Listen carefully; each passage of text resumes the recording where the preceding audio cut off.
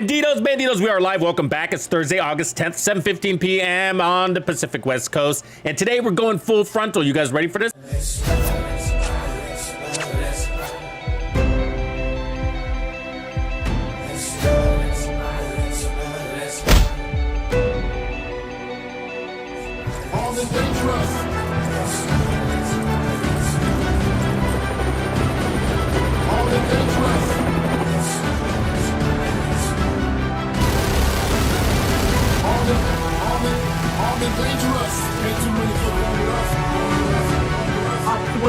Fight one. What you gonna do? Fight or run?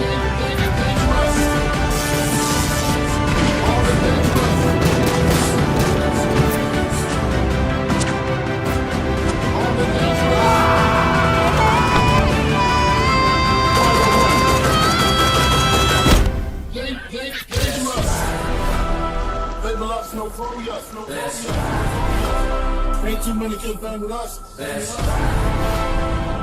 Situational fight one. What you gonna do? Fight or run? All right, Banditos, and we are back. Welcome back to another live stream. So last couple of days, we have been running that Manhunt. That good old Manhunt. We finished it off, and we started it from front to back. Or we did it from front to back, and it was actually a lot of fun. It was a lot of fun. It wasn't too difficult. We ran it with a lot of directives. Died a couple times, and that was about it. Yeah, pretty straightforward and interesting. I thought it was a good run through. I liked combining it all. I gotta say, like doing it all back to back. Although it was a journey, it actually took me like in 2 sessions, really, just because I ran out of time on one day.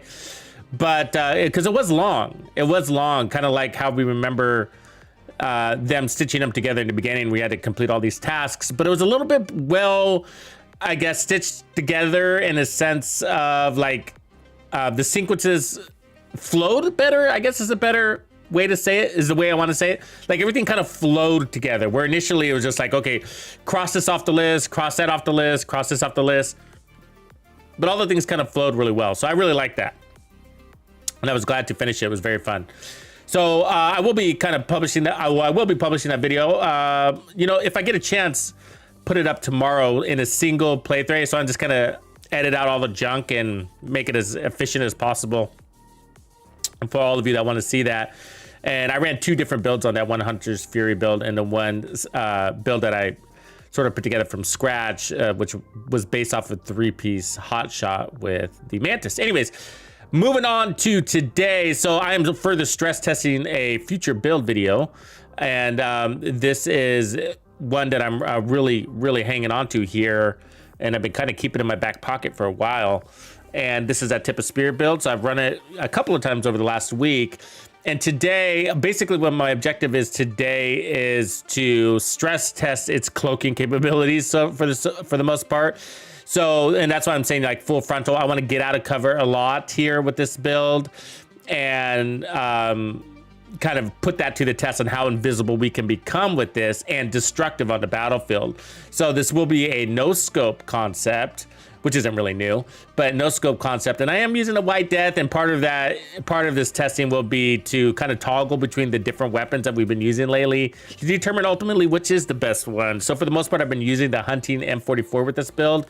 Really enjoyed that, and I still do. And so we're gonna be toggling between the White Death and the hunting. It doesn't really matter, but just trying to kind of perfect this and stress test it, because it's gonna hang around in my loadouts for a while, I figure. You know, I mean, there's not much to change here unless they give us a new exotic backpack or maybe a better chest talent here. But this is the one I'm running right now, Walker. And so I'm still looking for these gloves actually too. As a matter of fact, if I can see if we have tip of spear on the map, that would be great. No, not that lucky, huh? No tip of spear on the map. Nope, not that lucky. All right. So, but yeah, that would make the build perfect, actually. So right now I'm running a little headshot damage here. It's not bad. That allows me to, I mean, it's getting the job done. But we are pretty overpowered here, even in Legendary. Hard to believe that, right? I mean, look, I got 1 red core in this build. And it performed really well in Group Legendary. Came out on top on that one. So anyways, let's get to work. Let's get to work. So I got 4 directives on. I'm not running armor break or fragile armor, whatever you got, because that glitches. So, you know, Sadly, you can't run 5 directives. And that's kind of one of the points that I'm putting out here too, is that that's why some of the builds shine over others, because they allow you to run directives and feel pretty easy.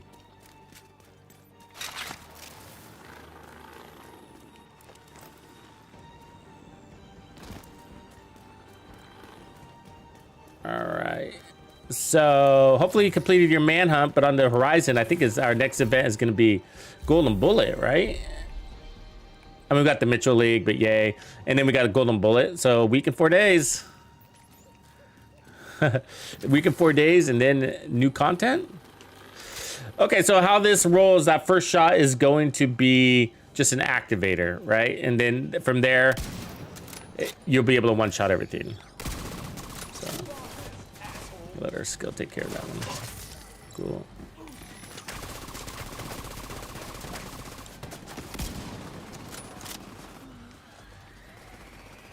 Come here, buddy.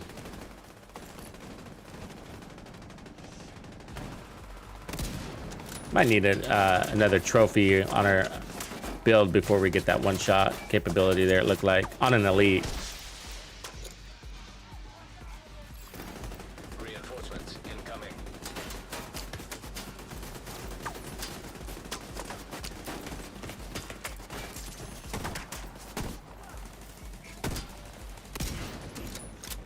Fucker. Aw, come on. Sorry, bad start.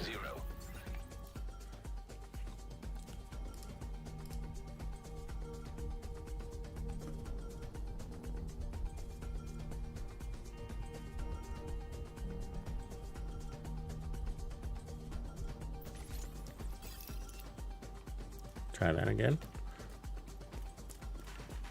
Which way am I going? Where am I? Where'd it put me?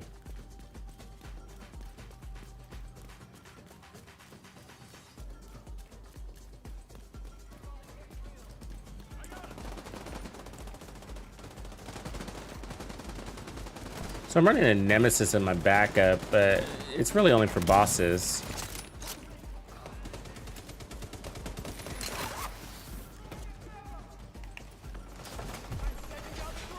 Really? That fucking jammer, just super strong jammer, huh? It's like on overcharge. System restored.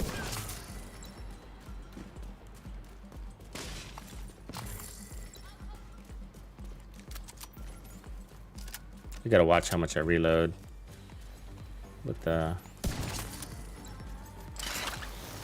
directive there, stealing ammo from you every time you reload. It's kind of dumb.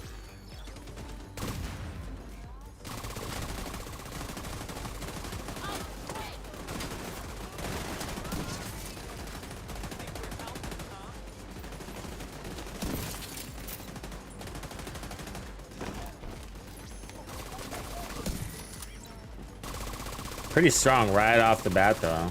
Look at that turret. That's bullshit, huh? How are you supposed to win when turrets are hiding in boxes?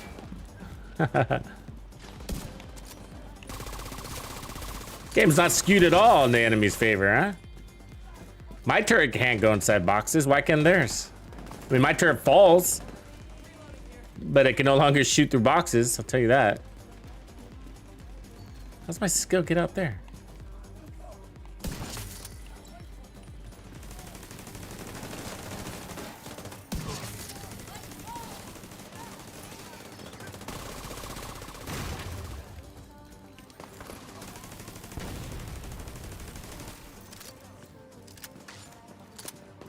So you want to keep your drone relatively close to you because that's what makes you invisible, is having it nearby. It likes to take off, you know, and then not come back. It's got a mind of its own, this fucking thing. As you can see, when it's nearby, they're pretty distracted. And that's the power of these hybrid builds. I mean, if you don't have the damage, you're not gonna get out of cover, right? And you're just gonna hide and blah, and then, you know, you let your skills do all the work, and kind of boring that way. You want to use your weapon. It's a shooter first, looter shooter. We got skills, but it is a looter shooter first. And so, above all else, I think, you know, the game is more engaging when you have that going for you, the strong weapon part. And so I think that's what, there's a lot of different ways to make hybrids, but my point is, I think that's my favorite, is when the weapon performs. You can also have tank hybrids, right? Which bring extra survivability to the table, but I think they're a little bit more fun when your weapon is no joke. And because with the tank ones, they work a little bit differently because it's really your skills are the no joke, and you're getting out of cover to continue that, you know? Immediate medical assistance needed.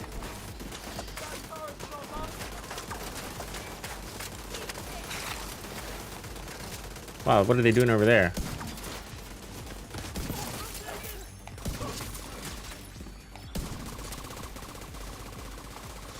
And we're still doing that, so we're still powering up our skills by getting out of cover, right? So we're still doing that. We're still picking up some tankiness too. I mean, we're not tanky. I have no armor in this build. I got 1 core from the memento. Stay back. Hear me?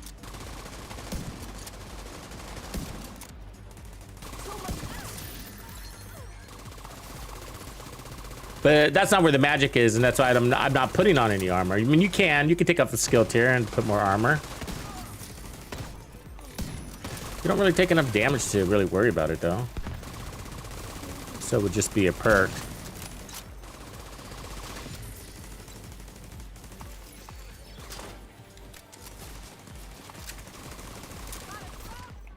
Actually, I'm not even sure the memento's stacking correctly. To be honest with you, look at that. When I pick up a trophy, I feel like it should go more than that, right? That doesn't look like 10%, does it? We might have to take it off and put it back on. We've had this issue before. I mean, maybe it is, but it doesn't look like it. Just to be sure, we'll take it off. That kind of sucks, but let's go grab a trophy now. See if that fixes it. Oh, we didn't get it. Supply room access unlocked.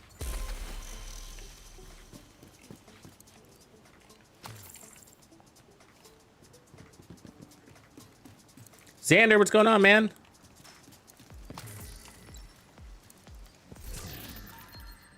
Grumpy, first world problems. Yeah, you got him. Good map to be farming today, guys, by the way. It's Bellstone in this area, and really, honestly, you can never have enough good Bellstone.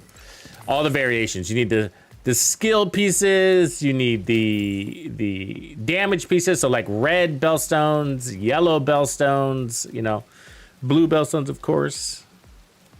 You never have enough of this crap. So I'm still personally looking for some unicorn pieces, so glad to be farming the area. Fingers crossed. Got most of the red Bellstones, but I'm looking for backpack and chest ones with the ideal talents on them. So one of the cool things about this build, by the way, is that it's not super reliant on the memento. So you're still going to be able to one-shot everything, even without it. The TAC 50 takes a little bit of a hit when you don't have any mementos, but it's not really that big of a deal. You just need to activate it and then switch over to your other weapon, and you'll conquer it all. So even if you stayed in cover and didn't pick up 1 trophy, it's not going to hold you back. But of course, you want your trophies because that's powering skills, and we're doing more than just grabbing trophies, right? We're basically stacking them and like sort of like driving overcharges on our.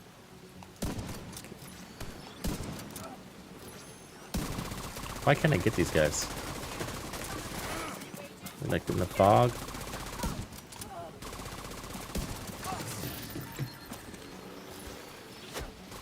So like right here, when I grab this trophy, I guess our bonus armor was right. I guess doesn't look like much. Hostiles guarding See that? How it looks weird? There's like this line there. I don't know.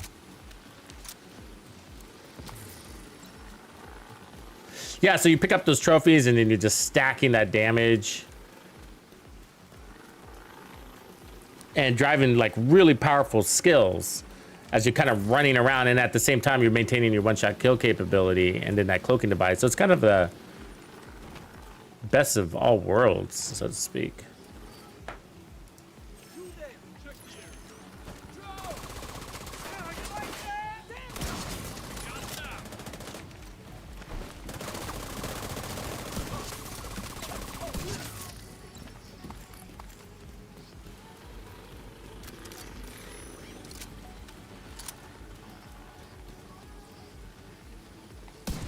Really? What? I'm not gonna try again. Bullshit.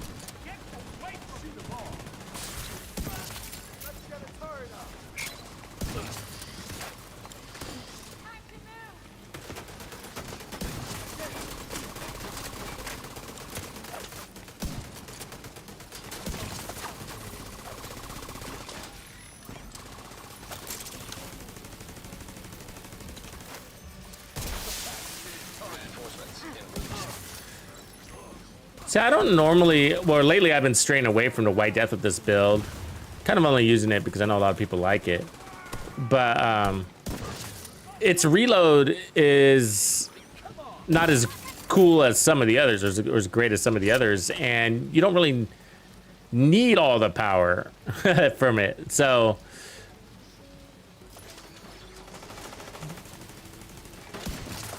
it's got a lot of overkill, so that's 14 million on the red. And then there's some snipers that have a bigger mag also. That's 13 million on the yellow, and I only need 10 for this content. We don't even have all our trophies, so as soon as I grab all these trophies, it's gonna push that damage up even further. Reinforcements in place.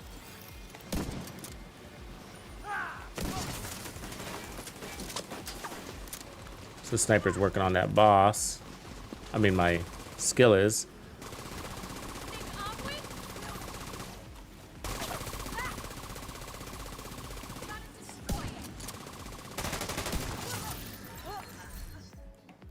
It's kind of a nice backpack. Probably won't keep it. Ooh, kind of a nice chest piece too. Probably won't keep them. Don't have the, can't afford it. Can't afford it. Incoming hostiles detected.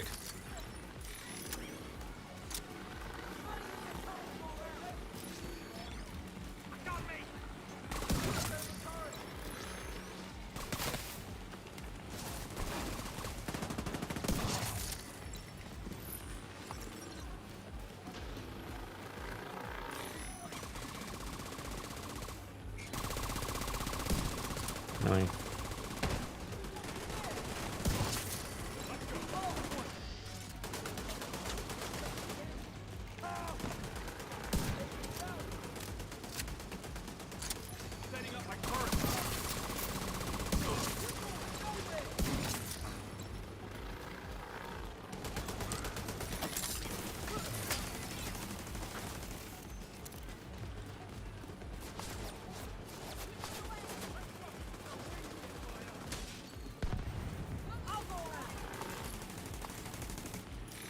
Getting flanked.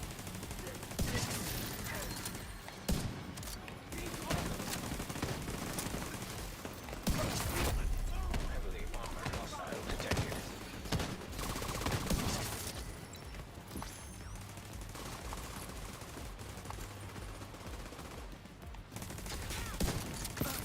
$130,000.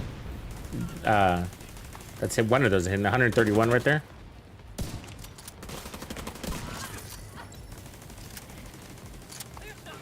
The drone. I mean the turret.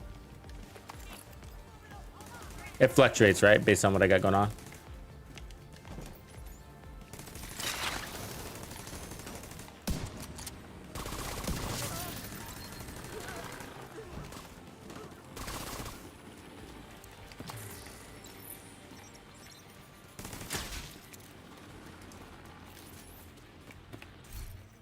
Empress. Yeah, so Bellstones, like they add a lot of value to builds because you get the regen. I mean, I like it better than the Uzina Getica.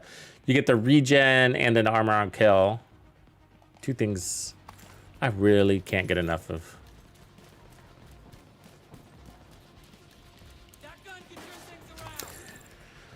Yeah, I haven't done this one with the hazard protection, but I do like the sniper version with hazard protection. I did find it helpful.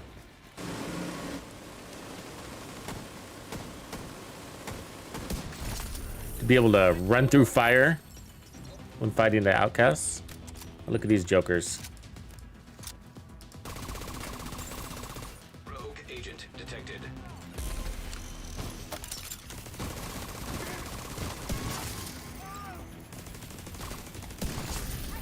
Rogue agent eliminated. They're so squishy now. It's insane. Unlocked.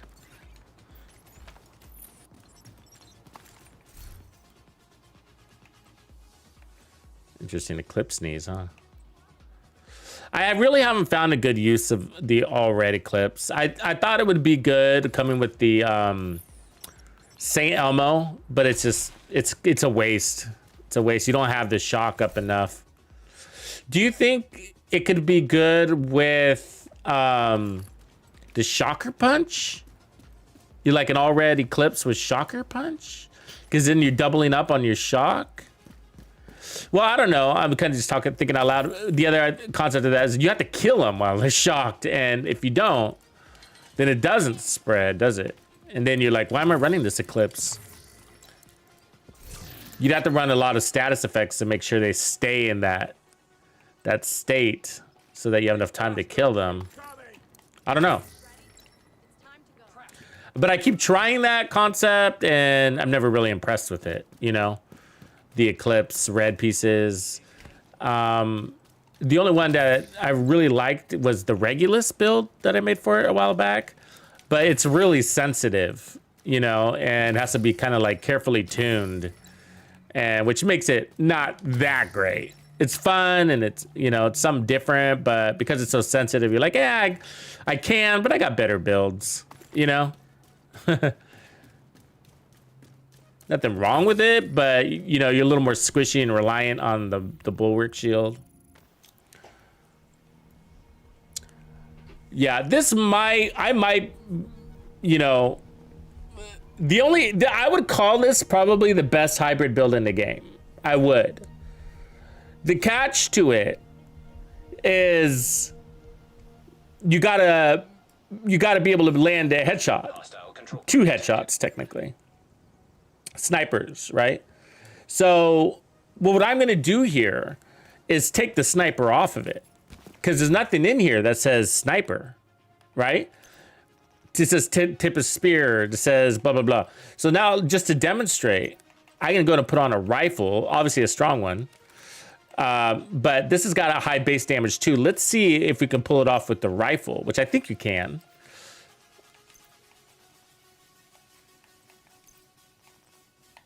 So, and that's one of the reasons why I'm really liking this build and why I feel like it's one of the best hybrids out there. It would be the best if it wasn't so reliant on headshots. And the reason why I say that is because I know not everybody is comfortable with that. But if you can be, holy crap, it would be the best. And for me, it is the best. Just one-shotted there. So we got enough power to one-shot elites now. So we got to land 1 headshot. There we go, got it, 10 million. So we have the power. That's without a trophy. That's without a fresh trophy. So the rifles in this game, or this particular rifle, so you don't have to use a sniper. What's the advantage of using a rifle? The ammo. Notice how much ammo I have. That's one major advantage. Because they don't give you a lot of ammo in the snipers, so you have to kind of watch out for that. The other thing, a major advantage is the crosshairs.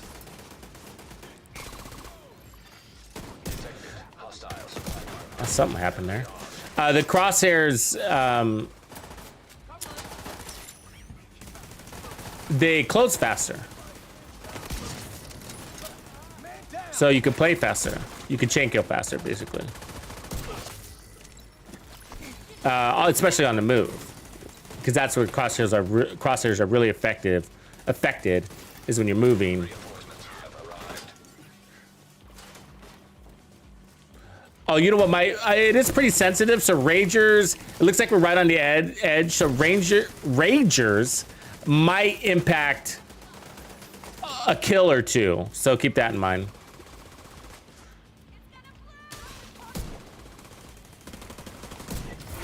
Because the White Death is ultimately stronger. So on if you get a fresh Rager on an elite like that, you see that? I didn't kill him. So that can impact the build. So we'd probably want to adapt to that. Raw Rowdy, 10 months, bro. What's happening, bro? Welcome in. So I guess if you were gonna run a rifle, you'd probably want to adapt to that, is my point. You know what I mean? It's just slightly off with Rager. Or don't run the Ragers, you know? That's the other way to do it. But you'd play faster, right? So, because the White Death, again, the crosshairs slow me down. It's got to, I had to make sure I'm landing that shot.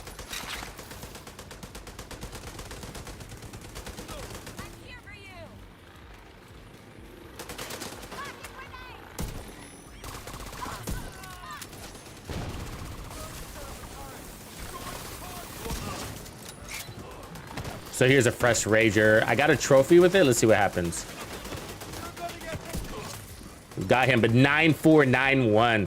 So the damage was technically under, but so I think it's because he took some damage. So if you're using your skills to apply a little bit of damage before you hit them, then, you know, that'll deal with it too. So there's a couple of ways to get around it. But if you're gonna use a rifle, it is easier to play, but Ragers will throw you off. So as soon as we clear this, I'll come up with a strategy to figure out how to get Rages to work with this rifle.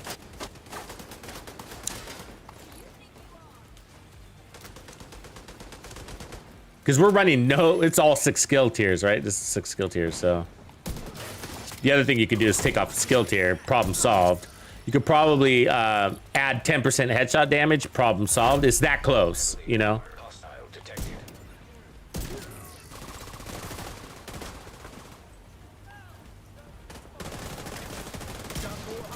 If that grenade hits me, it did. That's bullshit. That is so bullshit.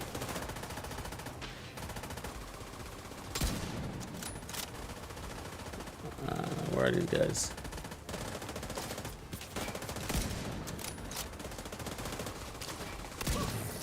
Damn it. That's not what I want to do. This guy like way out there. Suck on that.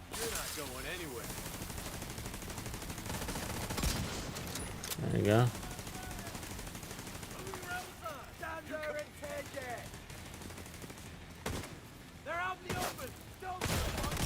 Vital signs critical.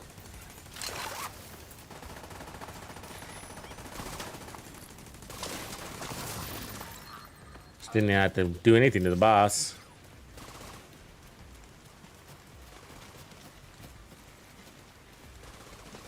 Over here, jackass. Sorry for the foul language.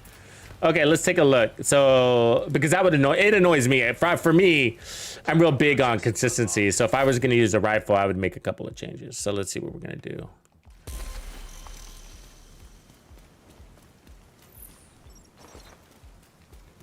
If it is me, it is me. If it was me, it is me. All right, hold on. All right, so the easiest thing would be to just add skill damage. I'm gonna take one of these skill damage things off. See what I'm saying here? Like here it says skill damage and just turn that into headshot damage. That's probably enough. That's probably enough. Let's take a look. Yeah, so that's our problem. 142% headshot damage. You see that right there? Down here. So if I need 8 points in headshot damage, and that'll push us over the edge probably. See if I have a piece laying around here. Might be in my stash.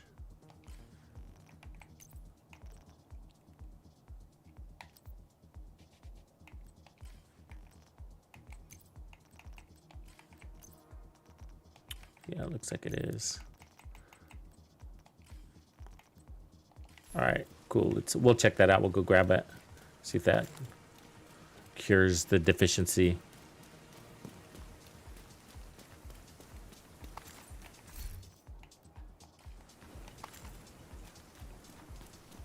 Nothing moving out there yet.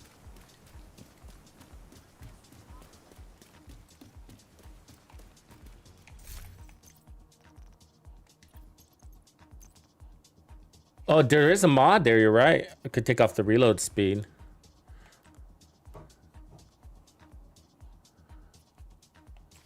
The Fox, you could do Fox's Prayer, but you don't. Well, you can't really. You'd have to run the Ninja's Bike, because you can't lose your chest piece. You can't lose a chest piece. It wouldn't work. You'd break the whole build basically.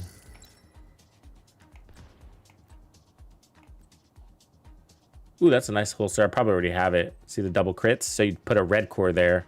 Those are the pieces you're looking for. That makes a really fun build. Basically suitable for everything.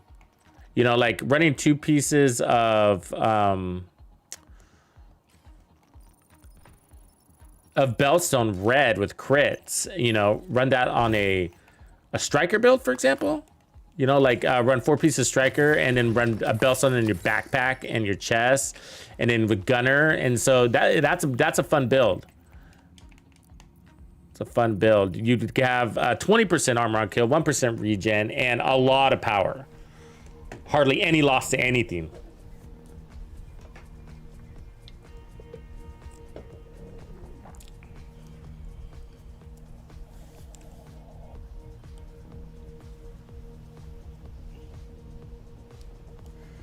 Corpse, thanks for that sub. I saw that.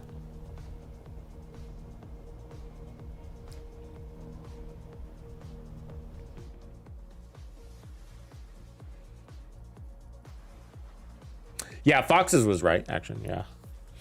That would have been the right one. And so you could strip the build, Hostile control point identified.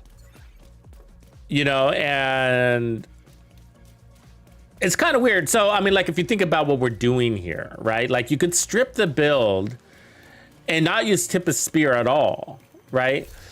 But the deal is that the power is, the concept is on the sniping, on the headshot killing, chain killing, the power is coming from the TAC 50. That's kind of what this build is based around, right? It's like, it's all coming from this 2.1 million here. And so there's very few things that'll buff the TAC 50, like Araldi doesn't do it.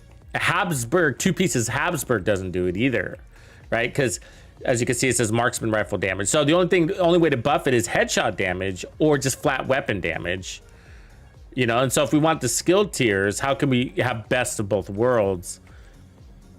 It's not the only way to go tip of spear. I mean, you could do this with the Hunter's Fury, but then you got to stay inside 15 meters almost the entire time. So I've tested this against Hunter's Fury, and it really is like that. So with Hunter's Fury, to continue a lot of this with this many skill attributes, you have to stay inside that 15 meters almost all the time. So it's unforgiving when you're not in that distance, and this one doesn't really rely on that. Once you activate Headhunter, you don't need to worry about anything until you miss or break your Headhunter chain. Now with the rifle, that was different, but we're about to fix that. So why is the rifle different? Well, the main reason is the base damage of the rifle. So if you compare it, so the rifle's on the right, you know, about 150,000, 160,000 difference between the White Death. But more importantly, all right, is the second attribute. Look at, with the rifle, you get crit damage, 17% crit damage. Crap. We're not even using that. We're not even playing into crits, right? So that's not even there. With the White Death, you get 137. So it's not only a base damage difference, it's 137% crit difference. Yeah, I said that because headshot damage and crit damage fall into the same damage bucket. It's just that headshots require the head. But if you hit it, you get the guaranteed 137% boost to your damage. So that, anyways, that aside, the White Death brings more damage than you need to the table with those two things. And so that's why the rifle's underperforming. And then the second part is its headshot damage is under 150. So when we get the kill with the TAC 50 and then switch over to our rifle, it's not getting the full 1,250% buff. And so what I'm trying to say is that if we just fix that, headshot damage, that 8 points there, that might be enough. The rifle at 640 might be enough to do everything we want it to do, I suspect. So let's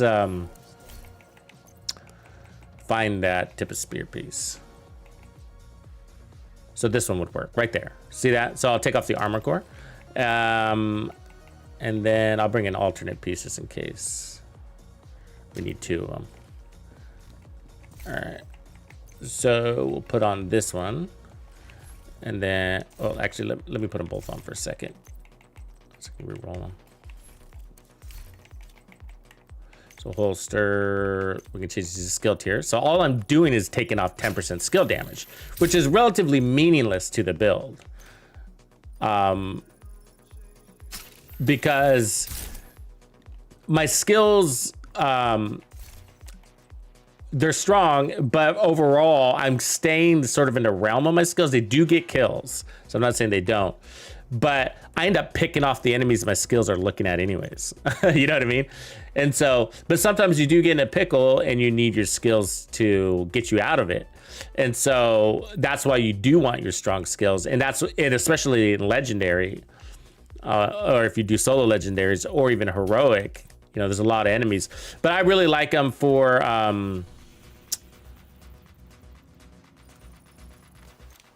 a heroic, like those helmeted or bosses, you know, where you, or tech, where you don't want to lose your headhunter buff. That's one of the purposes, besides the cloaking capability. You got that many exotics, man? What's wrong with you? Grumpy? 990? Oh my God.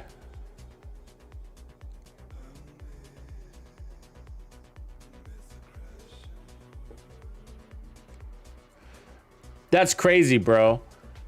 That's crazy that you have those. Do you spend all of your what do you call it? Global event red stars on caches? That's a lot. I don't even know how you have that much. I mean, let's look at mine. How many do I have? Well,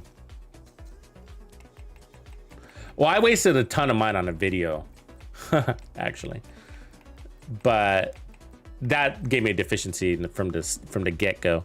So I got 92, 999, 92. I mean, out of 1,000. So I got 100. That's like a couple of weapons, right? That's like a couple. But I would say, like, so for me, like the ones that I prioritize, like the Nemesis. See, I got all the way for me, so I'm level 18 or whatever. The Mantis, 19 looks like I'm level 19. The Mantis, the Capacitor, these are staples, right?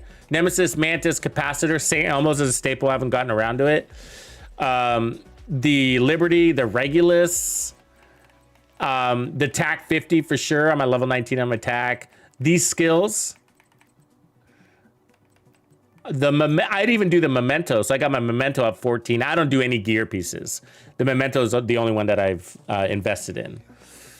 Just because I wear it so much, it's like I might as well. But that's a lot of them right there, right? Maybe the Chameleon. The Chameleon I did too, I think.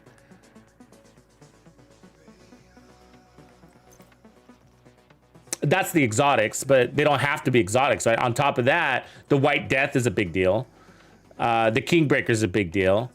Your Police M4, level 12 is a big deal. Yeah, a lot of weapons. That's a lot right there. I mean, I bet you would chew through, just that list would chew through all your exotics. Yeah, so I had like 3 or more of every exotic across all my characters, and then I made a build video on how to consolidate all of your videos. This is before the expertise system was invented. And so I basically crushed all my exotics, like crushed them all. And then optimized, optimized like that, basically. And that was that's an old video. Now it's different. Now you want to save your exotics for expertise system. But the Liberty's good, Chupa. We were just talking about it the other day. I usually bring it up on just pistol builds because you can interchange these three on any build. One of them that I did was the deflector shield build. And I go through basically these two, and I said on the deflector one, I'm pretty sure I used the Liberty as my favorite, but I did toggle between these. You can't use determined with the deflector shield because it breaks it, but you can use close and personal or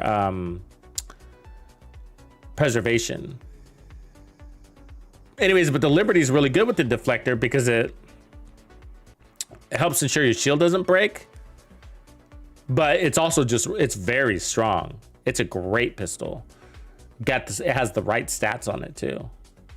You know, damage targets out of cover, whatever. But check that one out. Deflector shield.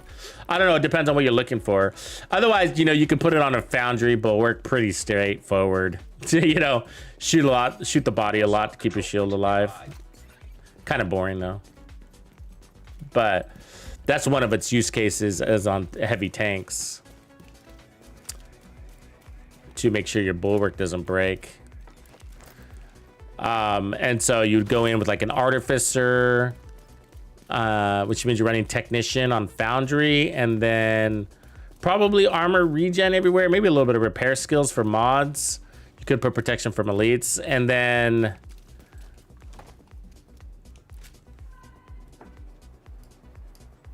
that gun, I guess, basically, you know, to keep your shield alive.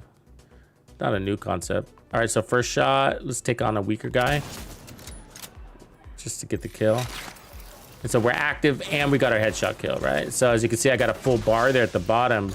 That's because we increased our headshot damage. And I'm talking about the... So now we need one more headshot. There we go. Now we should be able to pick off one of those elites. Yeah, we do. 11.7. So that was the fix. That fixed the build. Right, so I had that's with no trophies, but mind you. Oh, damn it. They keep doing this to me, huh? Let me heal up. That turret.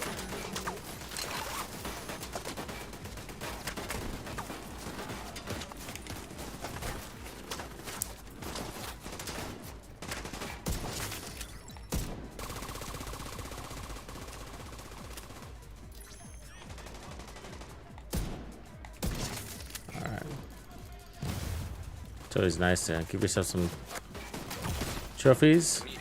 Oh, what the fuck was that?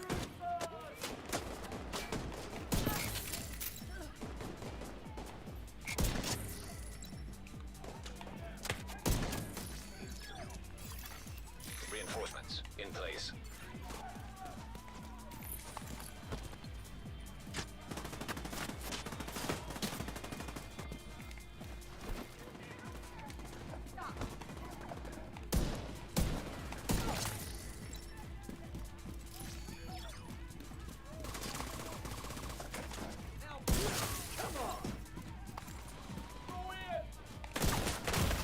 Ah. Serious trauma detected.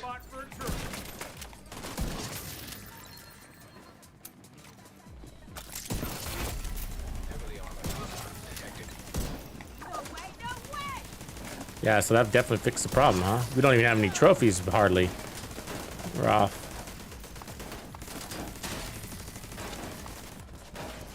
I don't need ammo.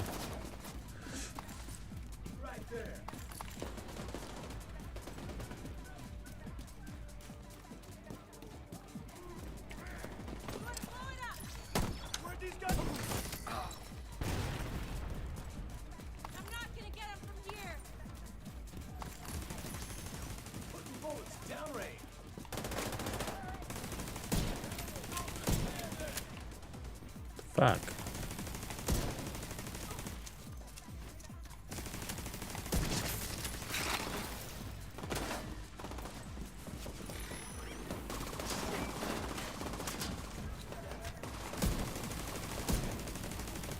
Wow.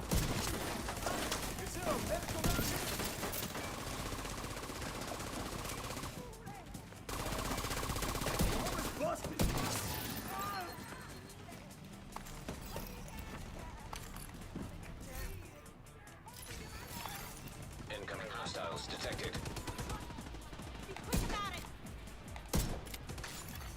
Detecting additional hostile contacts.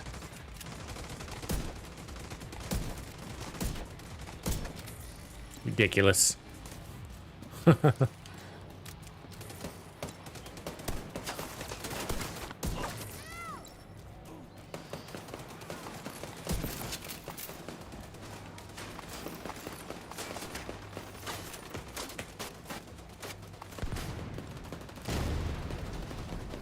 Can't see shit from this.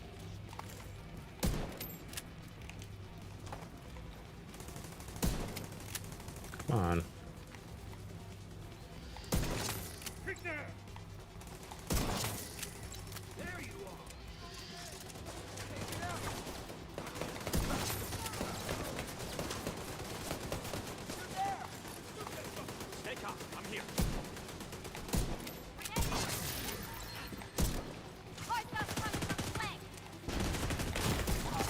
Immediate medical assistance needed. Heavily armored hostile detected.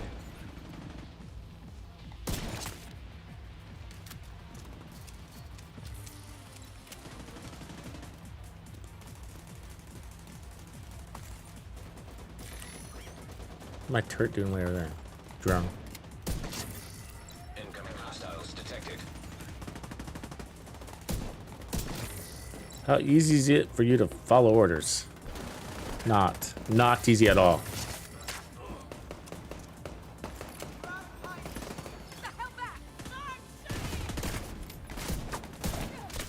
Really?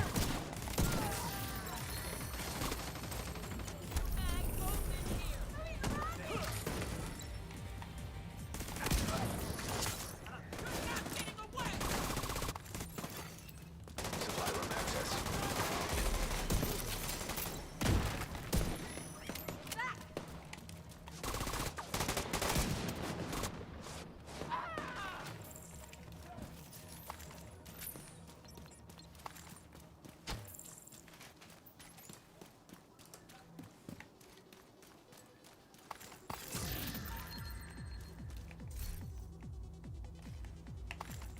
Good drops today.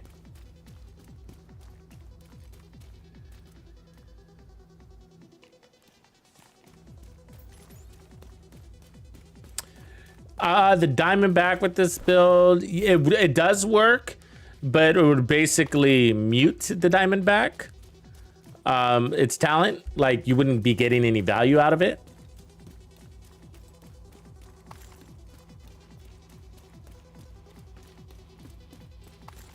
So boring. If you use the decoy, I don't. You got a bunch of options for the decoy. The best specialization for the decoy, I mean, I guess it just depends on your build. Assuming you're not running the sniper build, then probably technician. If you want to base it purely off of that, but for a sniper build, it's sharpshooter. And that's what I'm running. But the other skill, I mean, you have a couple options, I guess.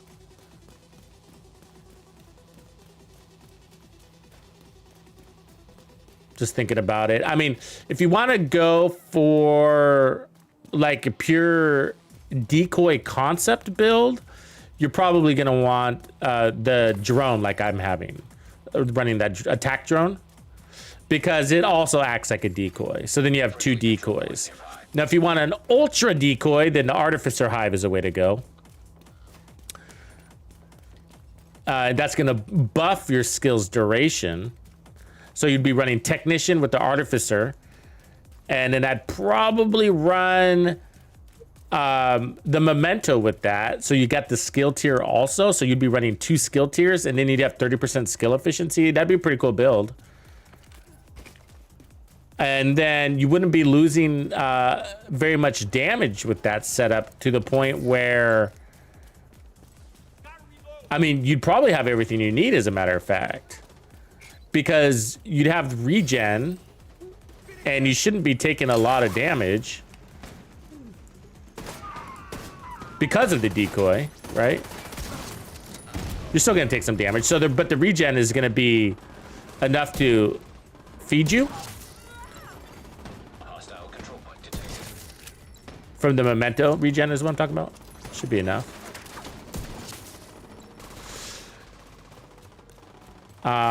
And then from there, like you could run like a striker or a heartbreaker, whatever you want.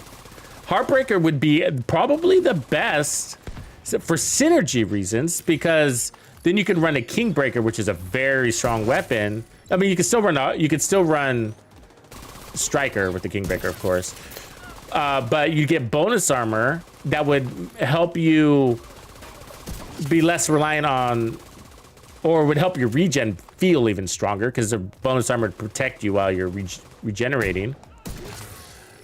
And then you're running, since you're running technician, you'd have access to the tac laser pointer, which is going to activate that amplified damage for both the weapon of the Kingbreaker and then the Heartbreaker, the set, making you feel pretty damn strong.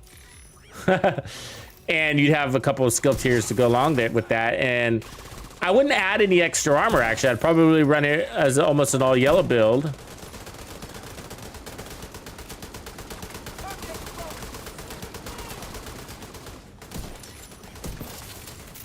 So what we're gonna do here is power up our skills. Watch this. So they get stronger and kill him fast. You see that? Okay. And so that'd be a really good build, actually. It'd be a really damn good build. Even in team play, because your team would really appreciate a good decoy, right? Decoys, the teammates love decoys. Don't you, teammates? Because, yeah, so the decoy, a well-placed decoy is gonna help your team just as much as it helps you, equally. You know, that's what makes the decoy like one of the best for team builds too. Just like a turret does, just like a drone. But versus like a healer, right? A fixer drone, which is pretty one-way beneficial.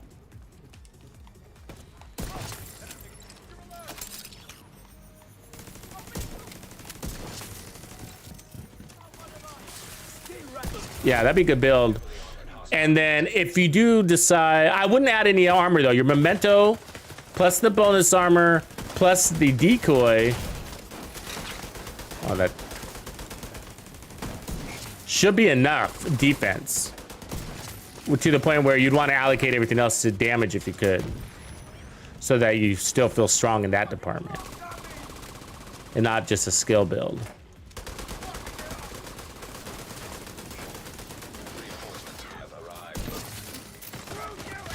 Ooh, didn't see him there.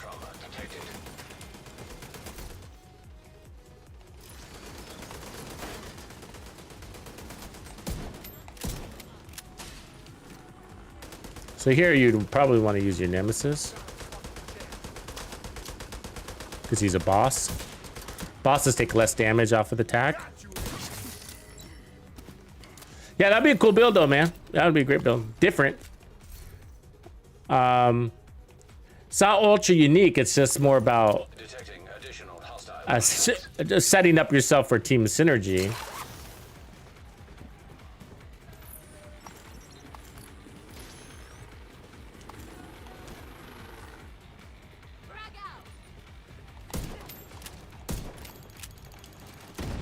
We need our buff now. There we go. So as you notice, I'm not overly reliant on that tip of spear buff, only when I need it. Which is basically once I lose my headhunter stat. Like right there, I lost it, so I need to reset my tack.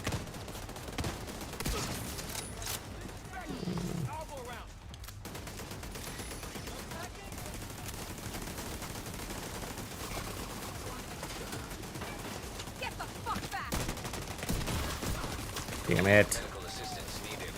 Changing back.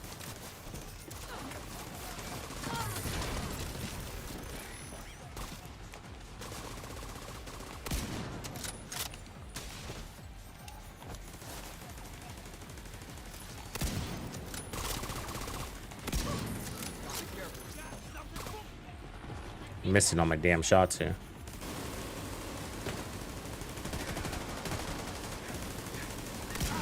There we go.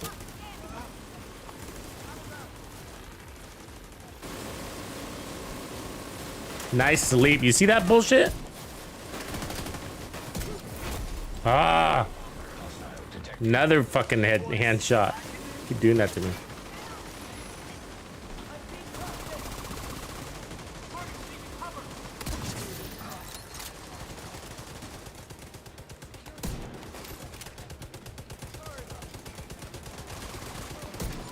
Another one.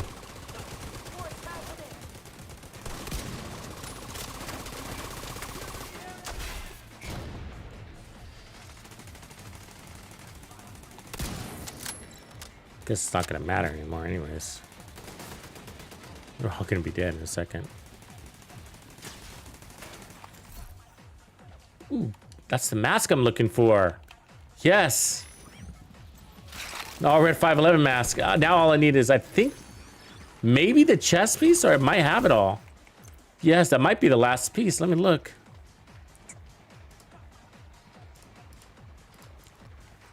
Did I bring the 511 with me? I'm trying to perfect this 511 build, and that's not so hot. Might be in my backpack. So we got the backpack the other day, so I might just need the chest piece to perfect it. But that's definitely the mask we need.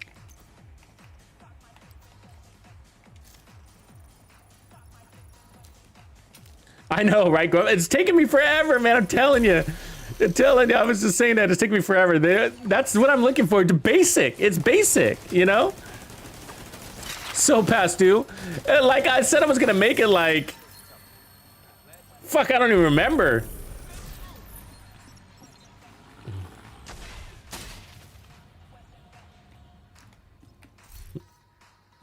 Don't even remember how long ago that was.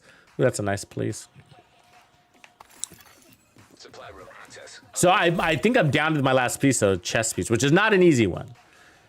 Because, you know, you got to get your talents. I need talents and crits. So basically, I'm just going for a standard DPS version. That's all I'm doing. And so crits everywhere. But the reason why pieces like this are good is because... what I'm trying to do is make it as standard as possible. So red attributes with crits. And so I don't want to go overly armor on the concept because we're already going to be weakened by the fact that we don't have any brand talents. That's the idea. It's like health isn't really helping us. Incoming repairs isn't really helping us. And hazard protection isn't really helping us. And I'm going to be using it for legendary. So, and of course those things help a little bit, but the discussion isn't about the defensive attributes that 511 is bringing. The discussion is about basically effective damage. It's about damage. That's the whole topic, is about damage. Like, how much do you really need to be good in the Division 2? And the concept is that, well, it's not the build at all. It's the player. The build enhances you, no doubt. But, you know, we kind of say, like, I think it's NASCAR, right? That where I don't know much about, so sorry if I quote this wrong, but I don't know much about driving professionally. But like, so in NASCAR versus Formula One, right? And so Formula One, it's about deep pockets and fancy cars. But in NASCAR, it's about standardizing the vehicle as much as possible to not allow deep pockets to run the game, right? To run the race. If they want it to be the driver, right? Correct me if I'm wrong there, but you get the concept, whether I'm wrong or not, right? And so the point is, it's not the car, it's the driver, right? And it's the same thing with the Division 2. It's not really the build, it's the driver. And so when you're in there, you know, struggling to find out 1% of damage You know what I mean? It's really pointless. You know, all the variables in the game are gonna be like, we don't care about that 1% damage. Your skills are gonna override that 1% of damage, you know? And so the point is like, once you get to effective time to kill, which is subjective based on the content you're encountering, right? So in my case, for me, I have to define effective time to kill for this build, right? And we're not talking about the actual time. I'm talking about, okay, switching over back to my sniper, by the way. It's more about the damage number, because no matter what, I'm gonna be one-shot killing eventually, right? And so for me, it's like, well, I want to one-shot kill elites, and so the damage number is my effective time to kill, and that needs to be 10 million. As long as I'm hitting 10 million, we're good. You know, so anything over that can be considered waste. And the thing is, I can't nerf this build much more, right? So, because I need this gun to perform, and if I nerf that, then, you know. And plus, this build is legendary content suitable too, so I don't want to change that. It's flexible for both heroic and legendary, and that's really unique. I'm not a big fan of that. Like, I don't go into legendary with my heroic builds, and I don't run my heroic builds in legendary. Wait, I don't run my legendary builds in heroic. That's what I mean. You know, I have heroic builds and I have legendary builds. And then every now and again, a build will, 17 million right there is huge, be suitable for both, right? And it's not a damage thing I'm talking about here, right? It's not. I'm not talking about damage. That's part of it, but I'm talking about the entire build, you know? And if you watch that video, 10 things, you know that story about John Q Agent who wasn't happy with this build? So he was running the strongest build in the game. Why wasn't he happy, right?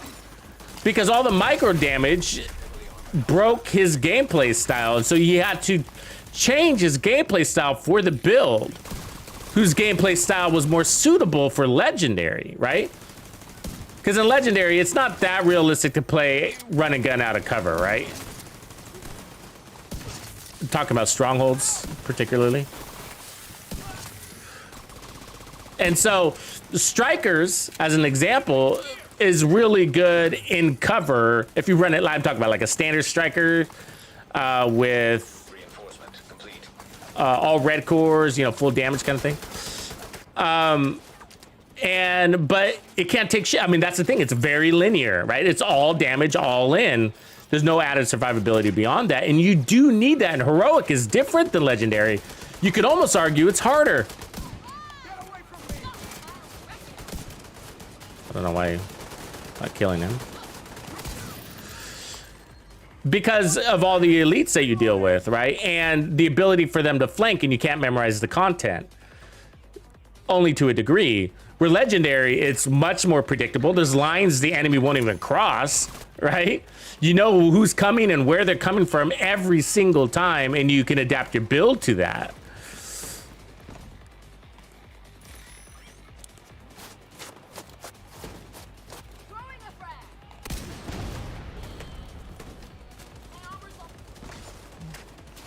Give me somebody to kill here. So yeah, so this 511 build is basically, anyways, my point is like in legend, so my legendary builds, I think they got all too much damage, not enough added survivability otherwise, right? Like I want bonus armor so I can play more aggressive because you can dominate the battlefield out of cover in heroic with the right setup. And you can't do that with legendary.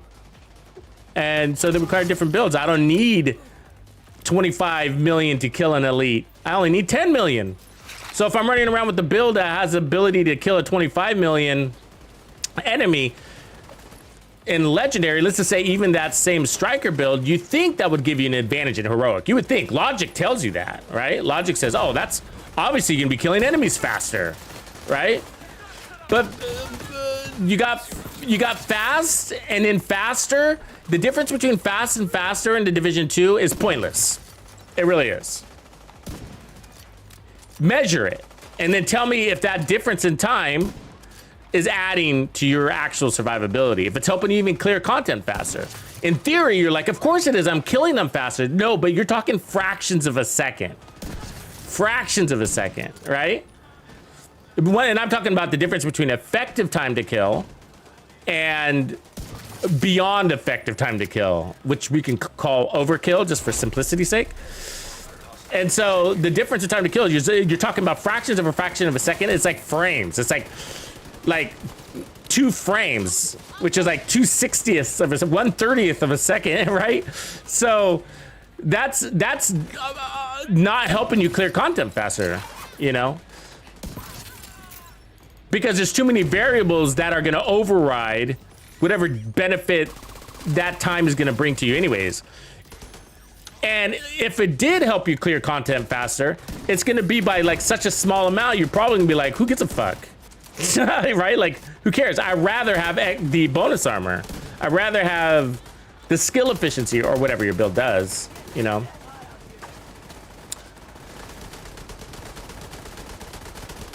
And so you could, I'm not saying that you can't run strikers, but what I'm saying is, why not add a little bit of armor to your strikers build? You know, add a little bit of armor. Why not run the memento with your strikers build instead of your strikers backpack? Or, you know, you can run 1.7 million in armor. Look at that build with the tactical vector that I got. That thing's running, ooh, look at that ACS. That's beautiful.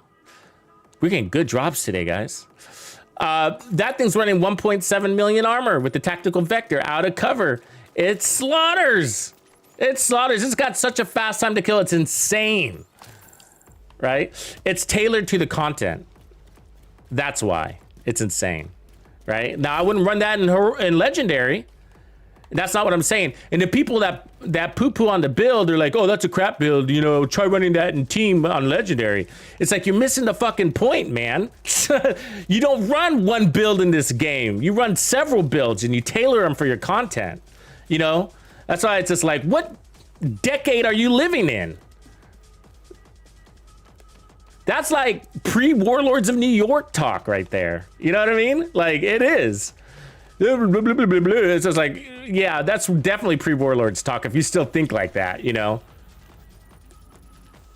It's just like, oh, glass cannon, all red strikers build is the best build in the game. Not for heroic content.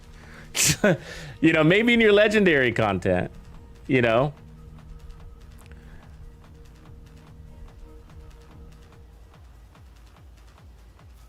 Let's see, on this ACS, it was the Vindictive on it. That's a nice one. Yeah, I am gonna say that one so I can delete my others. I got a few of these. I think I've been waiting for a perfect one.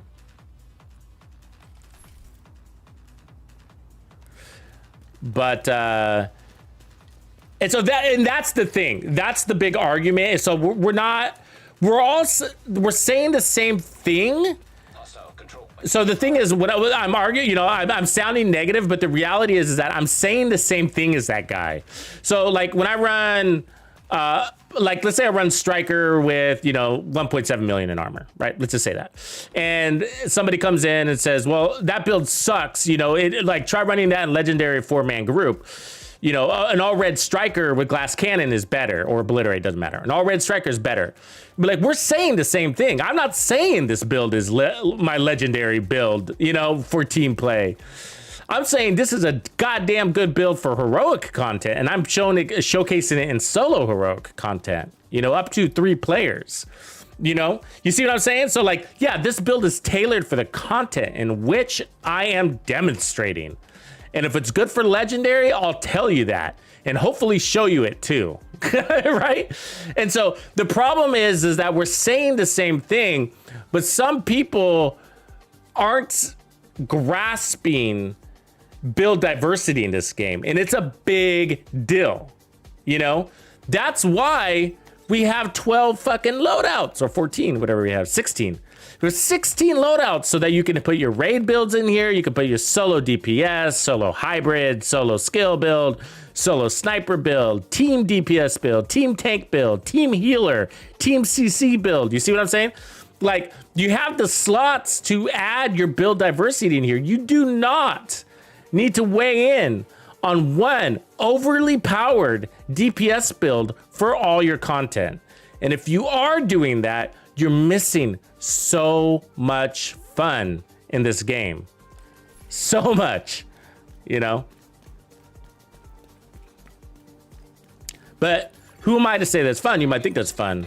But my point is that, no, the one build concept doesn't really work. You know, it doesn't. When you're looking for optimal performance, what is the point of running that all red striker build in heroic content? What are you looking to do? You have to have an objective. Tell me what your objective is. You want to have god power? You want to feel godly? You want to, why? You want to clear content faster? You want to, why? You want more XP? Is that why? Usually, right? Usually. I mean, it's usually the ultimate goal in the Division 2 nowadays is you can boil it down to more XP.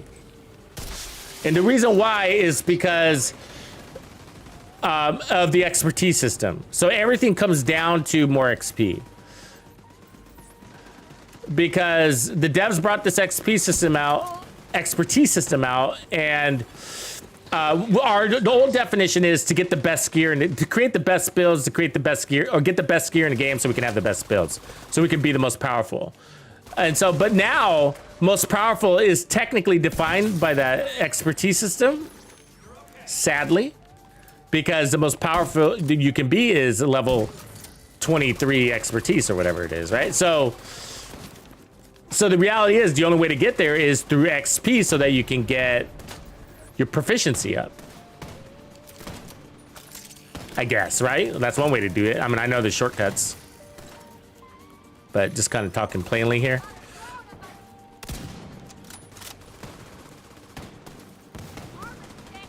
So you have more resources, so you can do more research, so you can get more expertise. You have the resources to invest or whatever. So you can get more exotic caches, you can get more exotics to crush. God damn it, I can't land this shot against this guy. Anyways, and so when you're talking about XP, then you're talking about time, right? That's my point. Like, if you're talking about XP, you're talking about time.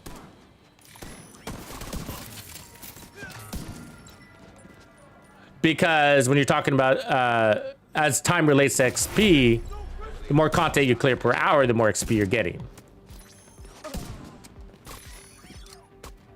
Doing a bad job at landing my shots right here.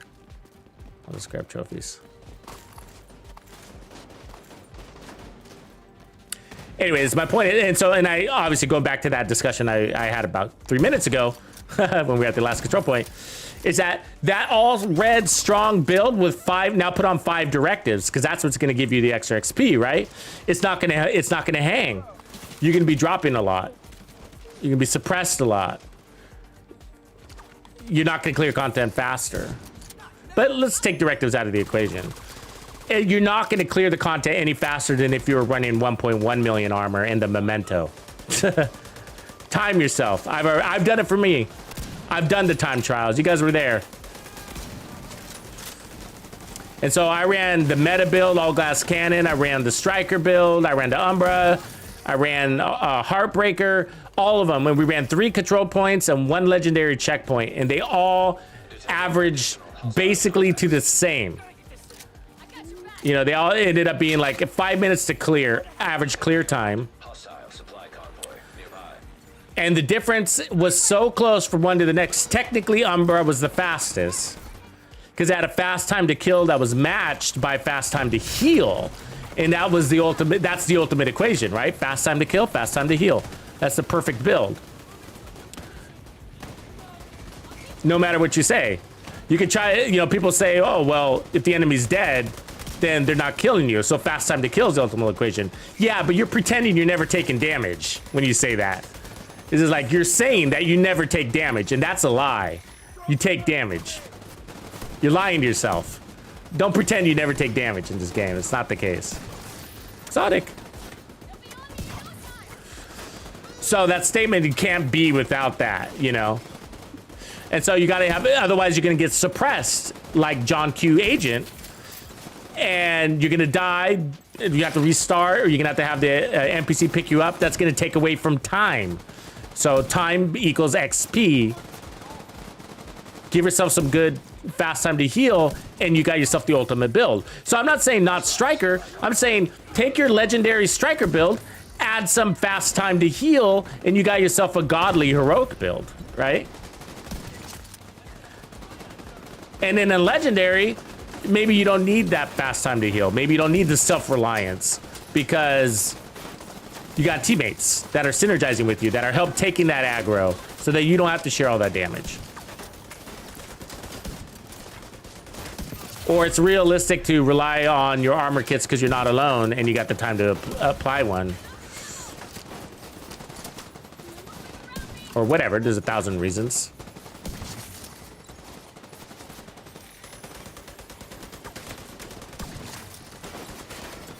That heavy gunner is irritating me back there.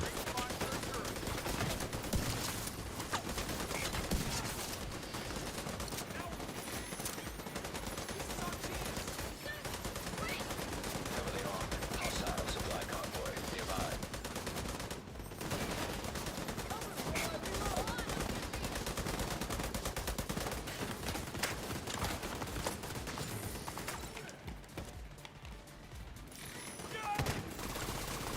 Hostiles detected.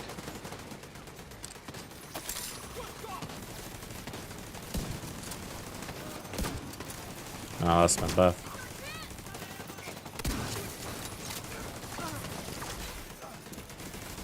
Unloading on target.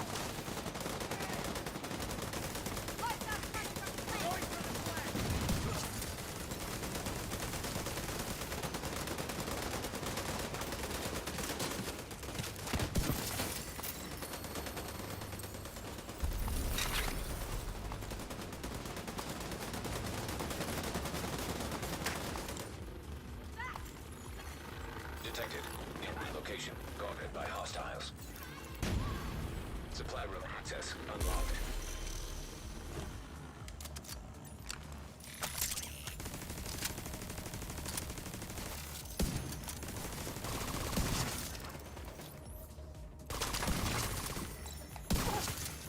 Detecting additional hostile contacts.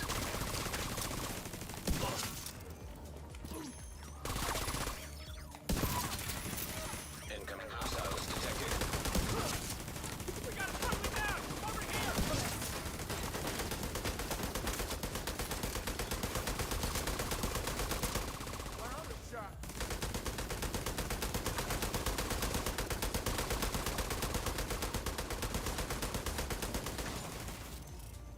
Is that it? Yeah, all right. I don't want to kill him in case there was another wave. But that's how I'm using the skills. Like, that's a perfect scenario right there for the skills, you know what I mean? Just let them do the heavy helmet guys. Because if there was another wave, I could have preserved my headhunter. Nice little badger. Ooh, it's a good day for drops.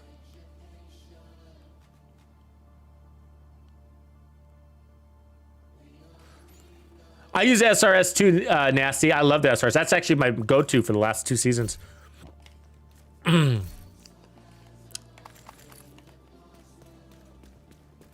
Equalizer. There's an SRS.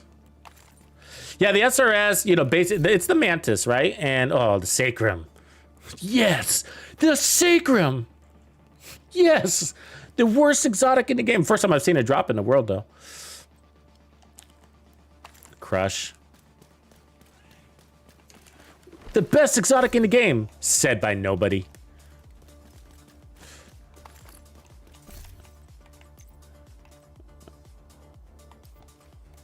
I'm feeling the love from RNG today, though. Got a good, again, good XP here. Speaking of XP, running the 4 directives. And the headshots are giving us bonus XP too, by the way. Miracle Onyx, what's up? I like your brand new school, man.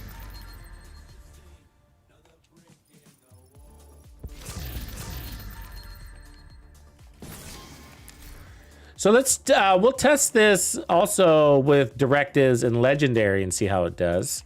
I would love to see that. So that's kind of what I'm doing. I'm stress testing this build. And so I already know it's good for me. And so what I'm doing is putting it in every scenario that I can think of outside of raids. So like solo, we already did group legendary. I've done solo legendary. And so now it's time to do obviously heroic we're doing. And then legendary with directives would be a good test for it too.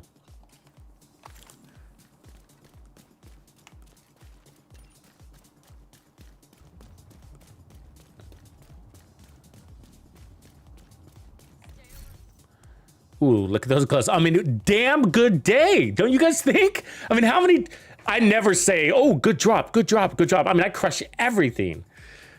And that's beautiful, you know? I mean, it's a tough slot there, though, because you do have your contractor's gloves there. And on a crit build, you might choose that. But, like, it's a good option for something. Damn. All right. And somehow we've definitely been getting enough drops to fill up our bag. Deal with that in a second.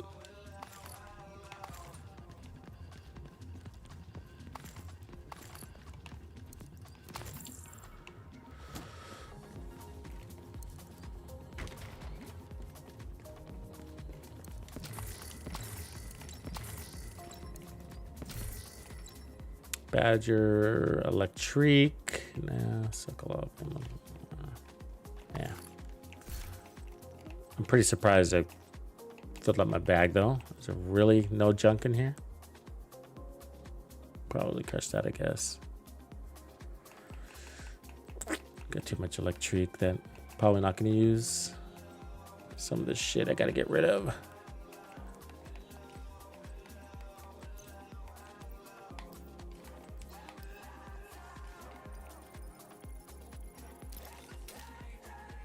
No, either do I, Equalizer. I mean, I know I need to buy a lottery ticket. It might be my day, huh?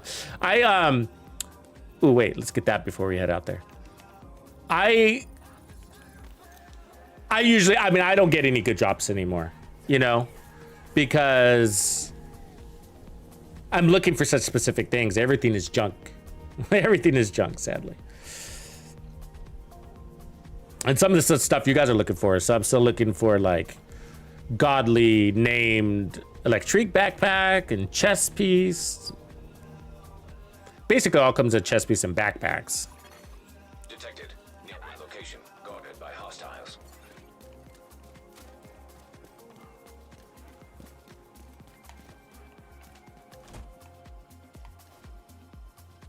Says only 150 feet, but damn, they look like they're far away.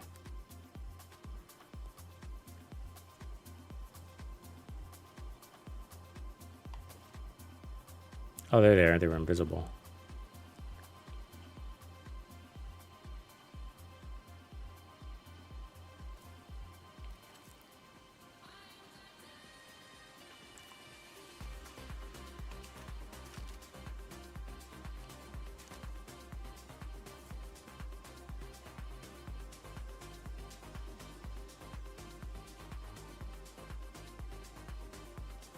So if you kill them too early, they'll come out of that truck.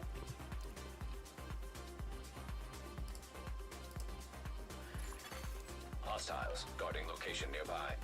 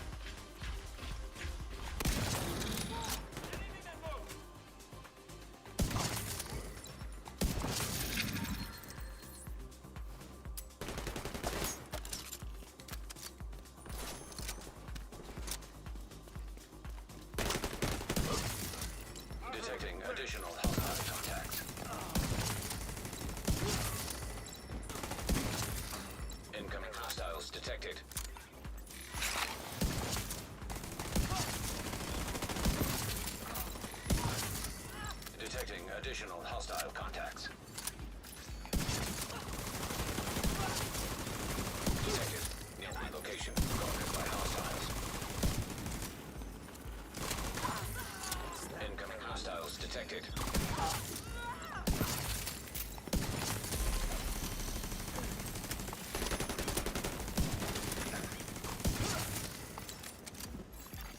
Detecting additional hostile contacts.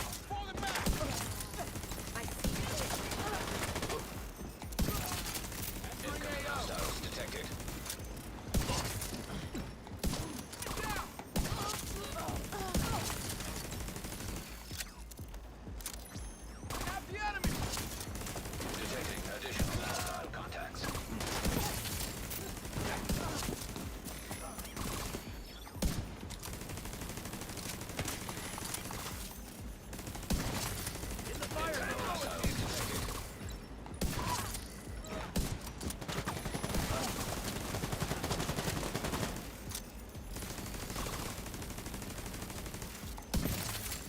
Detecting additional hostile contacts. Detecting additional hostile contacts.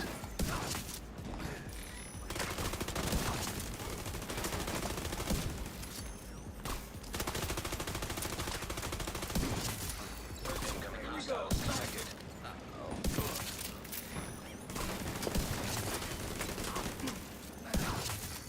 Detecting additional hostile contacts.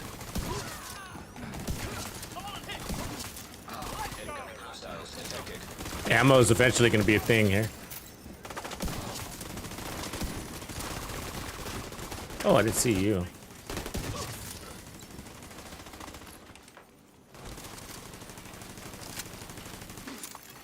Detecting additional hostile contacts.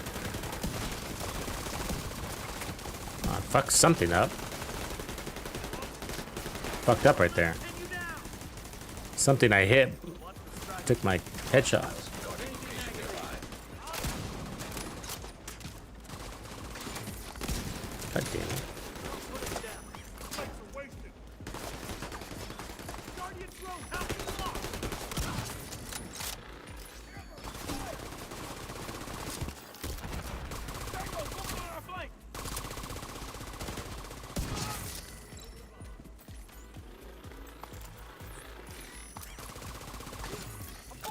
Incoming hostiles detected.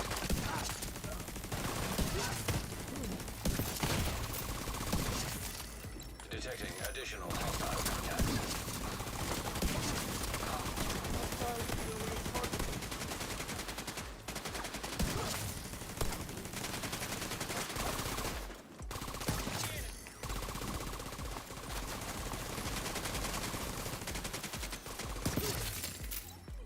Good timing, huh?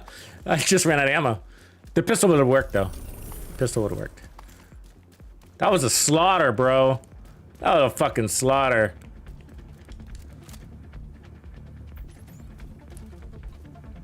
So, yeah, the ammo's because of the directive. So, we went through 70 shots right there. That's what that meant. There's gear inside the truck, I think. Nope, there it is. I love convoys. Sad they nerfed them, huh? They're still fun, though. So, they didn't just nerf it. Well, they did. But they also adjusted the color ratio, so they're not all elites anymore. I think that was all different colors, right?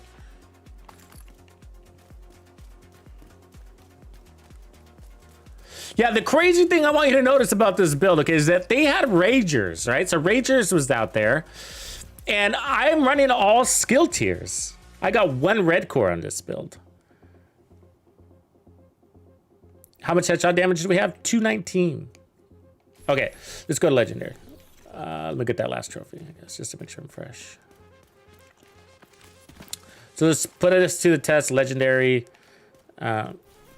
with the 4 directives. So I'm not running fragile armor, if you're just now showing up, because it glitches out, and then we have to reset shit. Oh, I had 100 bullets going into that? All right. Must have been missing more than I thought, huh?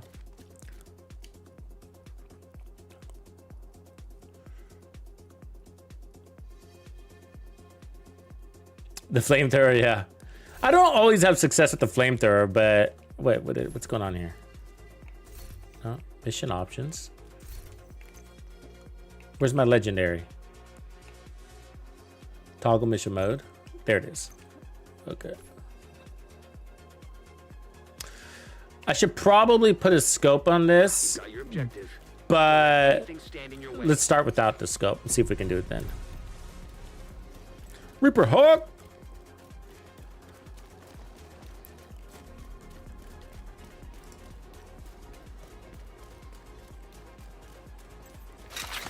So anticipate, right? So I started my drone knowing that I got a cooldown.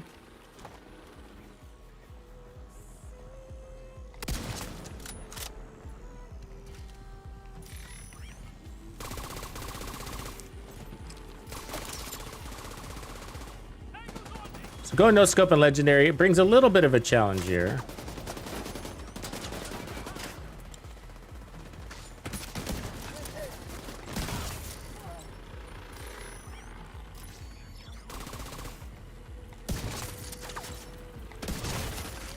Immediate medical assistance needed. Let's go from that.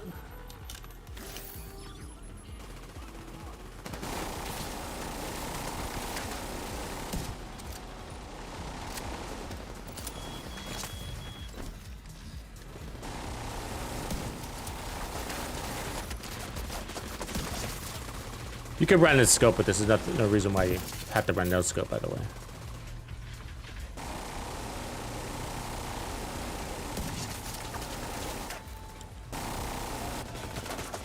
Who's that medic?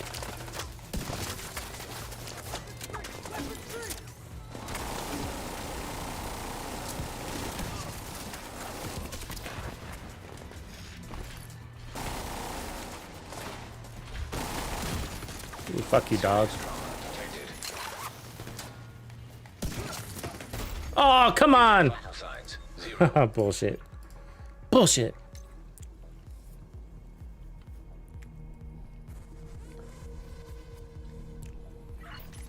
You've got your objective. The scope might be faster. Because I'm having to slow down. Let me put the scope on. I'm having to slow down for visibility's sake. You've got your objective. Don't let anything stand in your way. So, yeah, I already know that I can stay behind cover. Sorry. Let me clarify. I am intentionally moving and pressing on the enemy. If I stayed behind the rock, that big pillar right there, I know this would be easy. It'd be easy. I've already tested that. Not necessarily. I haven't tested that with directives, but sort of the same. So what I want to do is show off sort of the cloaking capabilities at the same time as proving this works with directives. Yeah, come on. Medical assistance needed. There we go.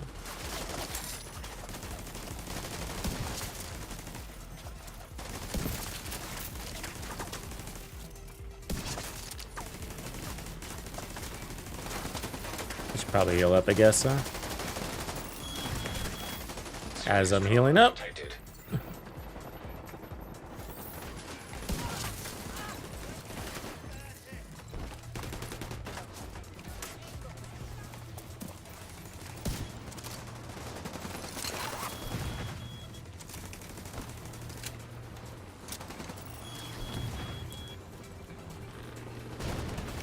There's my drone peeps.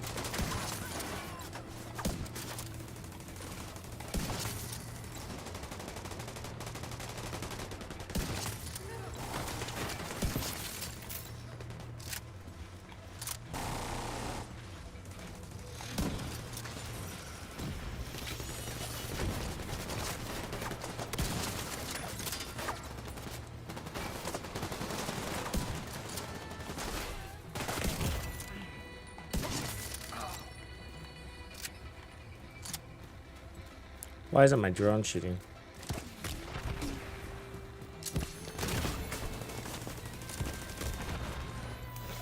I need to grab some trophies, huh, and get my regen going.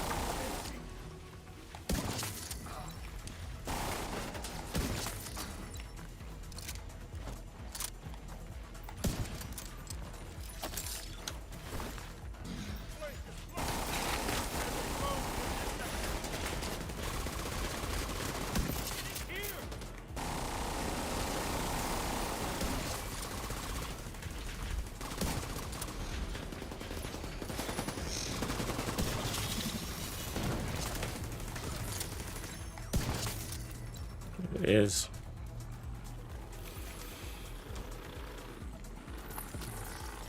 Let's grab our trophies now.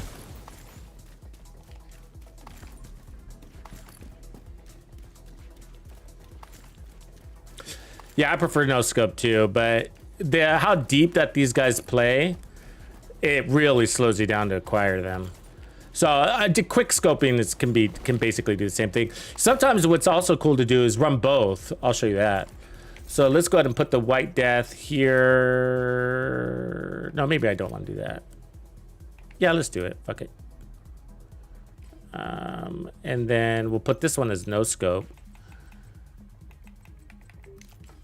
And then run this one as scope. So then when somebody presses up on you, you just switch weapons real quick. Or if you're running and gunning, or if you're ready to run and gun or whatever. But you can also just quick scope, just in and out, in and out, in and out.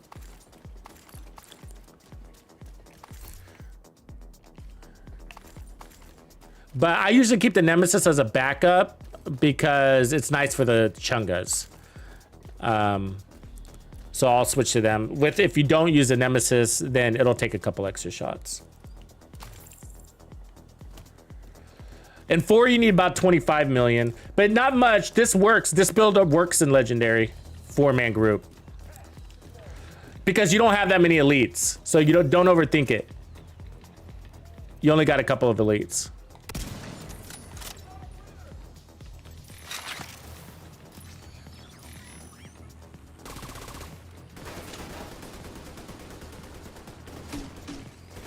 And that's why I would say that Legendary is almost easier than Heroic for snipers because you don't have all the elites to worry about, which is what makes your damage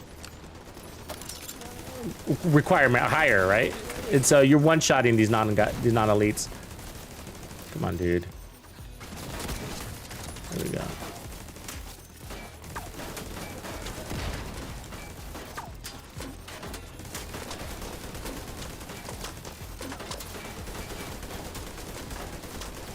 Had a bad start, especially because that fucking tank is. Which one of these tanks is throwing those grenades? That one.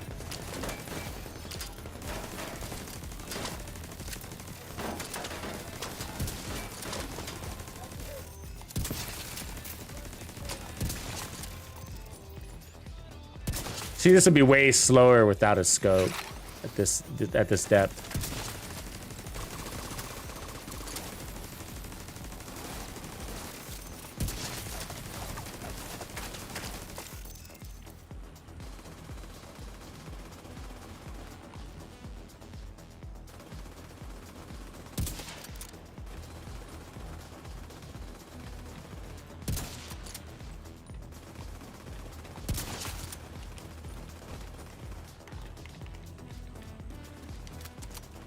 So when you're behind cover, your ammo situation's not as bad.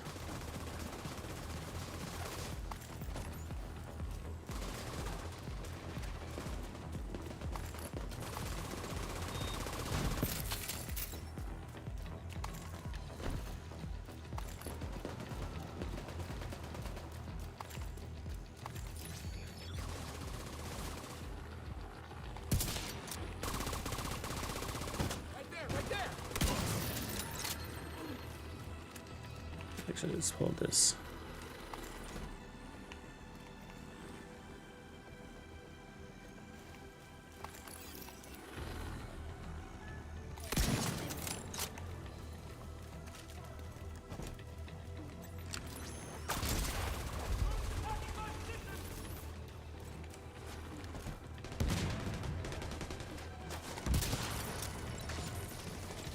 Is that a headshot or not?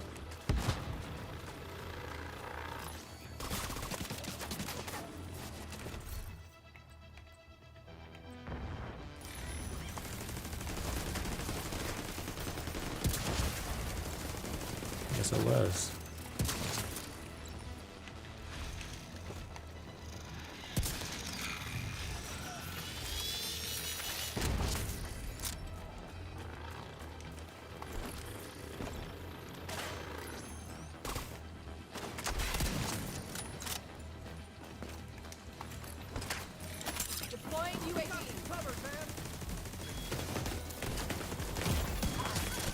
No, no, no, no.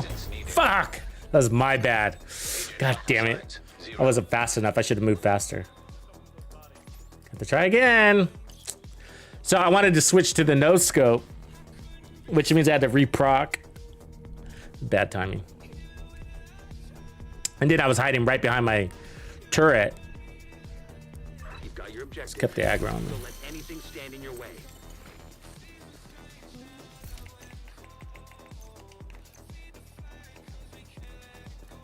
You've got your objective. Don't let anything stand in your way.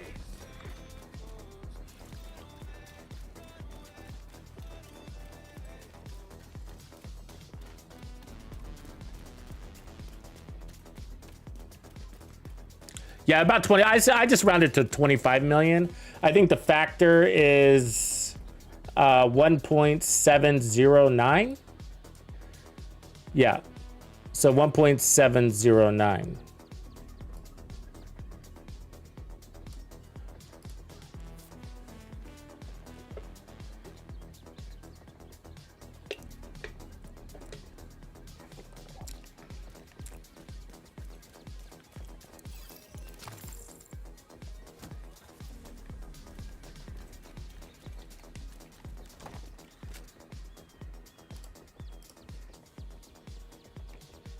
The problem with Hot Shot is that it doesn't buff your TAC 50. Why? Why doesn't the Hot Shot? Well, you need this TAC 50 to be stronger than your sniper. And so if you look at Hot Shot, let me go to a better spot here. So if you look at Hot Shot, what does it say? Marksman rifle damage. I don't need marksman rifle damage. I need TAC 50 damage. Those are different things. What else does it say on headache? First headshot with an MAR does nothing for you. The first shot is the TAC 50, right? That's the most important shot. After that, I don't care. Why don't I care? Because I got Headhunter. Headhunters give me 1,250%, which is stronger than what Hotshot can ever do for me. And then on top of that, Hotshot requires perfection, which you can bypass a little bit of that with using Determined. But the first shot is the most important one, and Hotshot takes that away from you in both the form of not powering up your TAC 50 and not giving you any damage on your first shot. It's only the second shot that receives a damage buff. And the TAC 50 is not a marksman rifle. Once you have a Headhunter, you don't care about your damage anymore.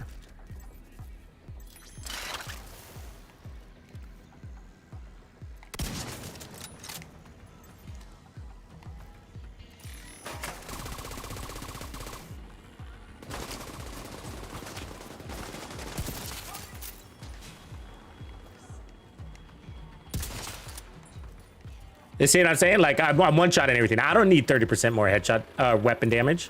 What would I do with it? I mean, I can't kill faster than one shot. And this is without trophies. I don't have memento trophies yet.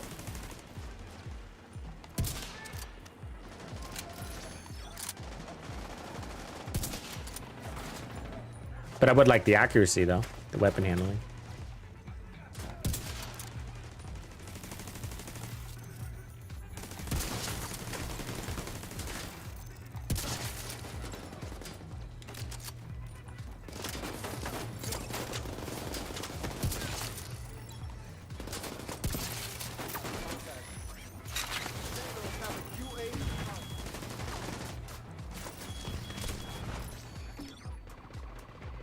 Come to grenades.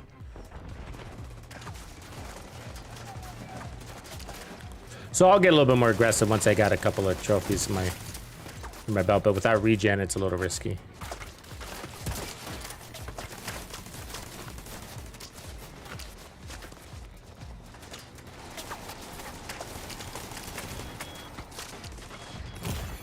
Really? Serious trauma detected.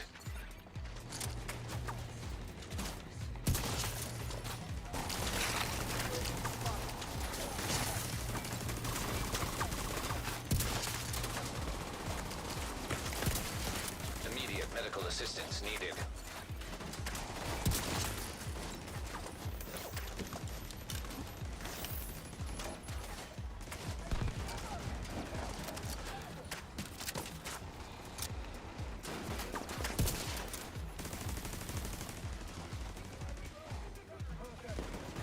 Air shots with hot shot count as misses.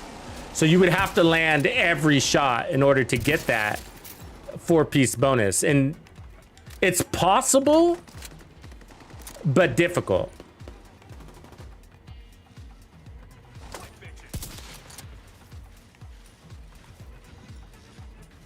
And so I wouldn't rely on that 4-piece bonus at all. I mean, I guess it depends on what content you were running. Like a solo heroic, I probably could get away with it, sure. I have gotten away with it, and I do enjoy it.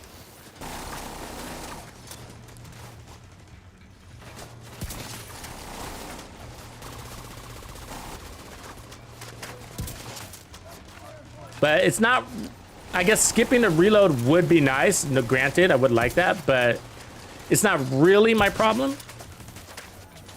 So that's something I really have to fix, but it would be nice to have. There's just a lot of pressure around that. As you can see, how many shots I'm missing. Not on purpose either. And so these would be counted as misses. Air shots are counted as misses. And if you got 100% accuracy, then by all means. I don't though.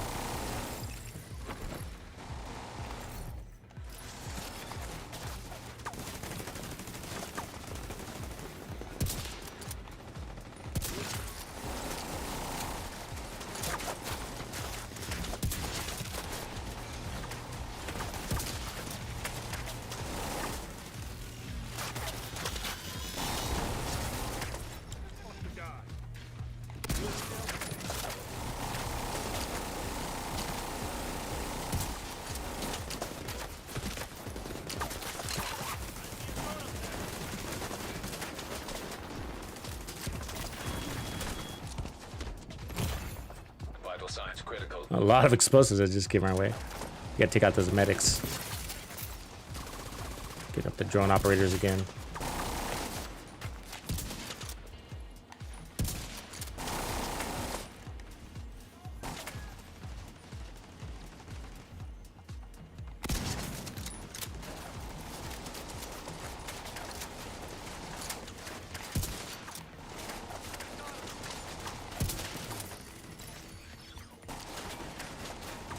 Look how fast that thing picks people up. It's insane, right?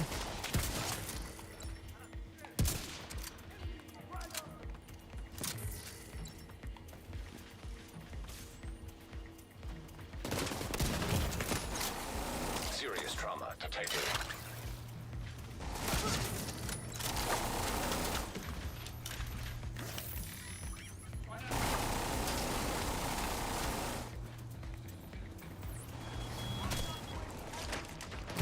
Fucking both sides. Vital Those signs drones are getting critical. smart on me, huh? If you don't take out those medics, it gets quite annoying. They wear you down.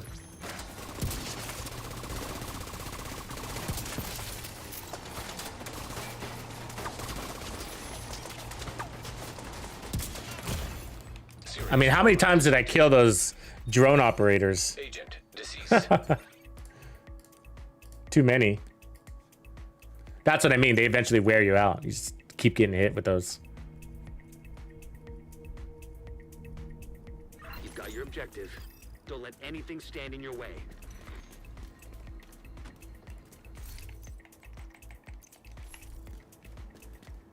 You've got your objective. Don't let anything stand in your way.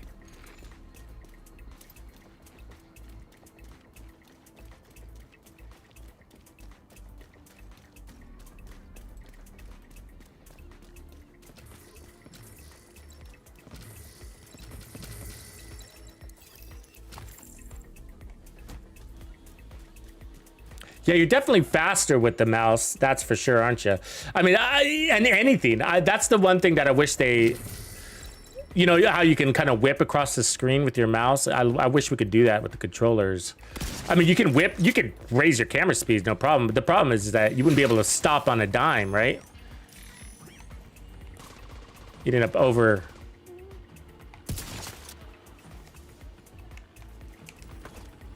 overshooting your target, I guess would be the way to say it. Fucking drone operators. And they love that little pool, don't they?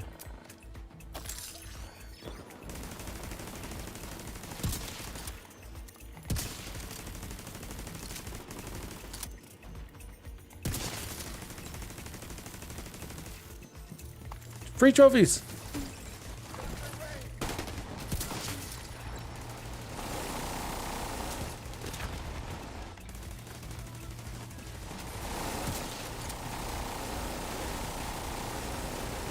Where's drone operator at?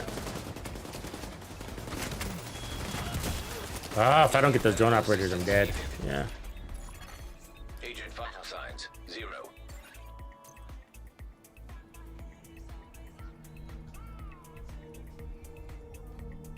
I think you can use keyboard and mouse with the Xboxes, can't you?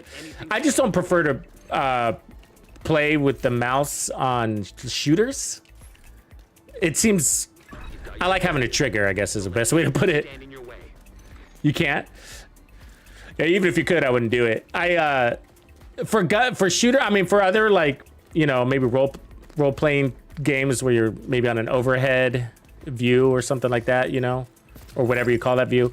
But like with shooters and the pace that you play, it just seems, I feel like my hand would cramp hovering over a keyboard. You know what I mean? And a mouse for a shooter. But other games I could see, and I have used PCs for. Mostly in the fantasy category.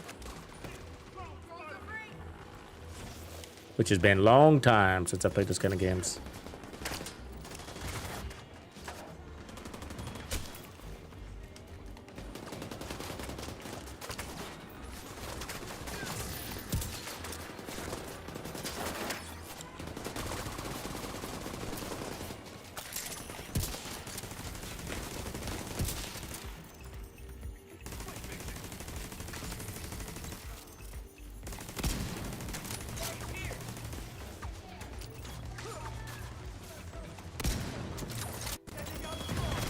Damn.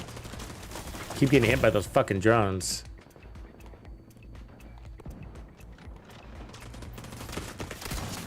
There you go.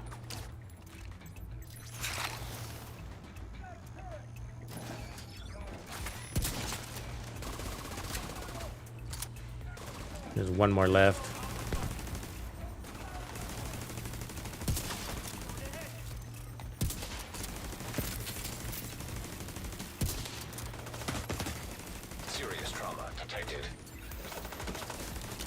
Medic is showing up for the fight, huh?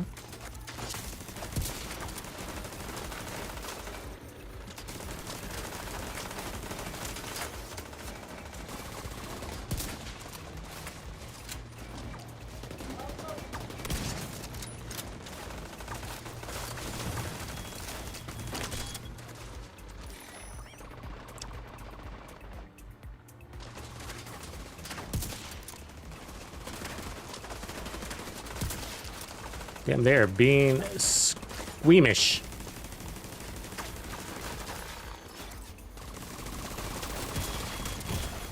Immediate medical assistance needed.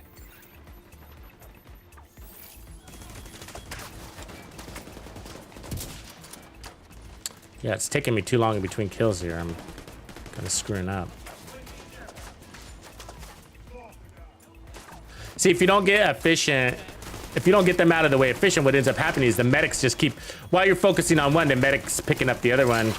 You got to get those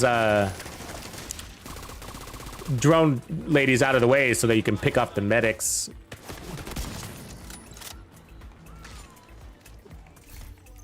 Switch this to my primary. think it's probably better to go the other way around. Yeah, there we go.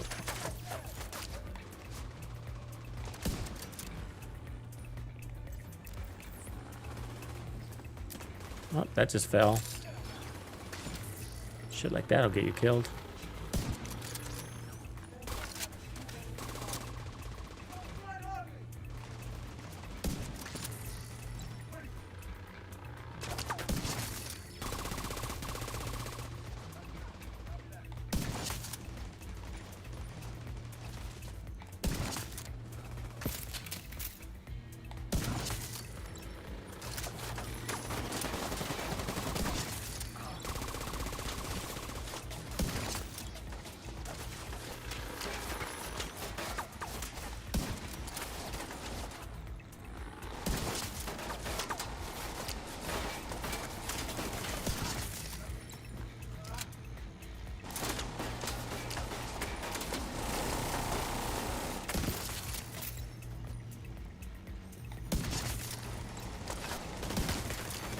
Serious trauma detected.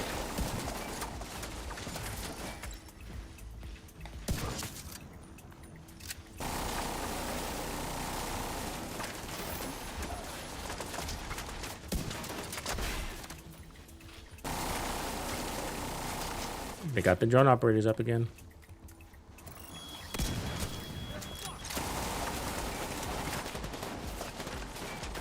New set of medics come out.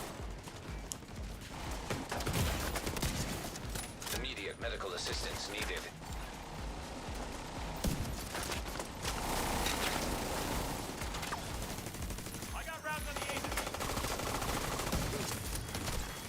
Serious trauma detected. Who's that medic?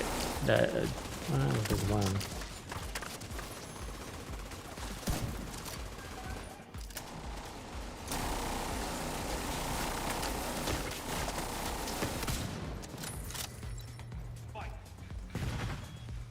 My visual is blocked.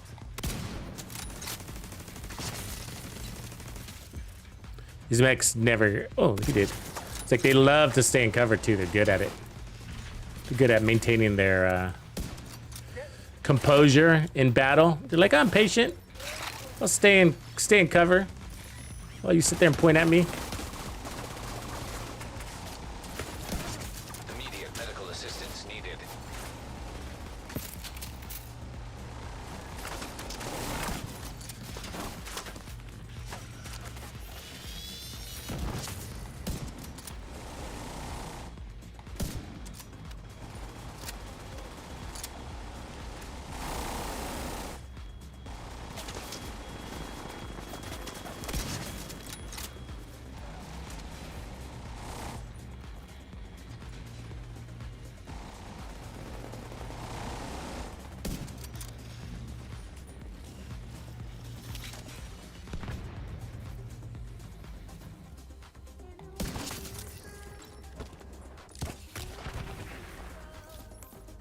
I just pick these bad boys up, get some of that regen underneath us.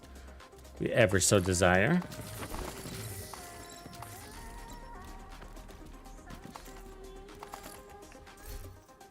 Swap chain, Sokolov.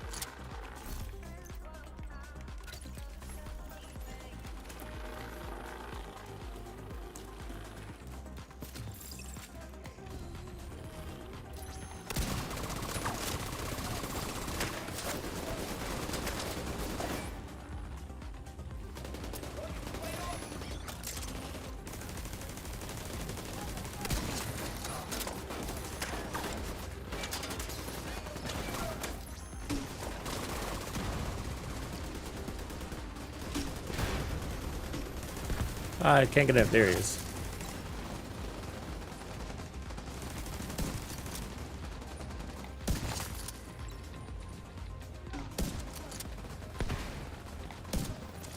Jesus.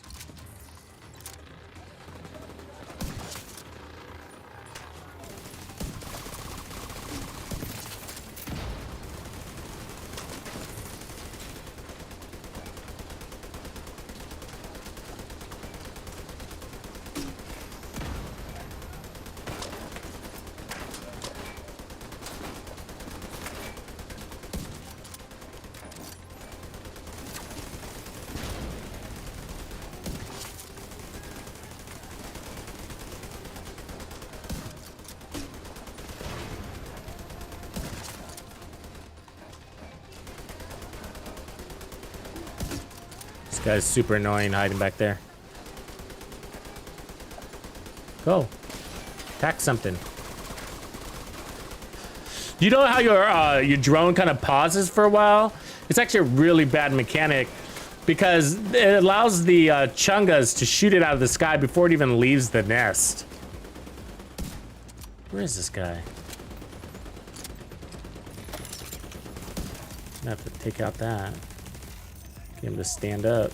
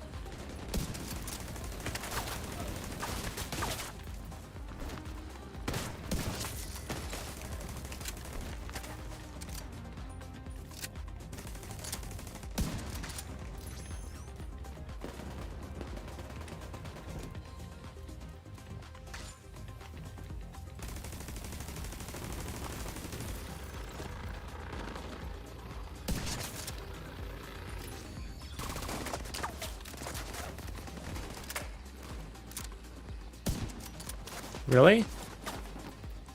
That was bullshit. I was right on him. So was that. So was that. What am I missing here? You know what I mean? I can see my shots. Don't do that to me, game. Acting like I'm a blind man.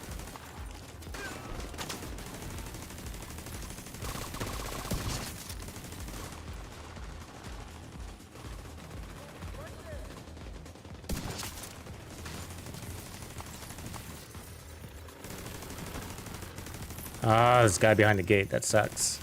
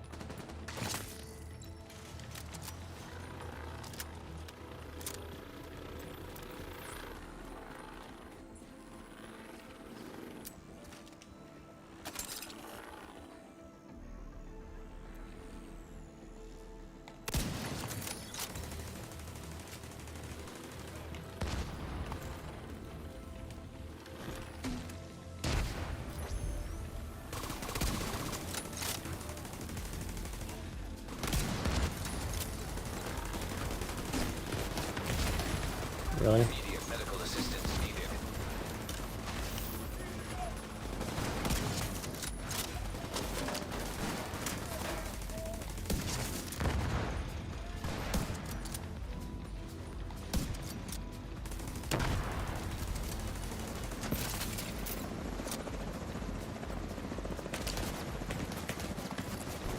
Wow, nice accuracy, huh? That range? It's insane.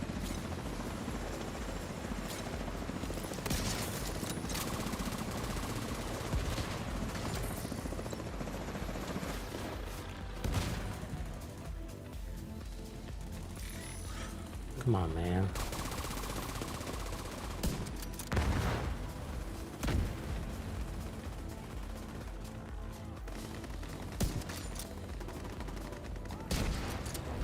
Can't see anybody.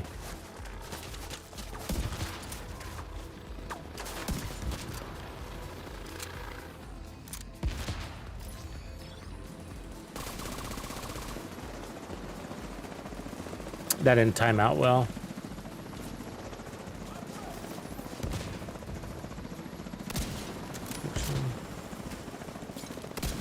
I missed too many shots. I didn't have anybody to kill.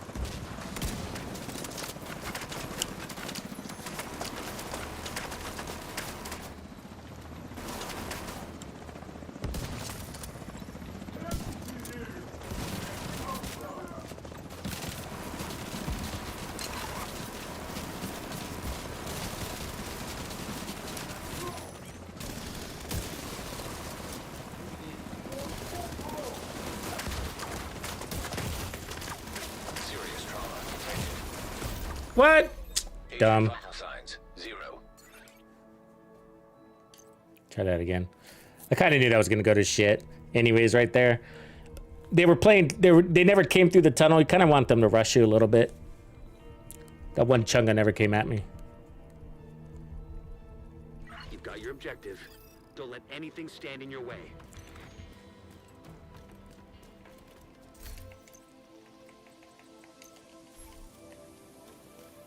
You've got your objective. Don't let anything stand in your way.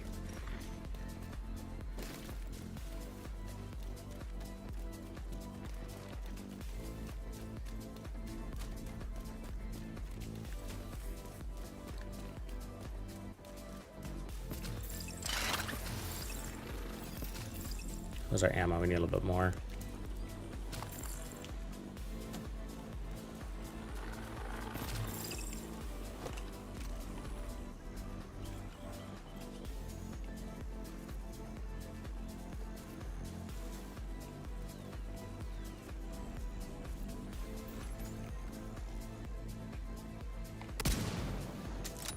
That looked like it was on to me.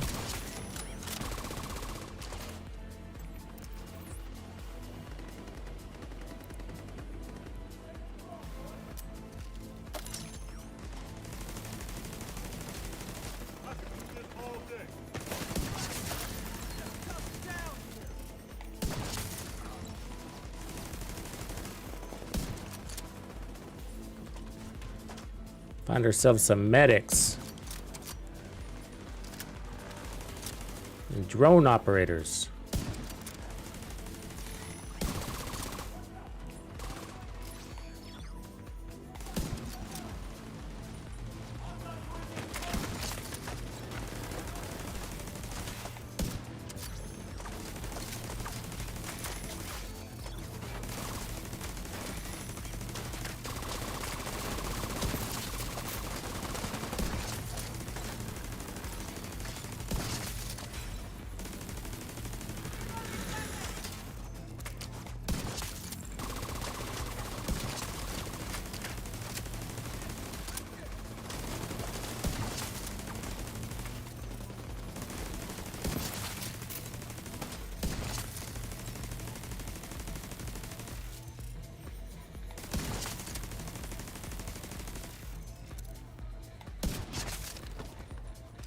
Had to take that thing out. He was too busy.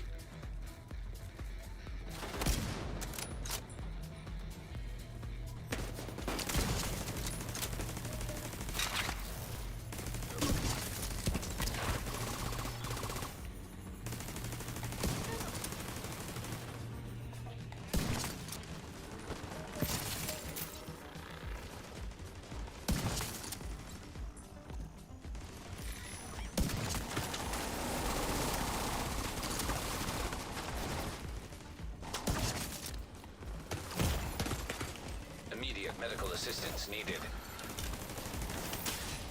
One red medic out there we gotta get.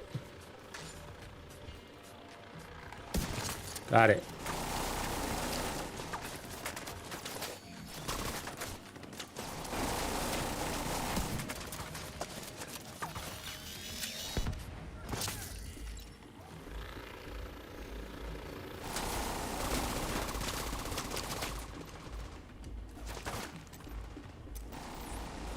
Ah!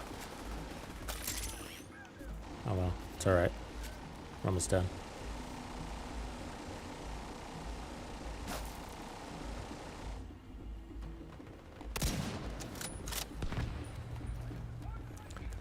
Look at them running around like weirdos.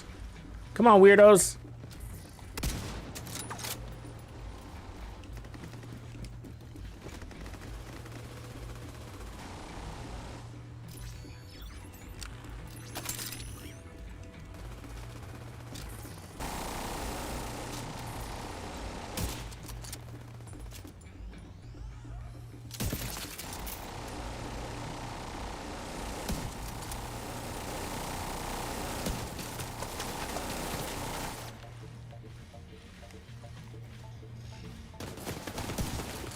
Really?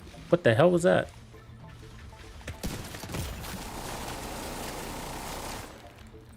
Look at my turret. It's in the trash can, doing nothing. In the trash can. If their turret's in the trash can, it works. My turret in the trash can does not.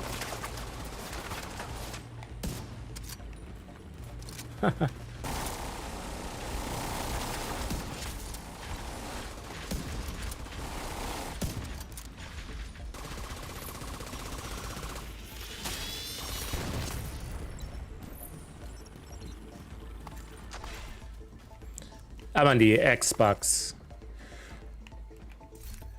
See, explosive. That's a nice one too.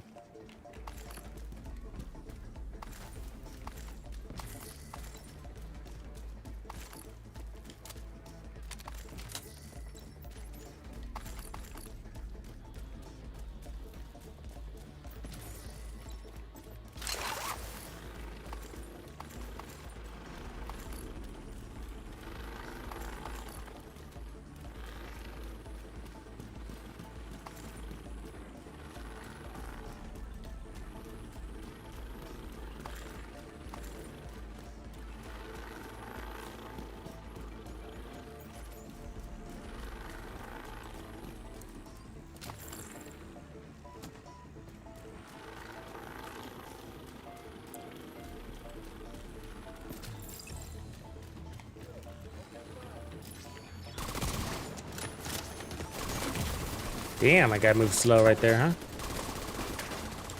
It's that weapon swap. Oof, it's painful sometimes.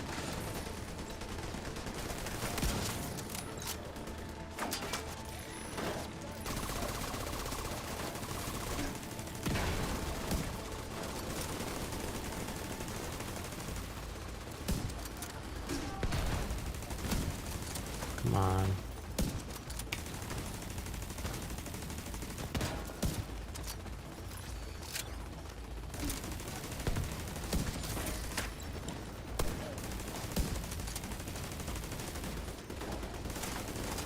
They're moving weird. I can't get them.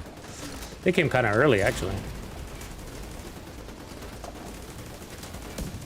Jesus. Playing hide and seek with me. There we go.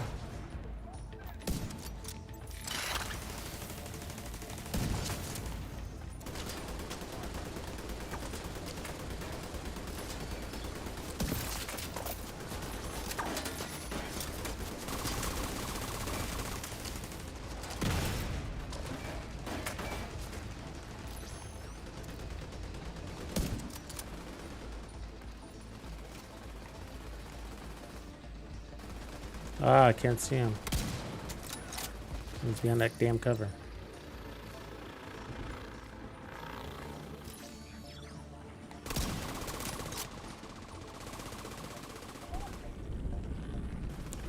Ooh, comes the lightning. This place has got the best lightning strikes. If you stand right in front of that tunnel, you'll see him land right in front of you.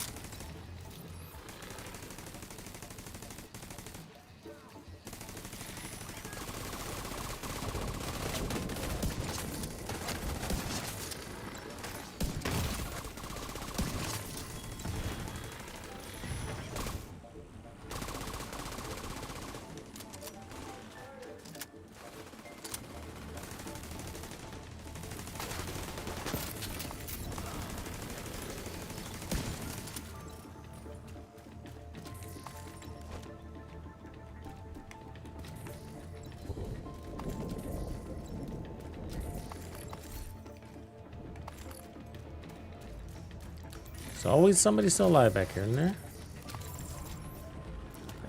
At least over 50% of the time.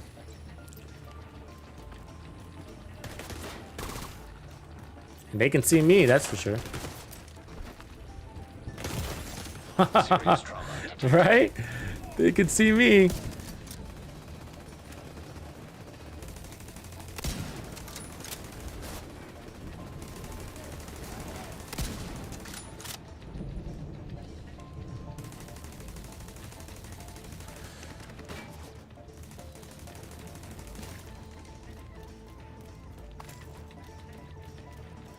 That sucks, it slows me down. If that wasn't the case, I'd be able to go in there with my headhunter active and then proc the next fight with a kill. So it's actually a bummer that this glitch happens.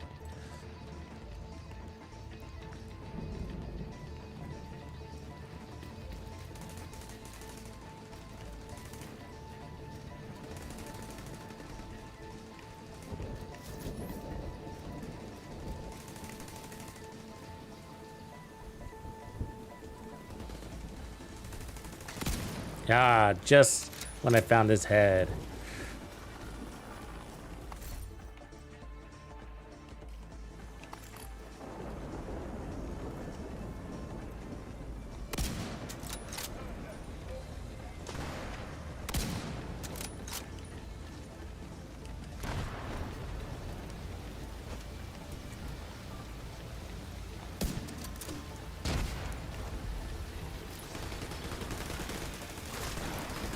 Fog is not going to help us with the sniper build.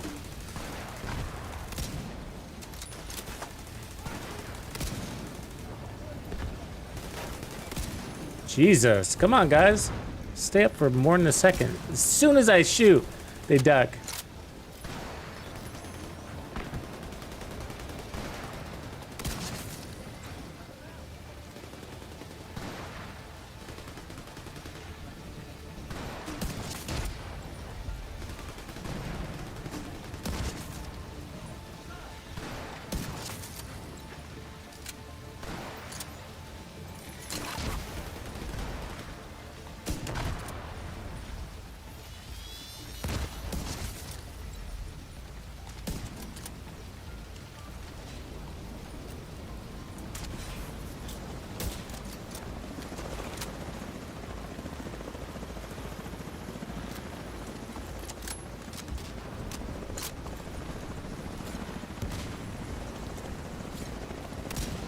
Ah! Why didn't I pick up 2 ammo? That fucked me up.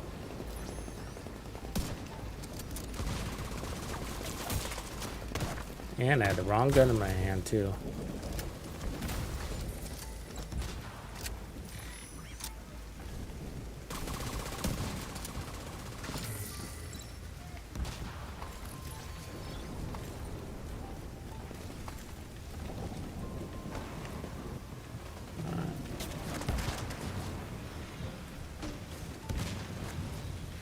Can't see shit.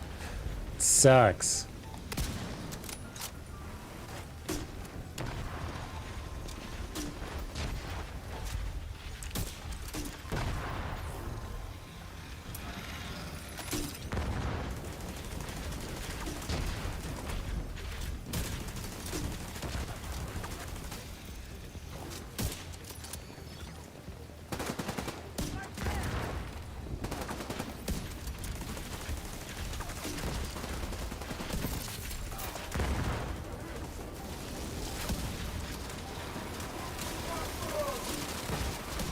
Damn, I can't see shit.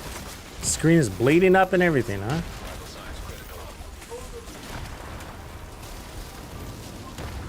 Not having luck in this room today. Yeah, really? Direct hit explosion? Oh my god, this is bad luck in this room right here. You need that weather to clear out.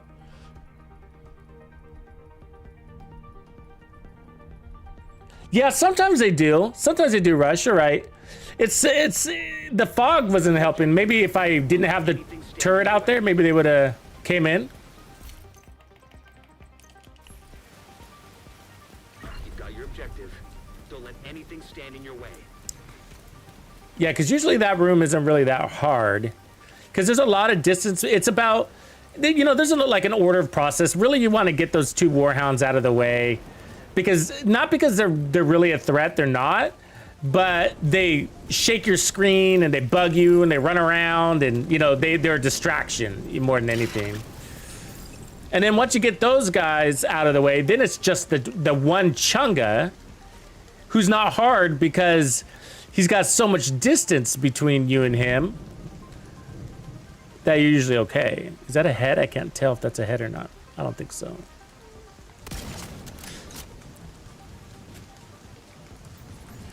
And then the rest is kind of fall in line from there.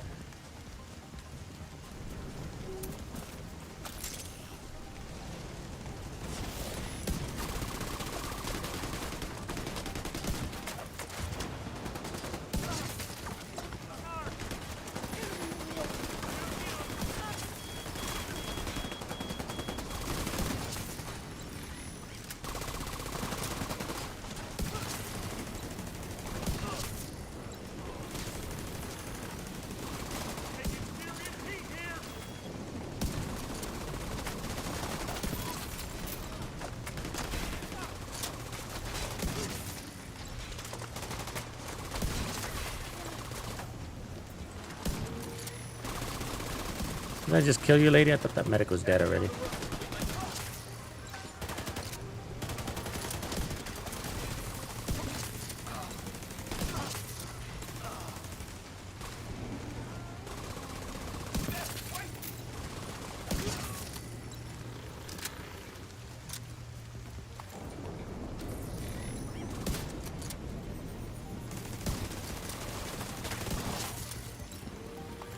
Now they're running at me. They weren't.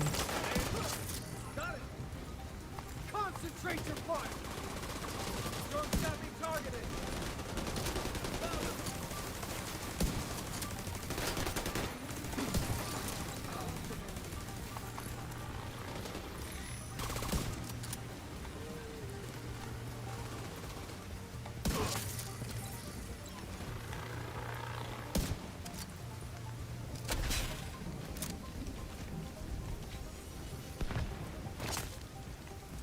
I don't think anybody else is coming.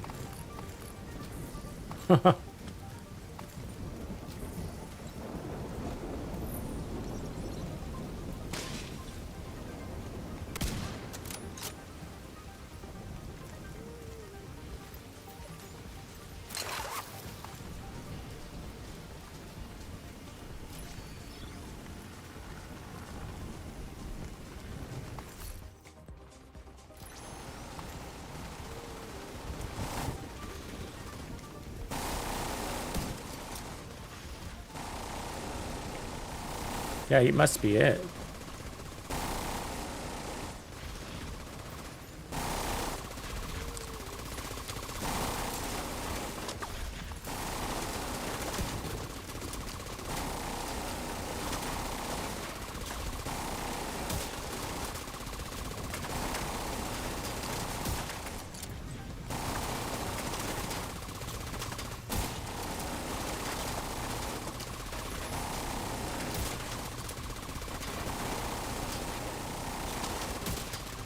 This goes to the rest.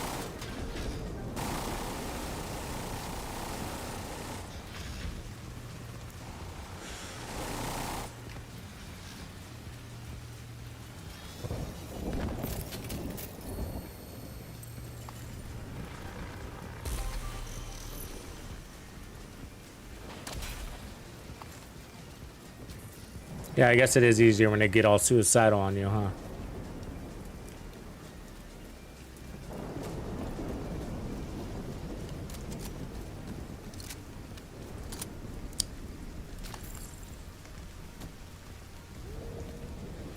There's a ghost here, an apparition. Oh, you see the lightning right there? That's what I'm talking about. Isn't that crazy? I sometimes still trying to get struck by it. I'm still trying to get struck by it, but it gets right there.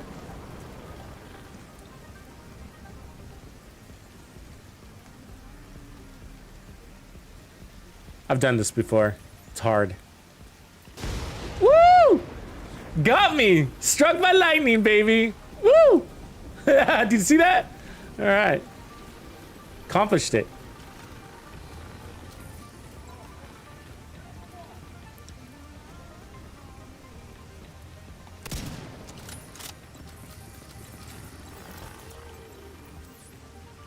God damn it.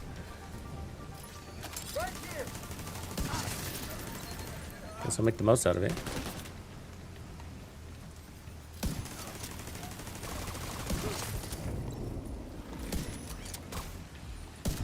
Damn it. To make the ever so slightest change. Like even right there, like what?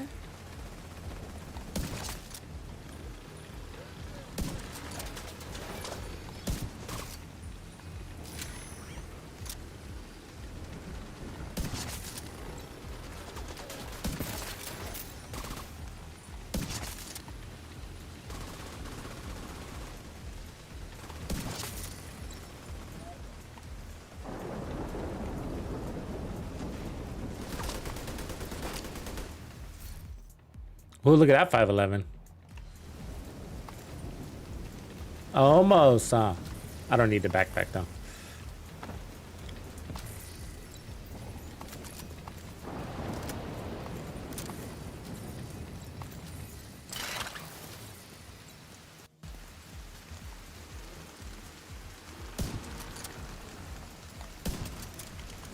I guess I lost my buff. Let's not get hit by a sniper.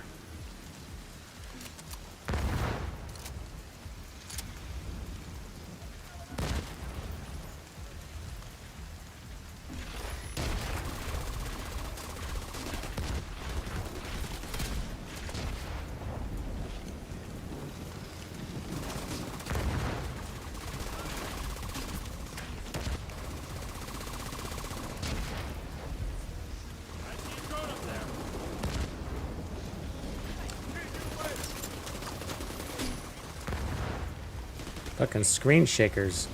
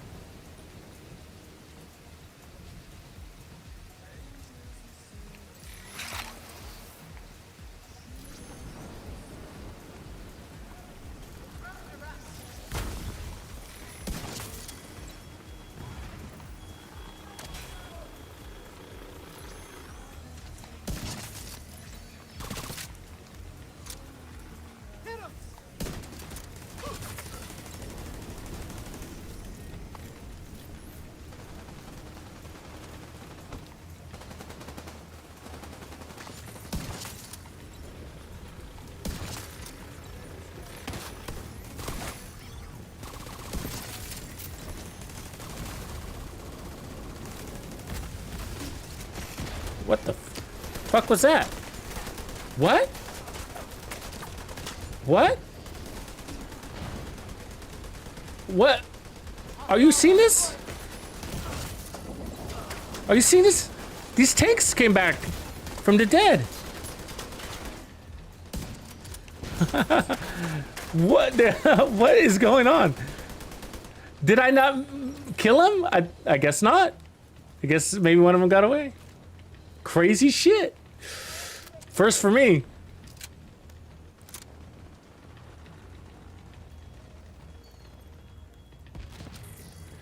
His engineer must have got away, and then I don't know what happened, but that was weird.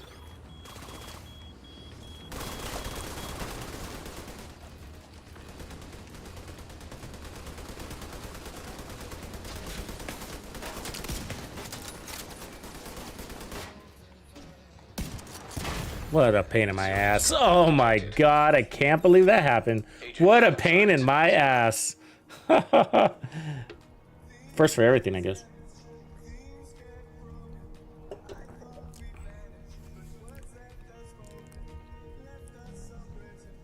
You've got your objective.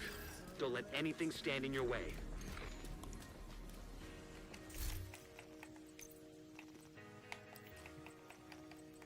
I gotta open up a few of these. I got like one slot open to pick up gear.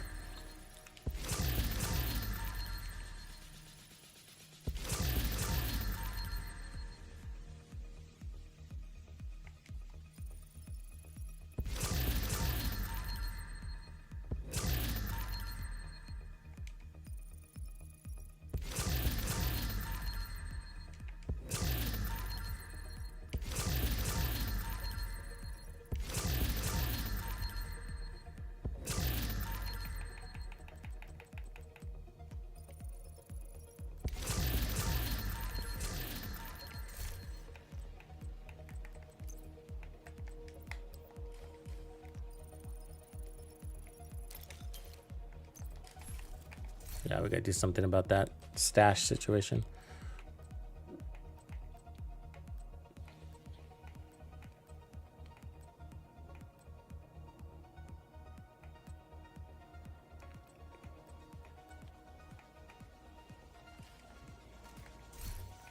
Really? No good gear out of any of that?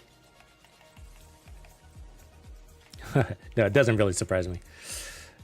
Every now and again, though, you get something lucky, right? We've all gotten something amazing out of there from time to time.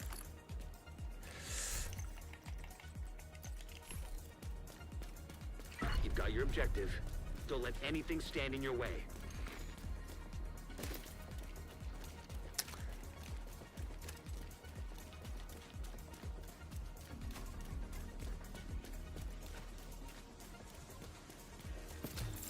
I've completed all of Roosevelt Island with the sniper build.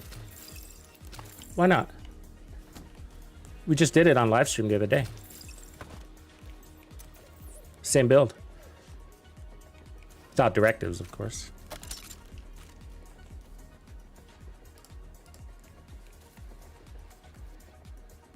I mean, you can do it with directives, but a little more of a pain.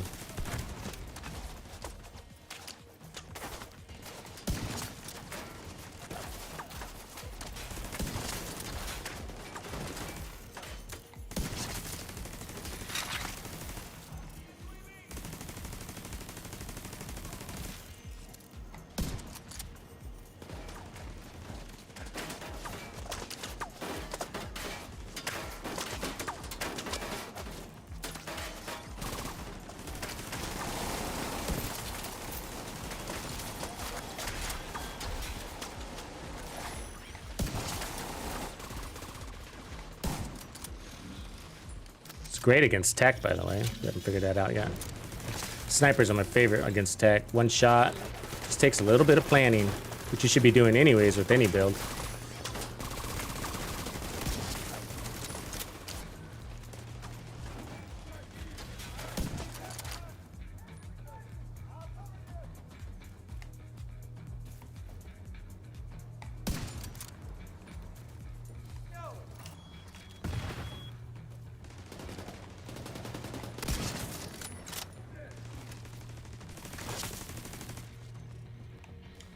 There was a guy not too long ago. That's all he did. Actually, it was pretty interesting.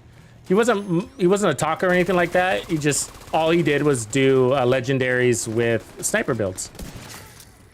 And he ran Memento, all red. Memento, True Patriot. I'm sorry, not True Patriot. Tip of Spear. Memento, Tip of Spear, White Death, Mantis, and Nemesis, and then he to kind of like swap his guns depending. All three. Do all three of them. And so you'd use the Mantis for the unlimited decoy, which of course is pretty damn valuable, as we know. And then you'd switch to the Nemesis from time to time. How many times am I gonna kill these drone operators? Swear to God. Keep taking my armor.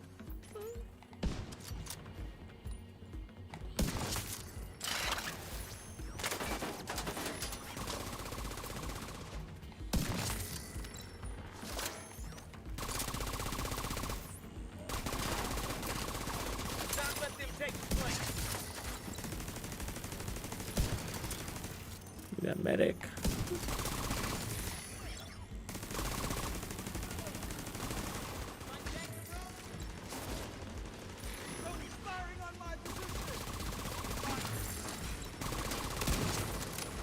People say you can't do the legendary with the memento too. Crazy.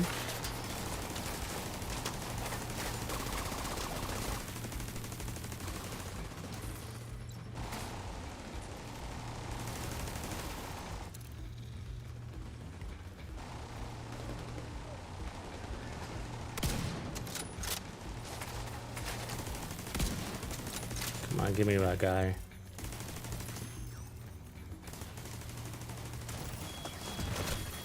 Got this one drone operation. He's probably gonna be the epitome of annoying. Hiding way in the back there.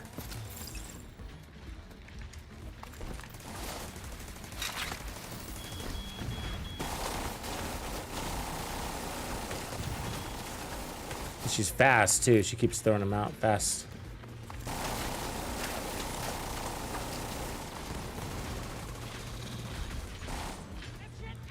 Wow, she got out of that fire quick. I don't want to just kill her. I want to kill her with the headshot.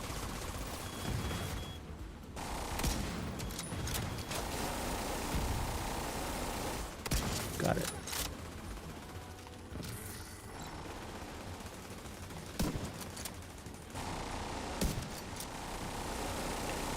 All right, from here, I'll let my skills do the work.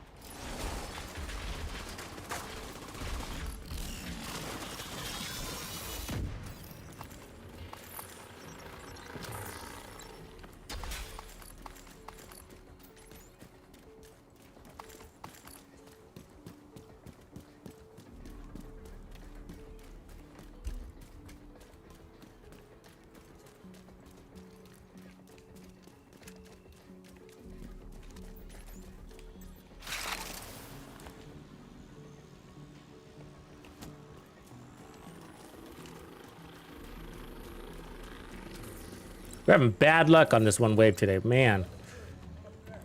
At least we got the weather on our side now. Well, sort of.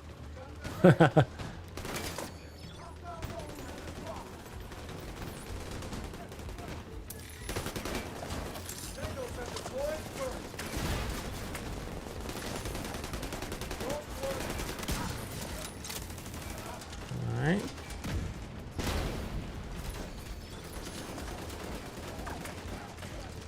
Target.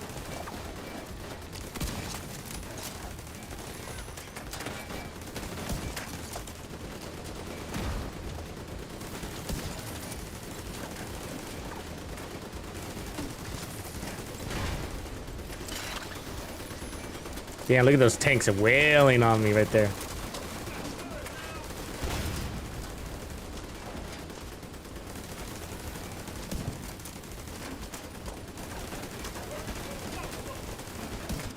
Wow, come on, dude. He knows what he's doing.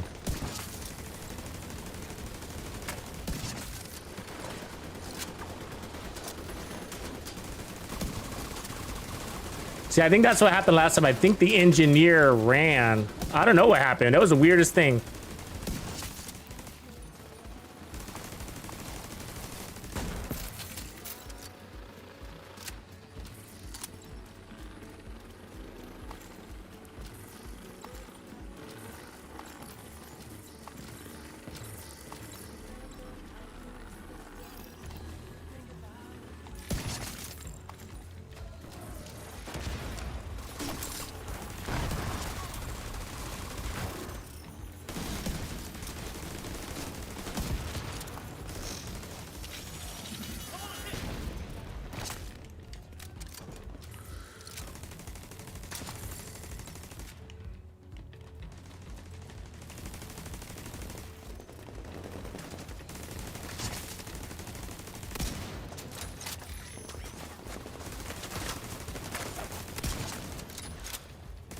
Impeccable targeting from that guy. Wow.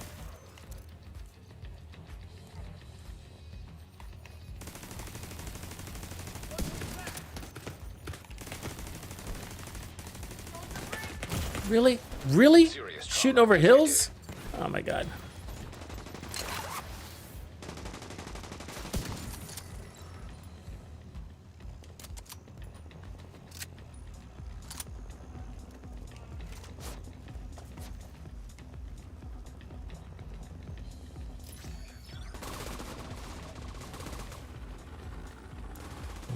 I have a target.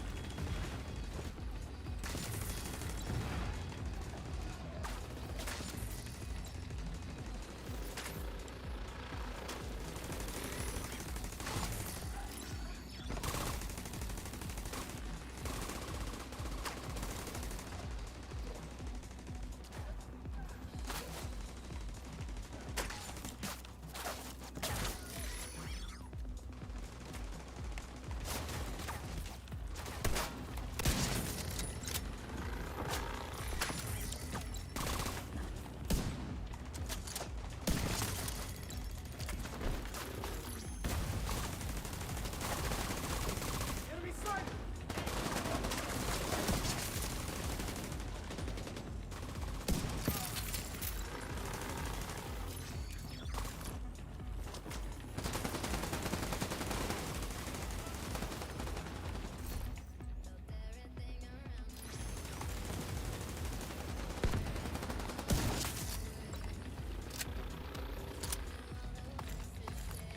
Did it really not glitch? Wow. Nope, it glitched. Now, got it.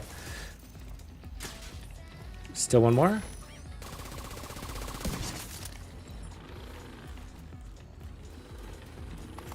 So you don't want the glitch because you could take advantage of your... I'll show you here in a second.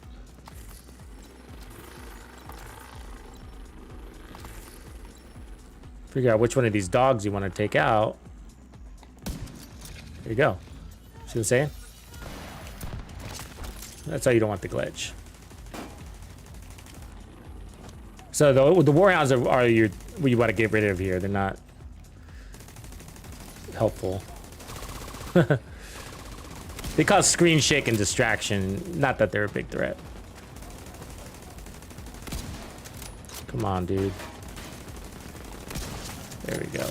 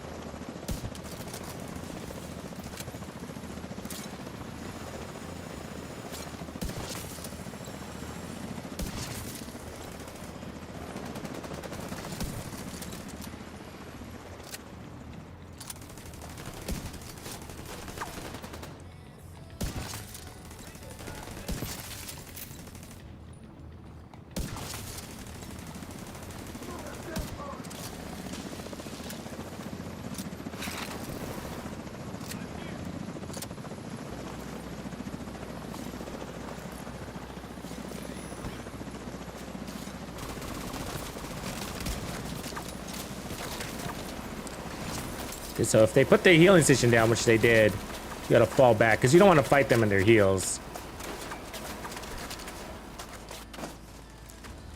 And so this is why I run the Nemesis too, so that we can pound those dudes in the forehead.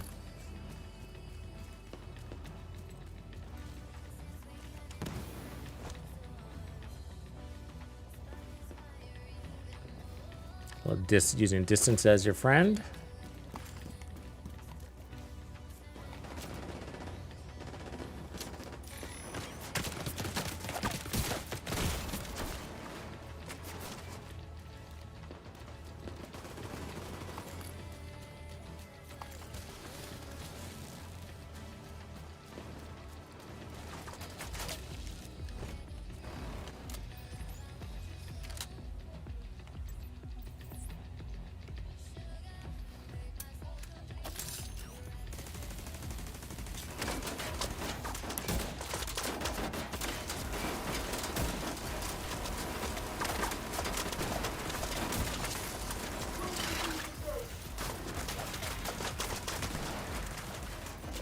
He moved his healing station, huh?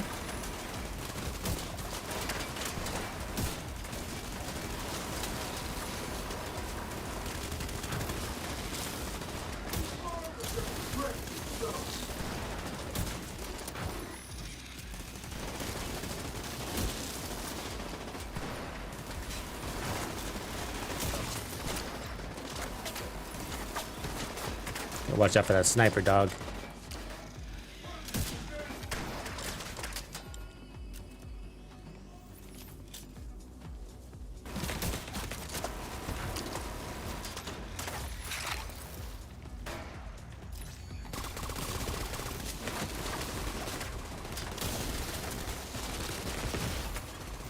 Vital signs critical.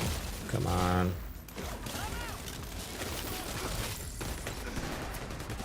Oh, Agent killed. I'm having such bad luck. I didn't see that guy there. Oh, man. The simple red guy. Simple red guy. Worst. Sometimes you just have these choking points, man. It's just, Don't let anything stand in your way. it's like a mental block at this stage.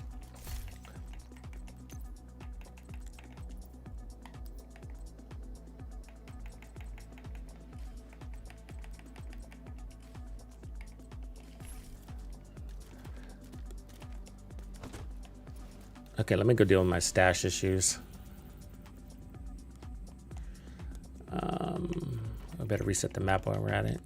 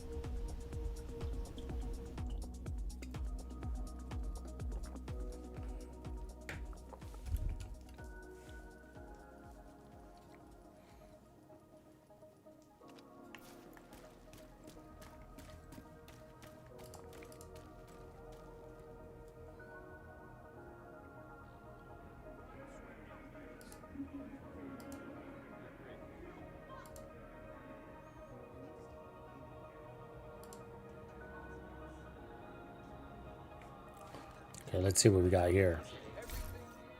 255. All right, we got some slots.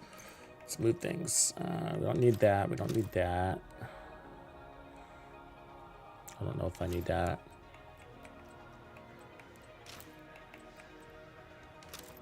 Show? Probably not.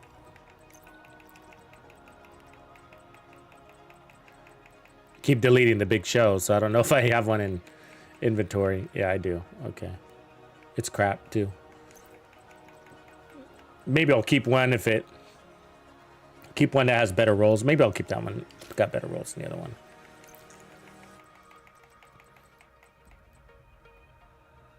I'm gonna have to clean it all up here in a minute.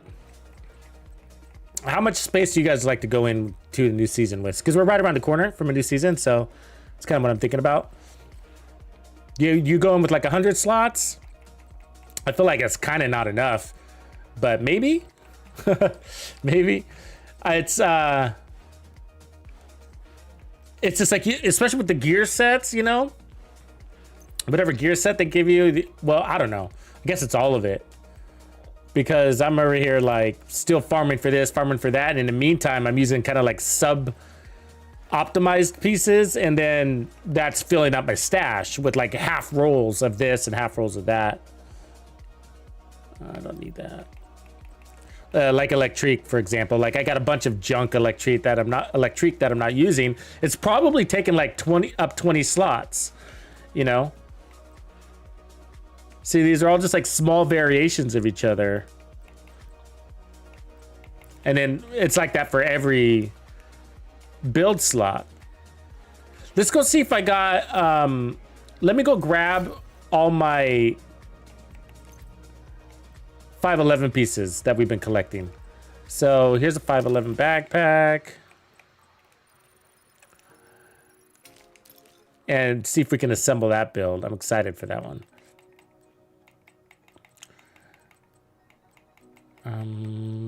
So it's probably gonna be junk. That one I don't need. So the death grips.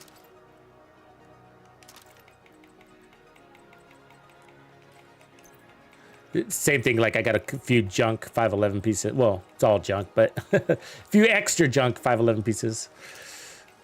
Waiting till I get the right ones.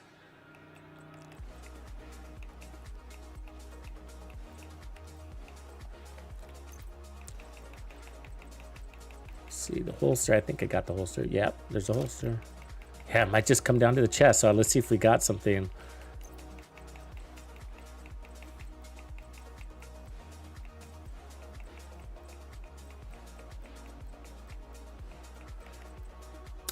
So there's a glass cannon one, not bad.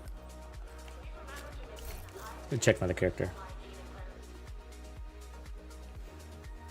No, I think the old Carol's the same as a White Death, unless they change something.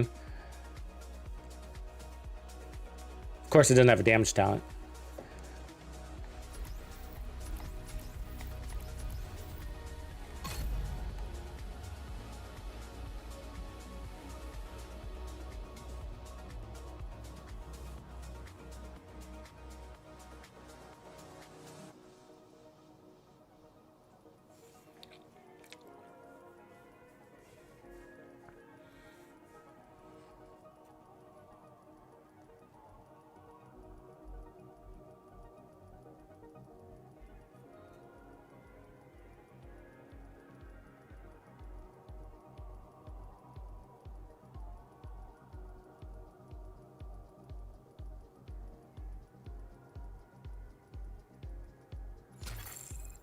Safe area detected.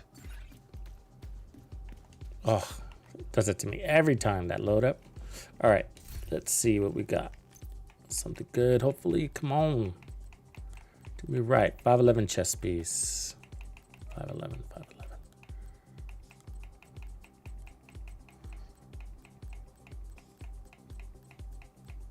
Probably be better off crafting it at this stage and then optimizing it, spending 1,000 credits. Yeah, I don't have anything in here. Fuck. So all I have is that one chest piece. It's just crap. And waiting for that chest piece to drop is going to take forever. Just, you know, even if you go into 511 world, it's just like, let me go see if I can just craft this shit, because... and then optimize it. It's gonna be a sad day to optimize a 511 chest piece, but of course you can't craft it.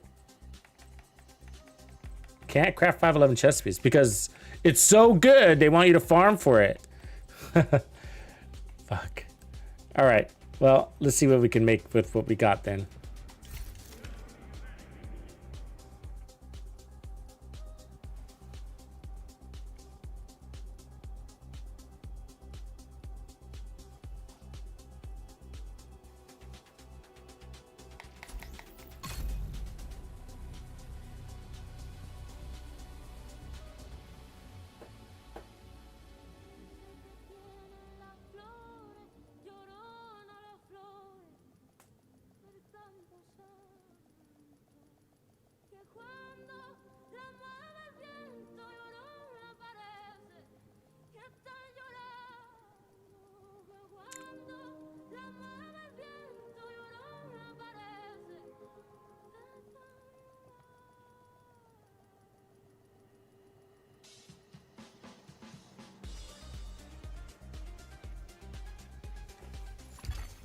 Safe area entered.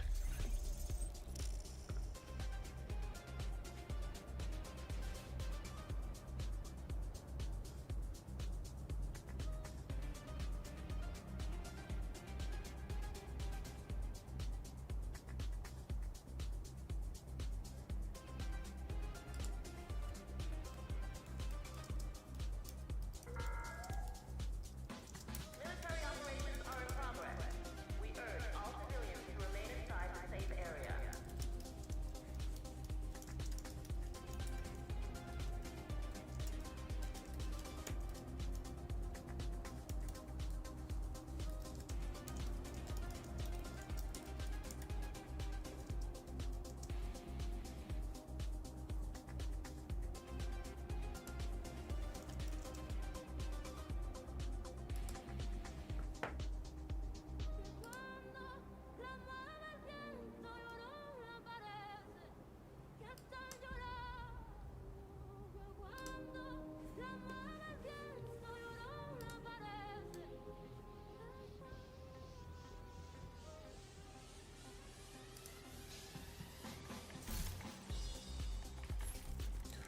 Okay, so I think I got it all here.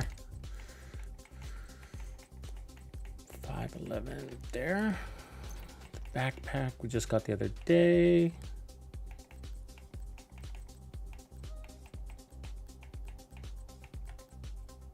There.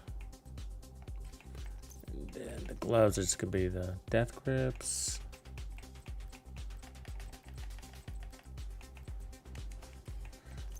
The knees.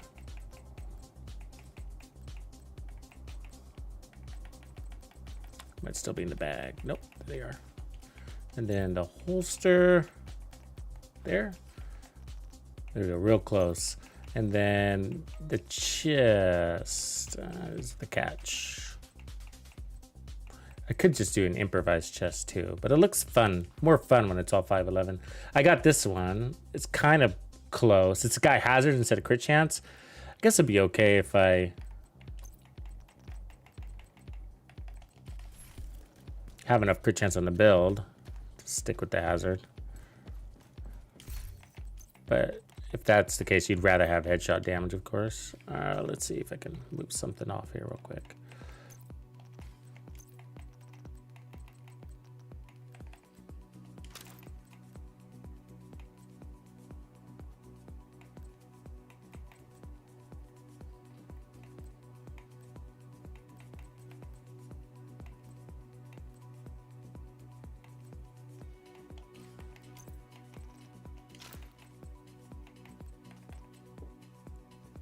Probably delete that mirror comment. Okay, and then the exotic, I guess, or what? I don't know. Any suggestions on what assault rifle build I should? Assault rifle. I could put on the shield splinter too. It's a pretty generic one. You think it matters? But anyways, if I run this, then we're at 49, 129 crit damage.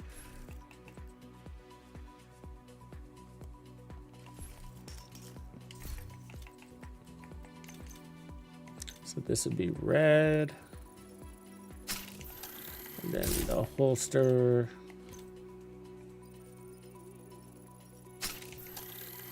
Mask.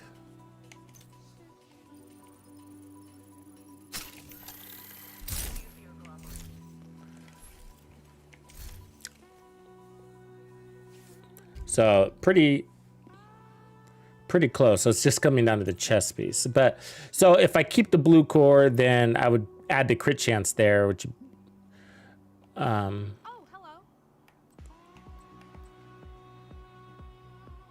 be okay, I guess. But in, you know, in the perfect world, that crit chance, it would be helpful because I'm at 49. So if I had that crit chance, that'd push me up to 56, and then I could put all my mods to crit damage, and that would make a difference. because it's going to be one of those builds where you want, you know, because I have no damage talents, no talents at all, really, if you think about it. You'd want every stat to be in your favor. Otherwise, I could do this one, take off glass cannon, I guess. I don't mind going in with glass cannon, but as you can see, that puts us at 56. What do you think, 56? And would keep the armor core. And then that would, let's see, allow me to do that. You need to craft something?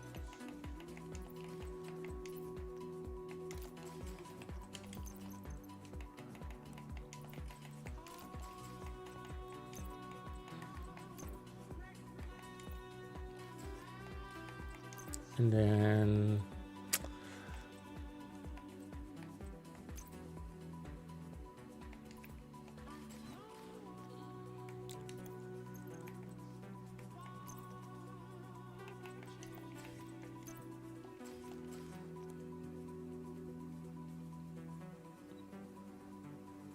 any votes on what gun I should run here? You think I should keep the St. Elmo's, or do you think it'd be a better demonstration with just a generic, non-exotic? Probably better, like a generic, huh? I could stick to the Police M4 or a FAMAS. The Shield Splinter's a good one too.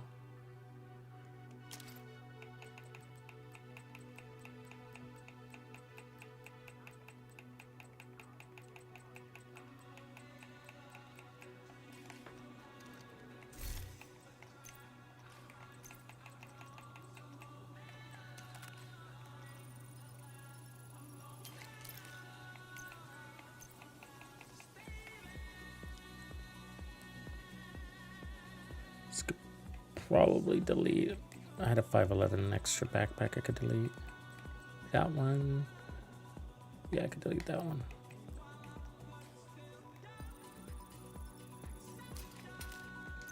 Yeah, I'm not really playing into the talents though, so that's kind of the point. The point is I don't have talents.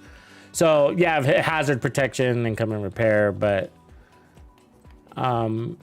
it's like basically it's a joke of, I mean, I can improvise all these pieces too and do the same thing. You know what I mean? Except I want talents. I want talents on the backpack and chest. But you can improvise, run all 6 improvised builds and just not have no brand attributes.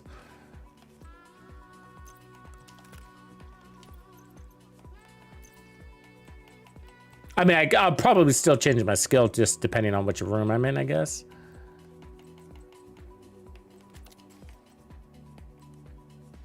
And then probably gunner, we're gonna need some survivability, so we'll run gunner here.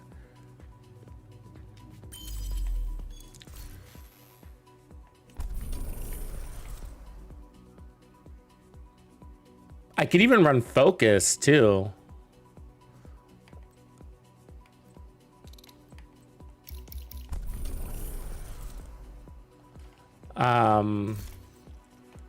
That could be another talent. Oh, I forgot to change that.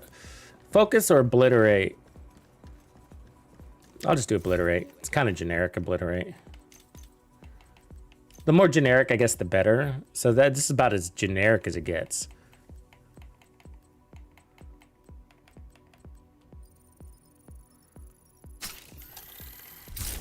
Because obliterate's a pretty generic talent, just optimist.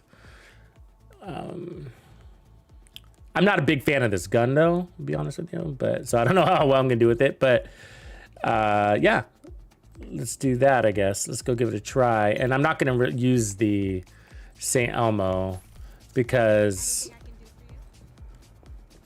I don't want it to appear as a crutch, you know, with the status effect part. So maybe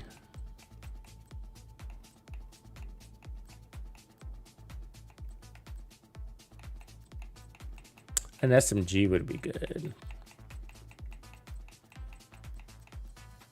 I guess a rifle could be too. Yeah, let's just run a rifle. Assault rifle combo is pretty generic. Keep the scope on that one. Reload speed, stability. I'll put crit chance on that.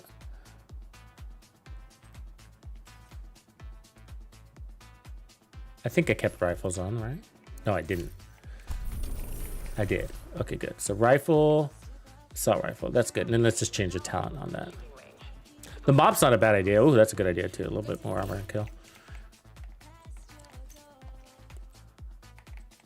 See if I have that with me. Could put preservation on this, but I'll go and run Optimus on this too. Keep them relatively generic.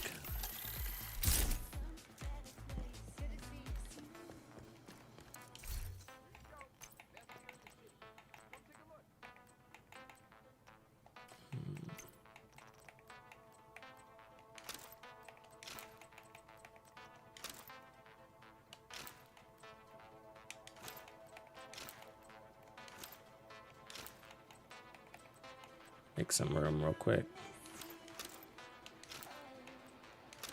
All right, let's see if I got that mop in case.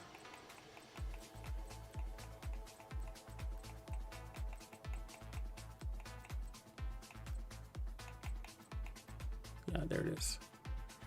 It's got Sadis on it. Damn it. We're seeking skilled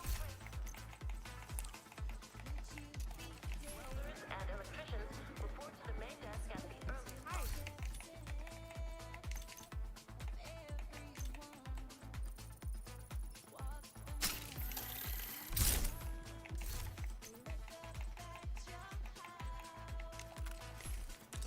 All right, let's go cream. Let's go get creamed by some tanks.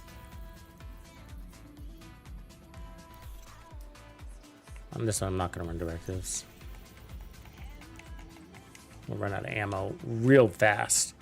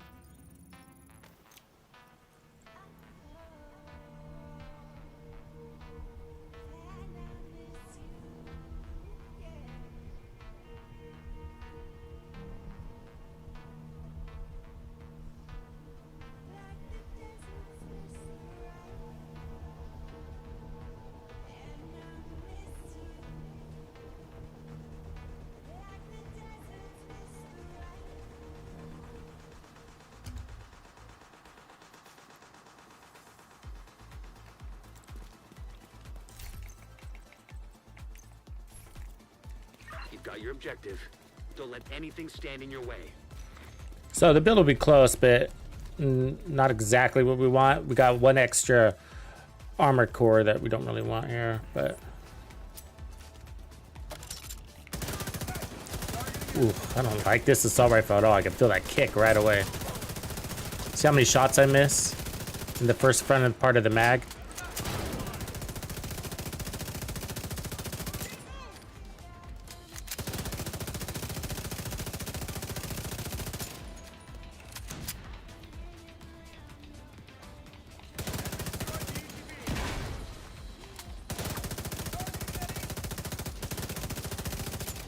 I wonder if I'd be better with technician too, by the way.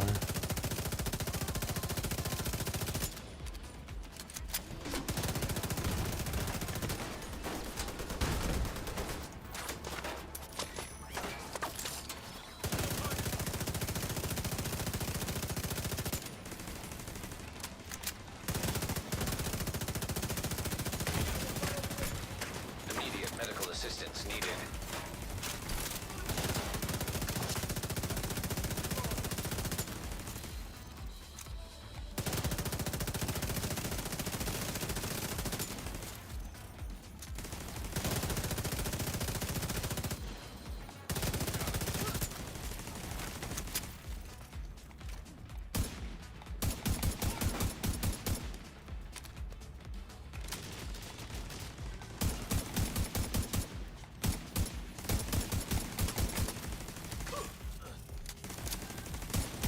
Handling's a big deal, you know?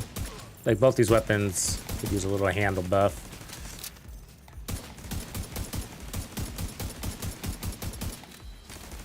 The downside with the rifle is I don't get the chest talent. You know, it doesn't really do anything for obliterate. I might be better off with focus if that's the case.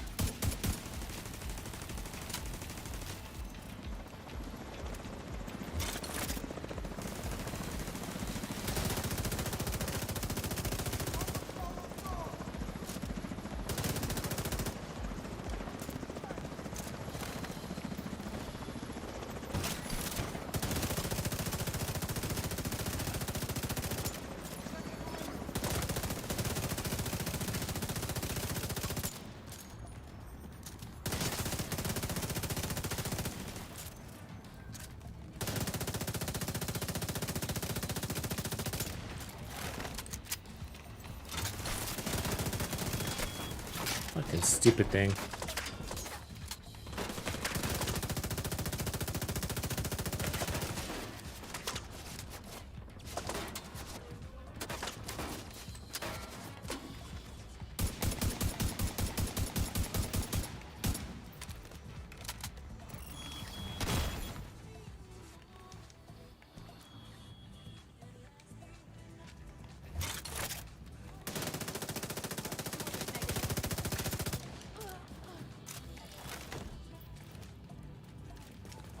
Put him down.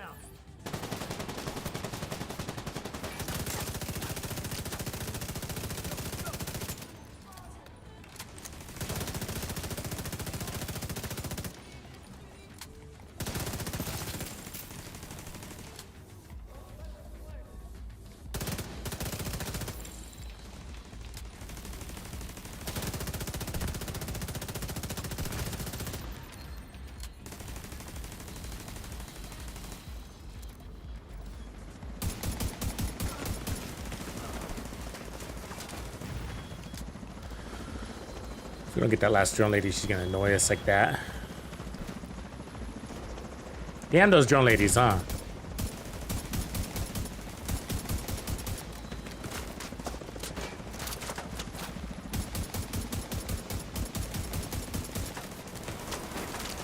She won't go away.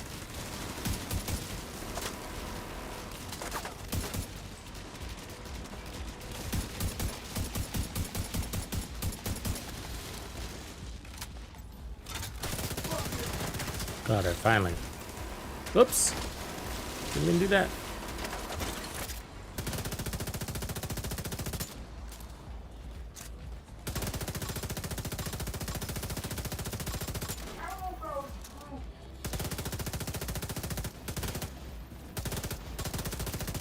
This weapon is hard to control. I might not use it. I think it's worth it. You get the more damage out of that, but you miss so many shots with it. I don't know if it's worth it.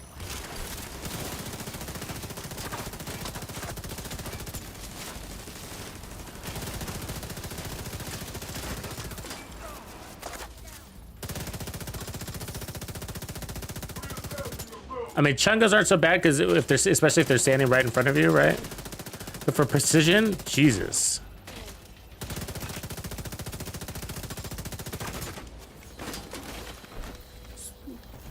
I mean, I don't think I would have ran out of ammo if I was running the police M4 or something like that.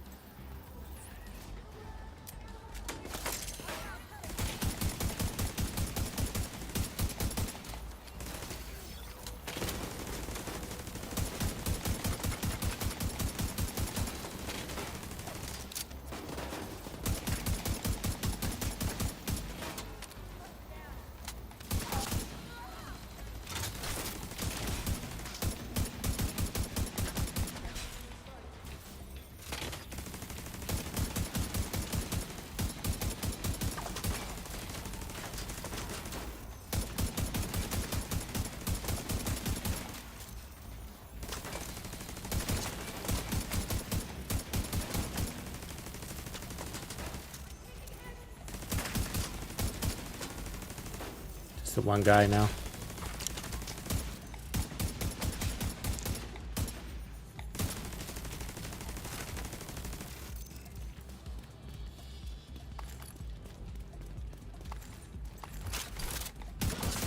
Another exotic. Woo, 2 today. It is my lucky day. The Lady Death. All right. Okay, let's see, what does my police M4 have? An Optimus 2? Ooh, we're lucky. Okay, let's try the police M4 instead. Crit chance, crit chance, crit chance. Plus it's got another mod. I guess? How did we end up at 50? Which weapon am I holding? Under critted? When did that happen? Let's see, crit chance, crit chance, crit chance. It's weird. Should have been at 56. When did that happen?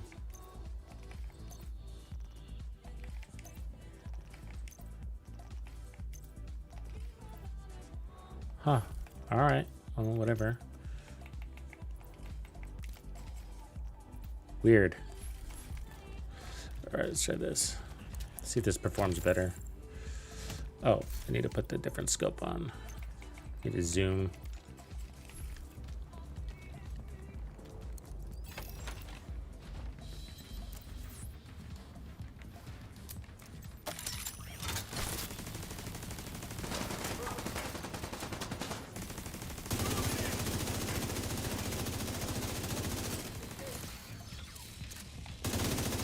Fucking needles.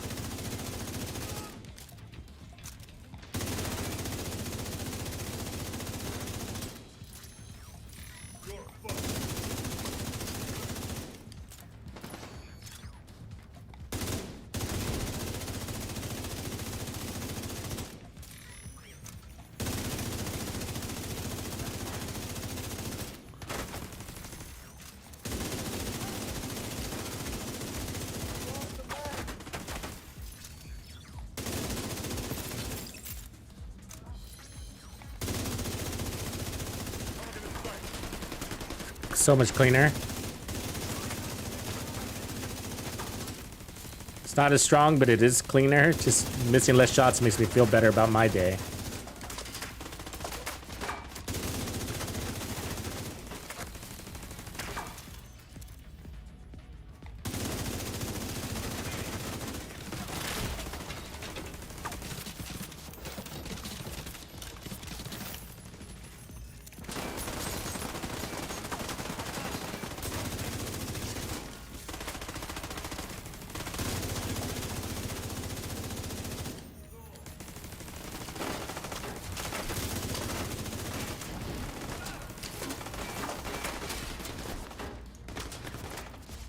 Oh, I saw that shooting around the corner. You're not tricking me. See those bullets rounding corners?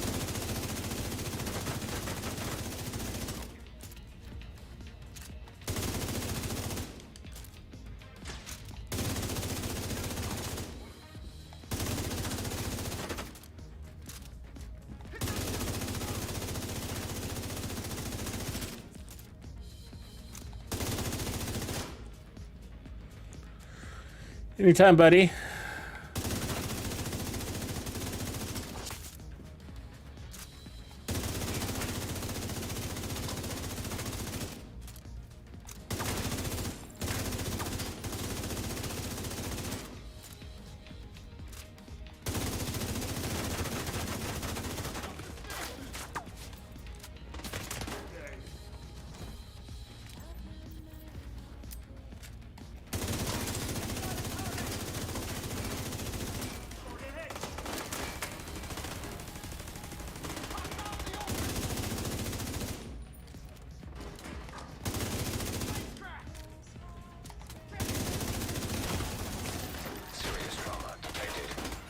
Taking damage through the cover. All right.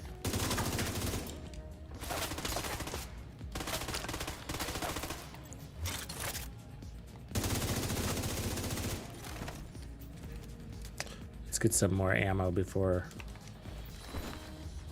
the big boys come.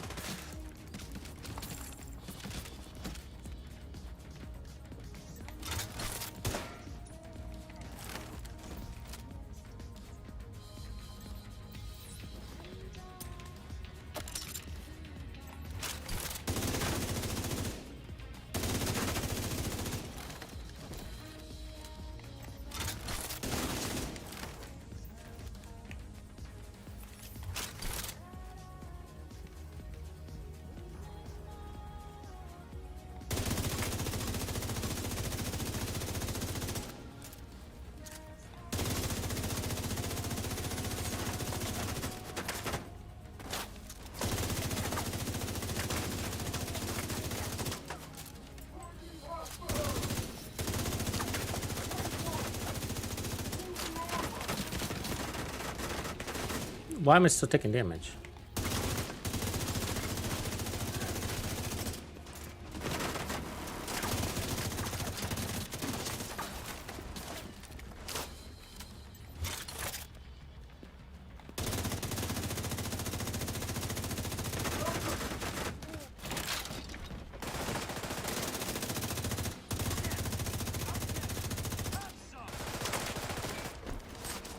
Give me a second here and get my decoy out. What? Where'd it go? That was confusing.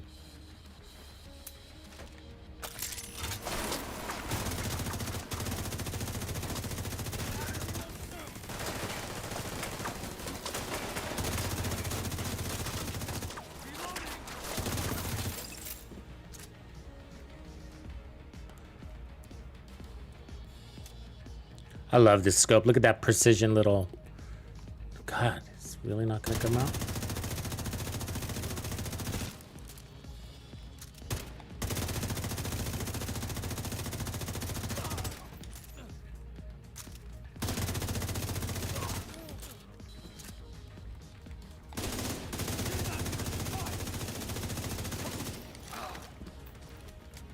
Where'd my skill go? The break? This game is confusing me. Just doing random shit. What up, Simon?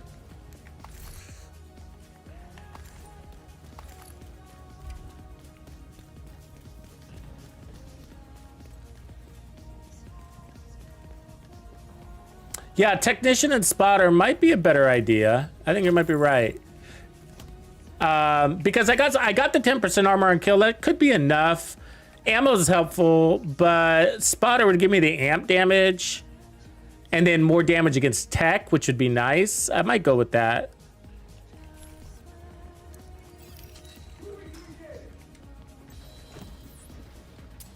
I did that play wrong, actually.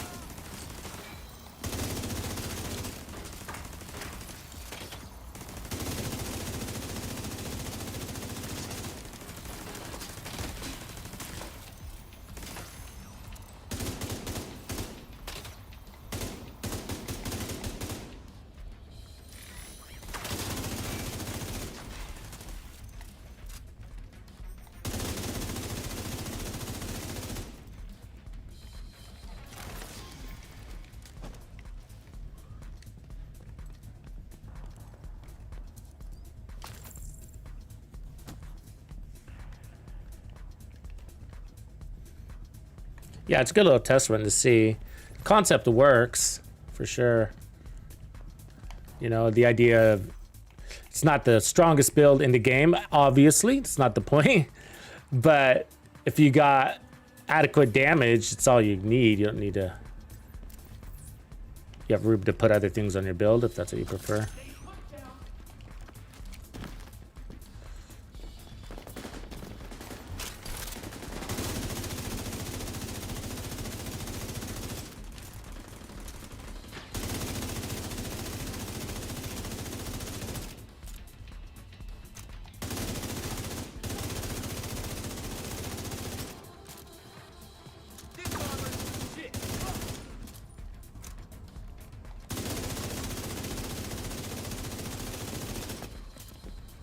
It's actually quite adequate, to be honest with you. Definitely not the strongest build I've run, but it's actually... The time to kill is decent. 500,000, not bad. 675, 682. It's allowing me to eliminate all my threats in a reasonable time to kill. I'll do a time trial against this and Striker. See how it does.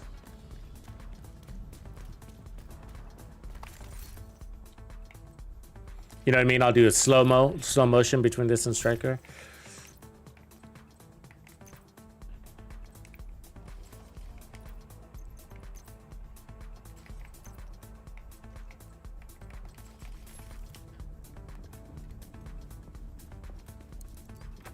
I'll go into testing range, timeout. What's the time, actual time to kill on this?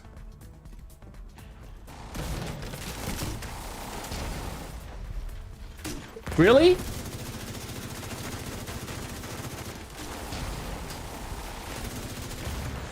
Vital signs critical. That's bullshit. That is so bullshit. I hit it right on the money. It's like the blast radius doesn't count. It's dumb. Let me go to testing range and let's time this kill. And then obliterate's good.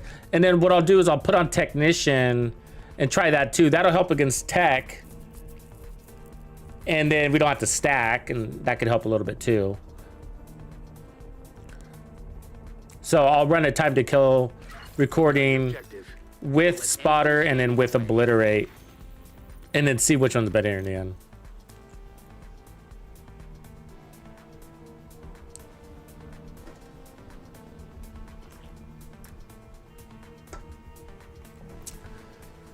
Yeah, so I'm running a 511 build to help people to demonstrate and help people understand that it's not really the build, it's the player. So all you need is a build that has sufficient, or we call it effective, time to kill.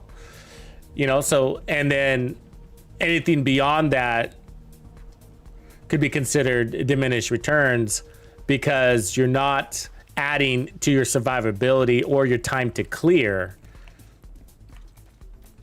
of content. So for example, if a time to kill is 1 second and then you get it, or let's just say this, if your time to kill is 1.1 second and then you put on, take off all your survivability on your build, so extra survivability, so that you can get your time to kill to 1 second, shaving 1/60th of a second, right? Which takes a lot of damage to do that.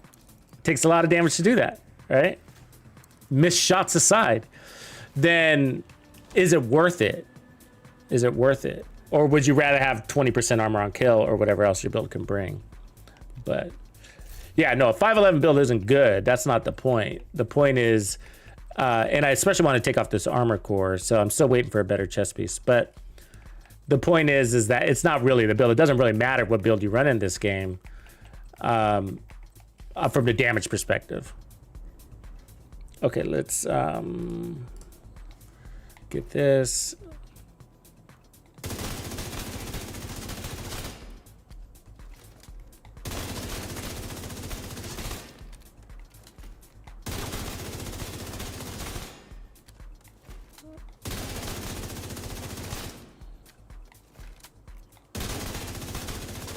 Oops, that was all misses right there. So not even reaching obliterate's best potential, which not obliterate, but Optimus's best potential, which kind of sucks. Optimus requires you to get to that back half of that mag. I mean, I guess I could just not reload. 701.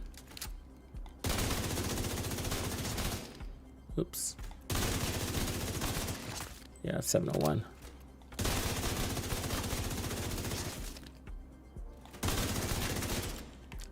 Okay, reset that. That's enough of that nonsense. And now let's try the other chest talent and see if we like that better.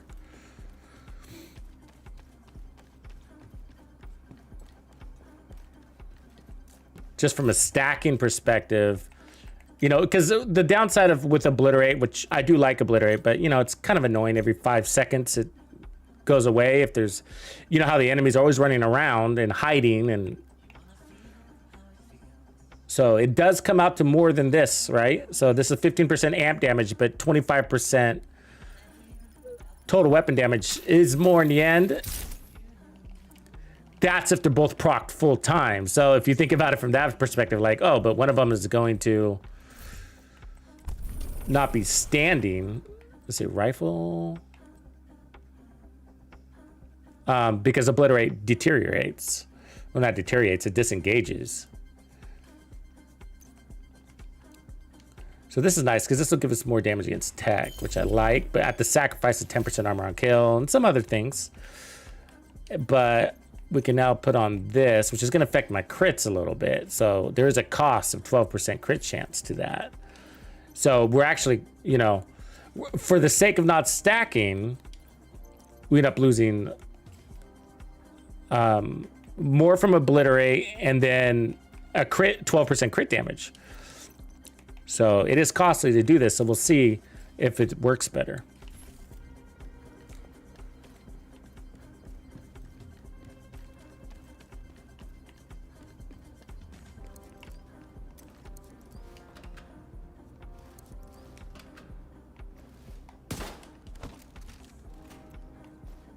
All right. So now we got the pulse. So we're still running obliterate. So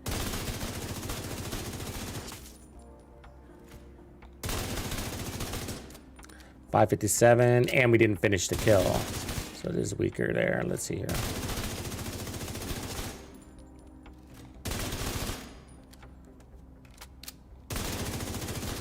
$618. 6 something. I'm having trouble tracking it. Hold on, let me reset this. $630. So about 50,000 different. 675 in the back half. So 675 from 700. So 25,000 on the back half difference, and about 30,000 in the early part. So I don't know. I don't know if it's worth it to do this. I mean, this isn't tech, so that we would get additional damage out of tech, but I don't know if it's worth it. We could still run obliterate with technician and then put back our crit. The testing range is not really giving me the data I need. I'm gonna have to go test it out there.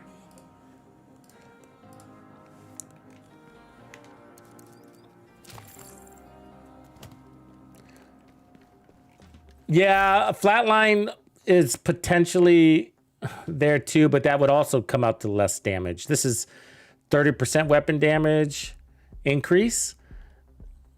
And what is that flatline? 15% amp?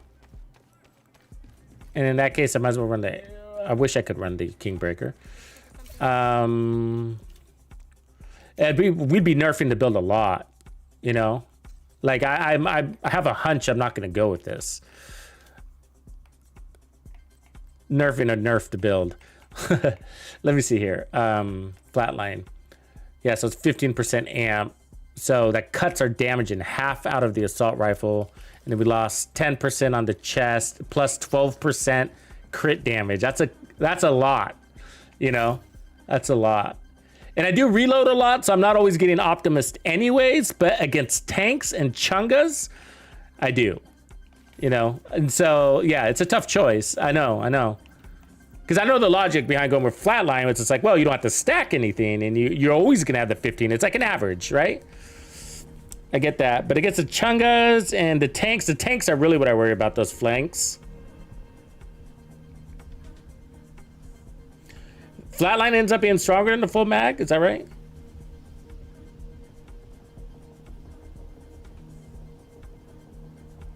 Basically equal on the end? Oh, okay, maybe I'll try that then.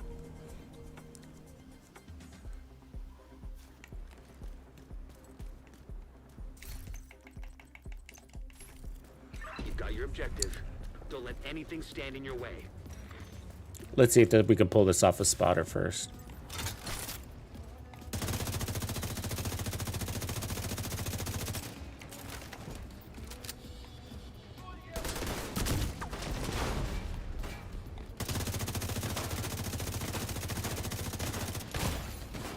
Oh, wow. Rarely does that. Oh, Vital signs 0. I shouldn't have let him wail on me for so long. I didn't think he was going to charge.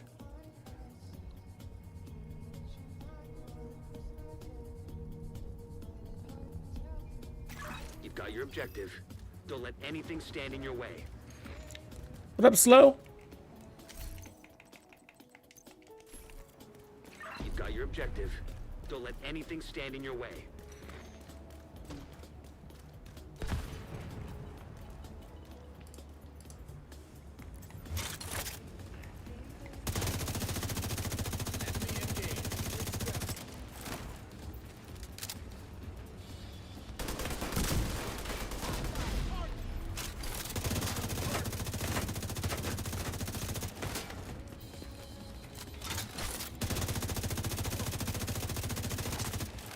.646 right there.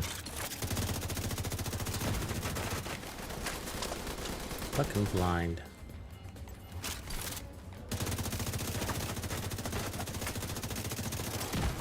Oh, perfectly laid out grenade, huh? Needed.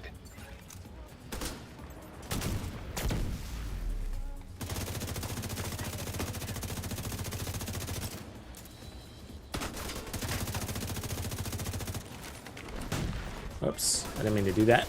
Get back up to our cover.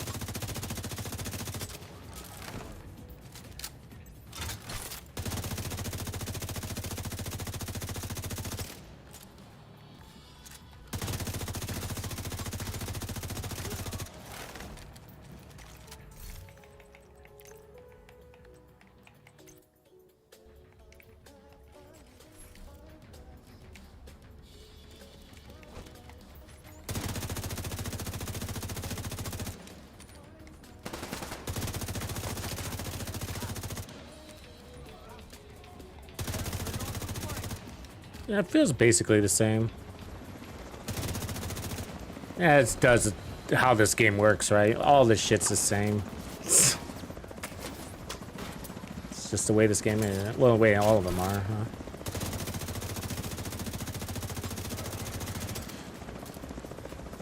Just comes down one better than the other based on playstyle, but overall, it's just like they're not gonna let one be superior. You would never run another chest talent or another weapon talent, you know, if that was the case. They all have their pros and their cons, but in the end, they just all comes out to being the same in the end.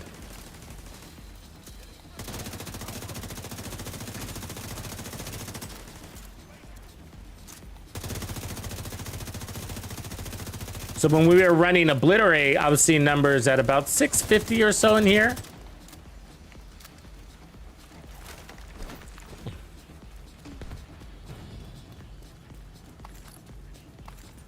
Maybe up to 300. I mean, 700. Really? All those are misses? I would need to put a pulse on this, don't I?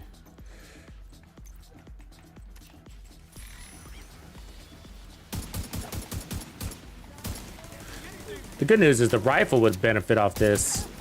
That's one good reason too, right? Where on the assault rifle build, the one we were running earlier, Obliterate, the rifle wasn't picking that benefit up.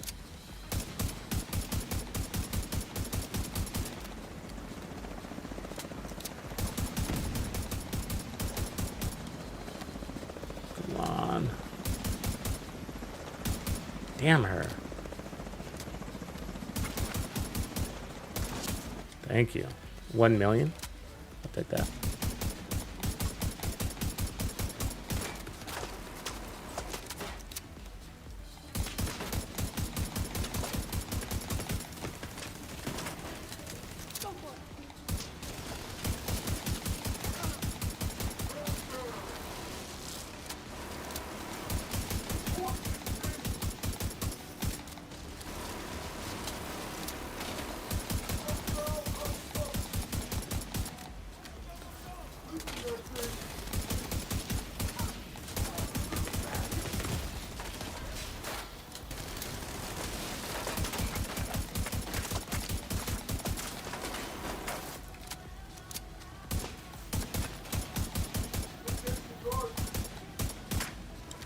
Back, back.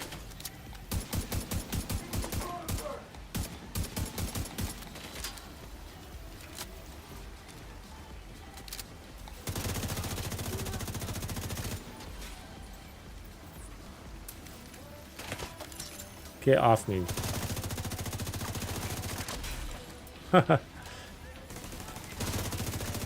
Nonsense.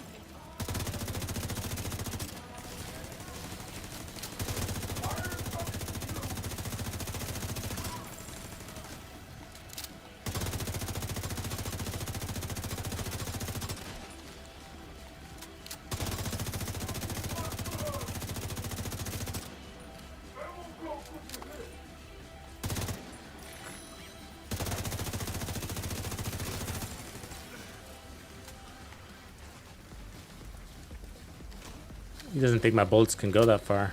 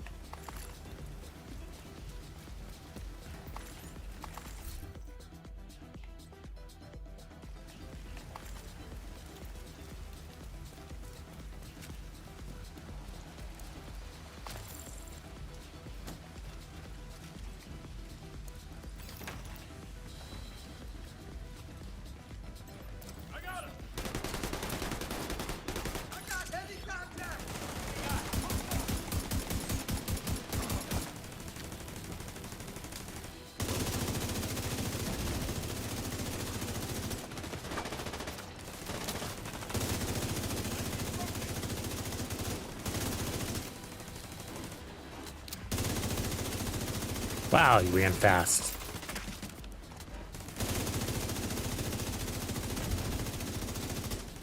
Damn.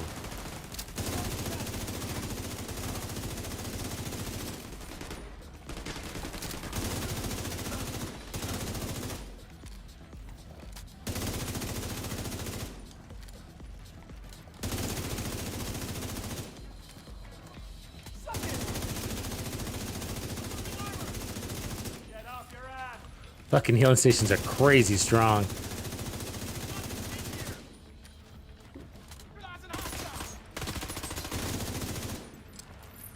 Oops. God damn it. My sight line's blocked.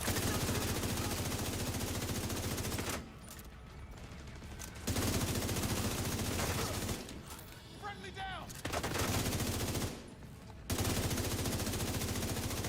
Damn, their hills. Hate that shit. I'm rigged. Gotta move.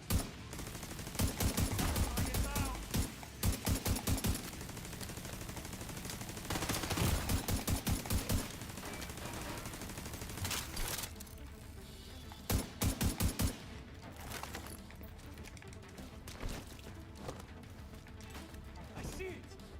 Lost LOS. Repositioning. Down.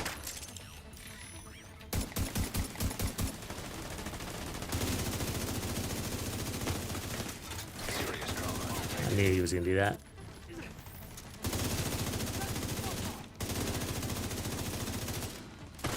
Not flinching, are we?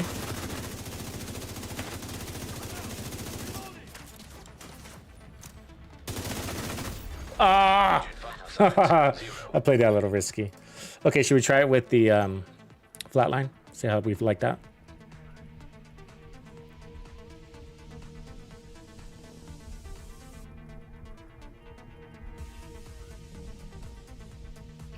You've got your objective. Don't let anything stand in your way.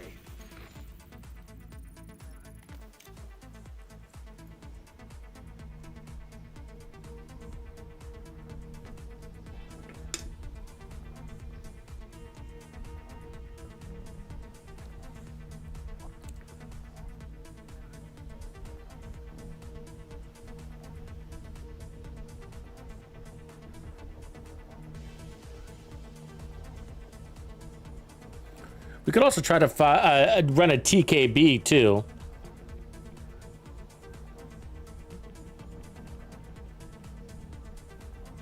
I think a flatline spotter. The TKB is not bad. I just don't think I have it on my stash here. Run TKB with the regular one, not the Kingbreaker, you know what I mean? And still run flatline. So that way I'm not using a named weapon. So basically make that without perfect. Let's see if I have it here. I don't think I do, but just...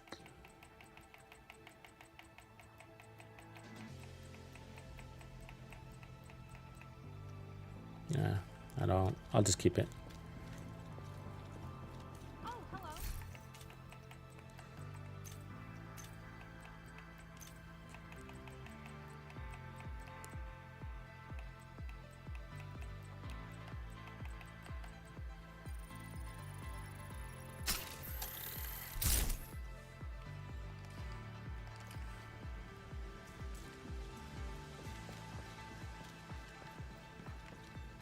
Yeah, let's see what it hits, I guess damage-wise, while we're here. Why not use the Kingbreaker? Just because it's a named weapon, so I don't want to give people excuses and be like, oh, but you're using a named weapon. You know what I mean? Like, and so, just kind of trying to keep it as generic as possible. You know what I mean? So, and so I'm almost wondering if Spotter and Technician break that, you know? But so I'm just trying to keep it like as generic as possible. Like it's a generic build, a generic damage build. Let me add that there. No, not hot garbage, generic, right? So it's basically like an improvised, but I have talents, you know? And so I guess it doesn't really matter. I'm kind of, I guess being nitpicky at this stage, but like, is Spotter generic or is Obliterate more generic for a DPS build? You know?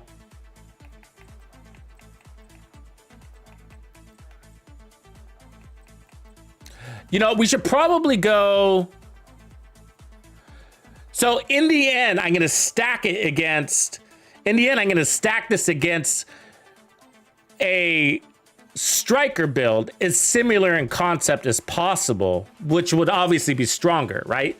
So, for example, if I ran a striker build, I would keep the same chest piece on the striker build. So whatever chest piece I run here, I'd want to run on my striker build. But I would still see.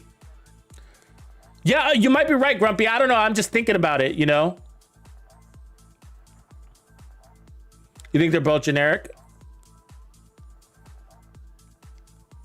Yeah, I don't know. Yeah, so I don't know. I'm not solid on that. I'm just trying, that's kind of the concept. So let me just kind of lay it out there. Let me just say it out loud for all of us. It's like, so in the end, the idea is that it's not the build, it's the player. And that some of it's the build, but let's just say like 80% of it's the player, 20% of it's the build. And it's sort of 90% the player, just depends, right? On the content maybe. But let's just say 80-20. So 80% of everything that you do in this game, its success is really your skill level and situational awareness. The other 20% is the build that enhances you. And the idea, like the build doesn't make the player makes the build. And so that's why your skill level and situational awareness has got to match the build. Okay, that aside. That's point number one. Point number two is effective damage. How fast is fast? How fast do you really need to kill an enemy to get that effective point, right? And I say around, and for me, it's like around 1 second. So 1.1 seconds or 0.9 seconds, whatever, right? But like around 1 second. And you say around because there's so many variables in this game. It's whatever you get in this, you determine as the optimal time to kill in the testing range is not really what's happening in the game, right? You're missing shots, you're taking damage, your body flinching, you're reloading, you're hiding, whatever. So it's like, so it doesn't really, it's not like you're going to go out there and play this perfect 1 second kill on every single enemy. No way. Some enemies are going to take 3 seconds to kill because you got suppressed so much or whatever, right? So, Anyways, and so I'm thinking like, okay, so for an effective time to kill, let's just say it's 1 second, right? Let's just say it's 1 second, and this build's time to kill ends up being 1.2 seconds to kill an enemy, you know? And so that's what I'm saying. So like you can run a striker build, or you can run this build, and really it's got the same survivability in the end, even though striker is way stronger, right? Way stronger. Striker's bringing so much more damage to the table, more weapon handling and RPM too, right?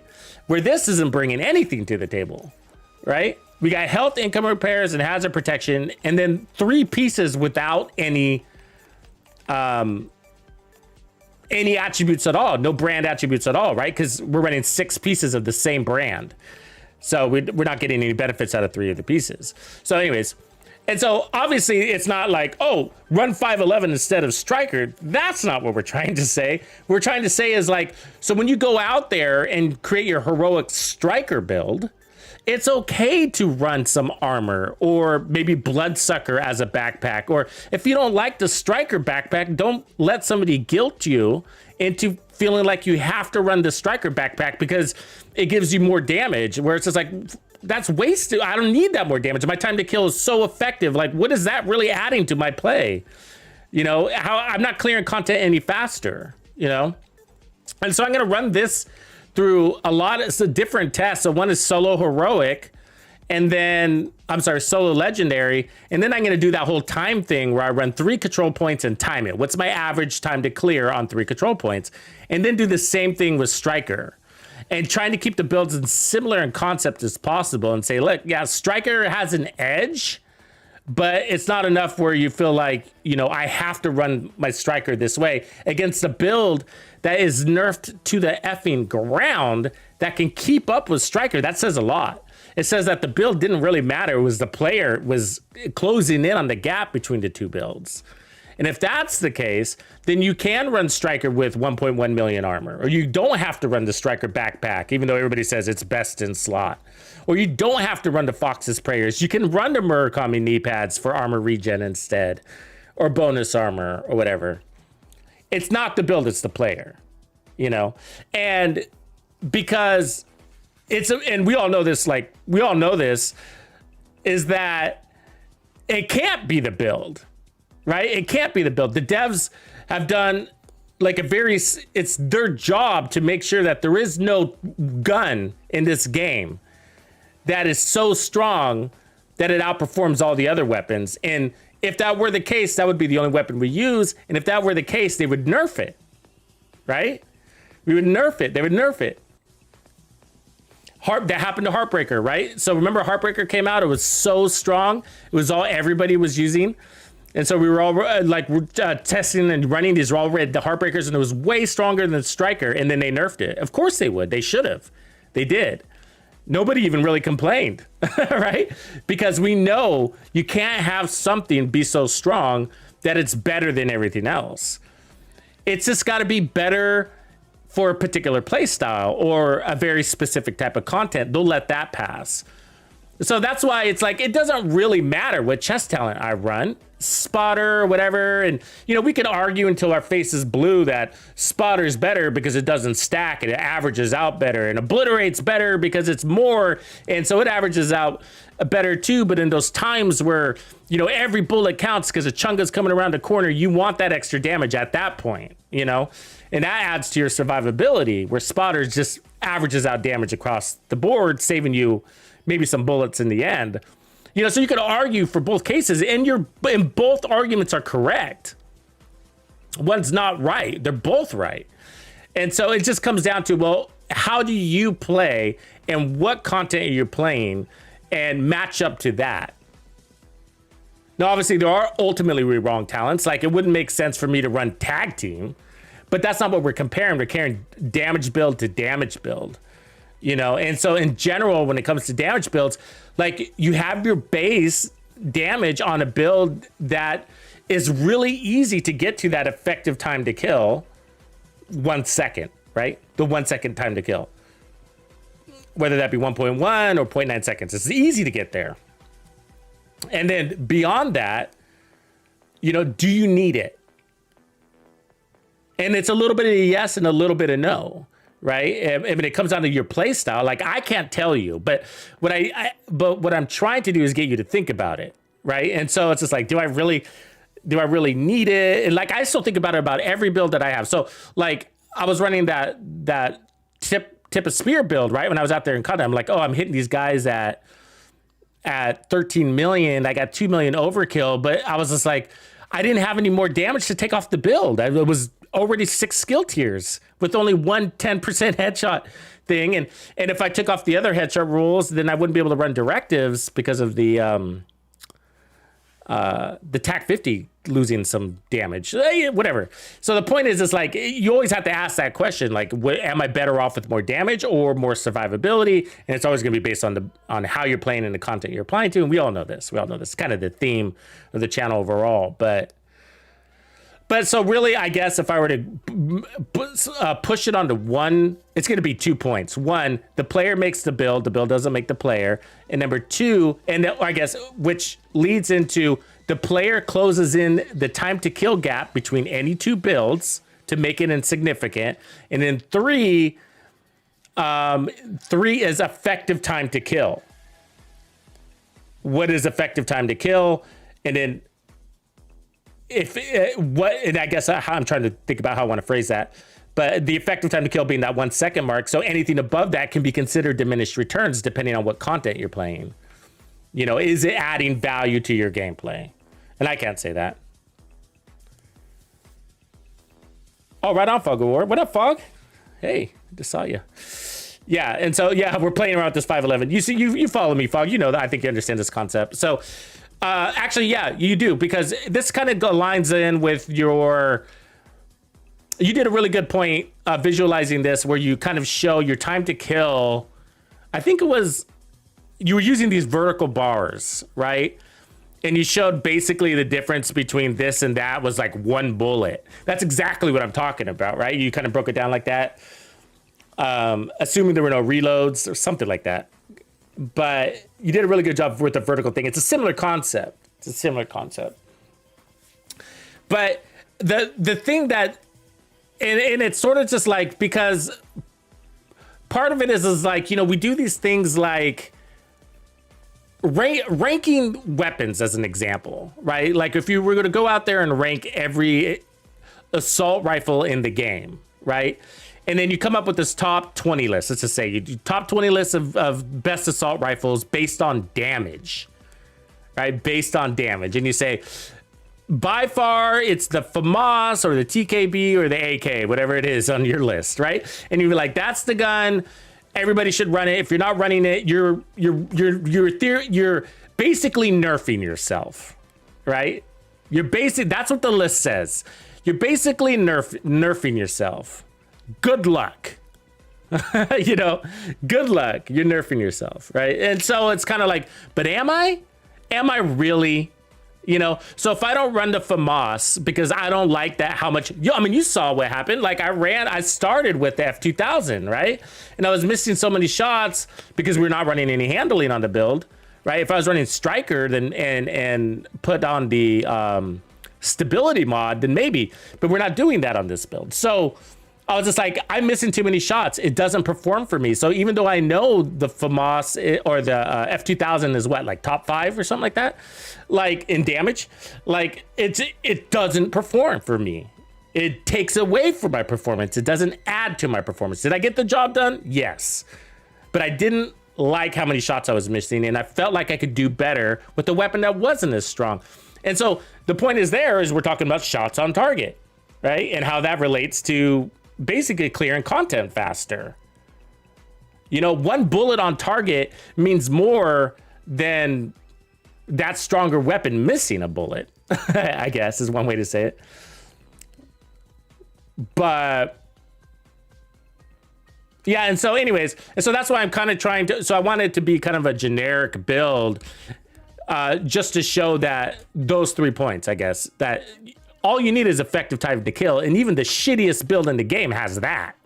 That's how I should probably say it. That's how I should probably say it. Like, and so don't get your panties in a wad that it's got to be Striker and it's the only DPS build I run. You know what I mean? Because you see that, right? People out here that's like, I don't see why you would run anything other than an all red striker build. I mean, like, really? You don't see that? You don't see that? Well, you're missing out on a lot of fun and heroic content. You know, you really are. You know, because it's pretty fun to get out of cover, or maybe you're not an aggressive player, but still, you know, you could add some bloodsucker and just get some crazy bonus armor on the back half, or some good regen, or you can make a hybrid, or whatever. You know, I can't say what's fun and what's not for you, but you know what I mean? Like, it's like, but I have lots of reasons not to run an all red striker build. Actually, I don't think it's very fun to run a striker build, an all red striker build in heroic content at all. It's a lousy experience. It's very lousy. You know, it's like striker is a legendary damage gear set when you're going all in on DPS. And it's like, I feel like that's all that it's good for. And then if I'm running in heroic, I go hybrid striker. I put on 6 skill tiers. You know what I mean? Because it's just sort of vanilla in heroic and it's not very fun. I mean, maybe with the memento and lots of armor, I'll do that. You know what I mean? I'm going to fuck it up.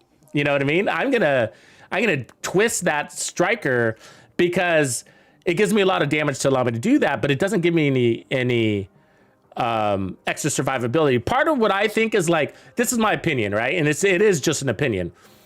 Like, if you want to make the best build in the Division 2, okay, the very best build in the Division 2, follow the Hunter's Fury formula. That's it. That's it. Digest Hunter's Fury and make that build. I'm not saying use Hunter's Fury. I'm saying whatever you're using, follow the Hunter's Fury formula. I can say that in several different ways. You want to make the best build in the game? Follow the Scorpio exotic shotgun formula. You want to make the best build in the game? Follow the Memento exotic backpack formula. Those things are perfect. I could add more there. You want to make the best build in the game? Follow the Heartbreaker gear set formula, right? And so what are those formulas? Red, yellow, and blue. Everything that I just said has all of those components, right? Heartbreaker.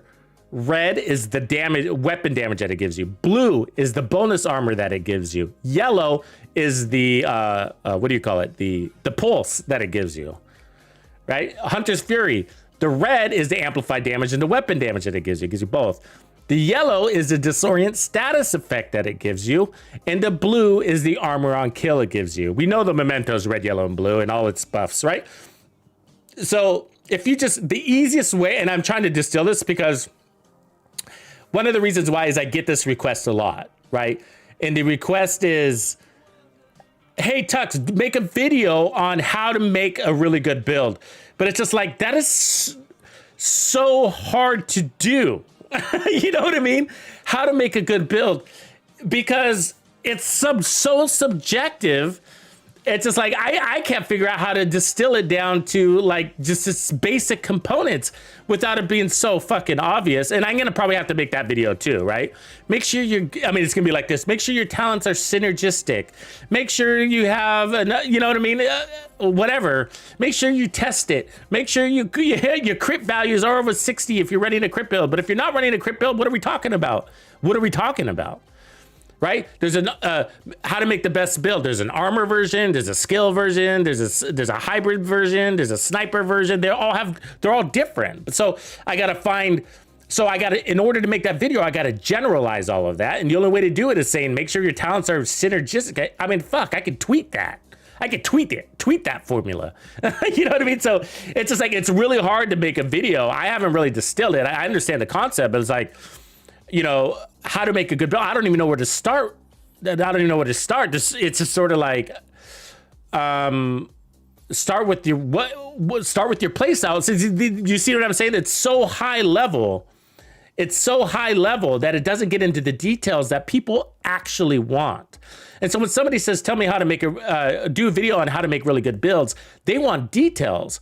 But because of all the variables in this game, and including play style and the build's possible role and the content where you're taking it, in order to put that in a reasonable length video, I got to go super high level. It's going to be like, Okay, so weapon choice is important. Make sure your talents are synergistic.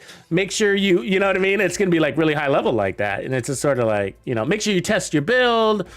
Make sure you don't have any waste on your build. I mean, it's just sort of like, it's really high level. And I should make that video anyways, because that is a good place to start. I'm not saying, but I'm not saying that. But what people really want is they want this breakdown formula, right? They want details.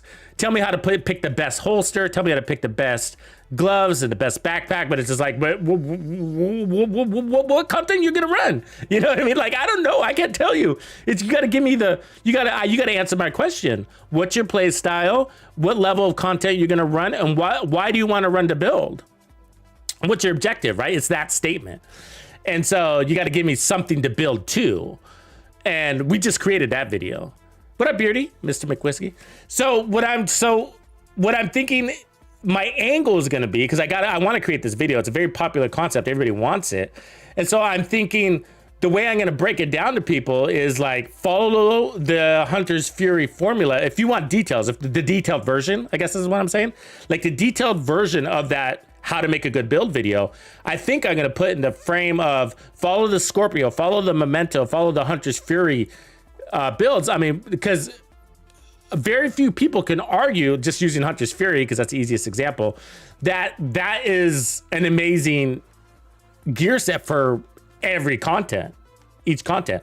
Now it is subject to play style, but I mean, we use it on sniper builds, pistol builds, shotgun builds, SMG builds, assault rifle builds, whatever, you know what I mean?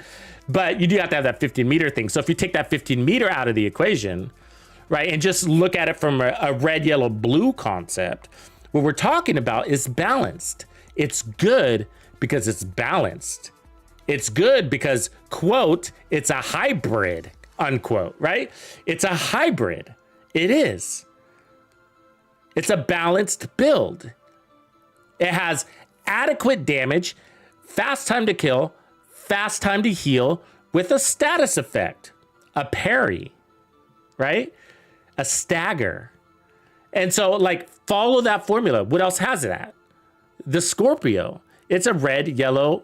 It's not technically a blue, but it is a red and yellow, right? It does disrupt, it does shock. So those are status effects, right? I guess you could call it both of those blue too, because it is damage avoidance. I guess you could call that, but it comes in a status effect, and then it gives extra damage, and it's got a strong base. So either way, it's a hybrid. And then of course the Memento, which gives you everything else. So it's just like, and so I think that if I were to break it down, I don't know if this is a good idea, but this is my angle, so I would love feedback on this, is that I think when it comes down to the detailed version of like, hey, this is how you make a really good build, follow this formula, use these things as a template and as a guide, go out there and make whatever build you want, whether you're using striker or hot shots or tip of spear or whatever it is. Like these, I mean, of course you can branch out and you can min-max things and do whatever you want, but when you're coming down to a really good build, these are good for a reason. You know, they bring all the proper elements that you need for survivability, and it's got the effective time to kill that comes with it, which is you've met that criteria in time to kill. It's met. Now what? Now what? Right? And you know what people answer to? Now what? More damage. Is that really the answer? Is it really the answer? Now what? You know? And so when I say your time to kill is at 1 second, now what do you want to do with your build? A lot of people answer more damage. And it's sort of like, and that's because they don't realize, right? I don't think a lot of people don't realize that you don't need more damage, you know? And then I heard people say, oh, don't worry about overkill. You know, don't worry about overkill. It's about time to clear that matters. But like what I'm trying to explain to you is that the overkill doesn't add to a faster time to clear. Test it for yourself. Time yourself on your phone. Time yourself. You know, run a striker with Memento, run striker without Memento, and see which one's faster. You know what I mean? Run the old meta build against the striker build. See which one's faster. But you got to do it. You got to take out situations. So you're going to need to do like, you know, play over an hour and see how many control points you clear, or see how fast you clear the same 3 control points. Right? That's what I do usually. I'll clear 3 control points and maybe even 1 legendary checkpoint, and then do the average of those and then compare the two. And so that way you're taking in multiple variables. Each run's going to have its own thing, right? A random convoy comes through or whatever, right? So you got to average it across more things. But it's still not going to be a perfect statistic or anything like that. But it's your gameplay. You're going to analyze it, you know? And so, yeah, I don't know. So that's kind of what I want to say is like, okay, so when we're looking at this, how to make a good build video, let's follow this formula. And the first thing we're going to go after is an effective time to kill. Okay, we did it. Now what? Not more damage. That's not the answer. Now let's look at the additional slivers of that survivability pie. Let's look at some armor on kill. Let's look at maybe some riot foam status effect. Maybe it's a really good decoy to pull aggro. And so it doesn't necessarily have to be in the form of a core or an actual gear slot attribute. Some of that comes from the skill, right? So sometimes it's like, and that dictates how much armor you're gonna have. So let me put it this way. Like if you have a build that pulls aggro really well, you might find you don't need extra armor or extra armor on kill. You're gonna want a little bit, but you might not, because you have a really good decoy and your time to kill is so fast. You're like, I don't really need any more armor, Tux, and that's valid. You understand? So your choices are what? Well, you know, your choices are what? You know what I mean? Well, more, I guess, of what's successful in your build. You really have no place to go. This has happened to me all the time. I have no place to go. Just like the tip of spear build. Okay, there's an example. And so I want 6 skill tiers. I got all that skill damage, but I'm killing everything so well, and aggro's being pulled away from me. Nobody's shooting at me a lot of the time. I'm running around out of cover to force the issue. And then it's just like, wow, I still got overkill. What do? I got more damage on the build. My time to kill is faster than I need. My survivability is high. Well, let's make the build stronger. But now I look at the build, I was like, I have nothing to do. You know what I mean? I have nothing to do. I don't need to put on any more damage. I don't need to add more survivability. Both of those things are good, you know? So I guess the build is done. You know what I mean? I guess it's done. So, you know what I mean? So we run into those roadblocks all the time, and that's just because there's, you know, we're limited on how many slots we have in the possibilities, right? So that happens all the time. Trying to think of other build examples, but they're out there, right? Maybe it's a Heartbreaker build. You're out there running and gunning and you're just slaughtering everything. You got 10 million in fucking bonus armor. You're killing everything in 1 second. You're running around shieldless out of cover. And it's just like, wow, let's make this build better. I got too much bonus armor. They're not even taking it away from me. My time to kill is faster than ever. What do I got to do on the build? Well, you don't have anything to do on the build. You know, you're like, you don't need any more heals. You don't need any more armor. You don't need any more damage. And what else is there? You know? And then if you start adding some things, like let's just say you want to start adding status effects, well, then you start taking away, and then the build breaks, right? It's not in the cards all the time. So which is why, again, it's hard to to make a build video that says how to make a good build.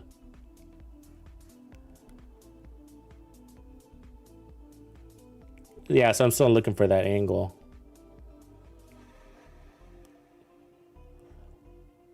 There you go, Chrono. That should get you started, bro. I just dropped you a link. And that's fresh, too. I'll give you a couple more to get you going.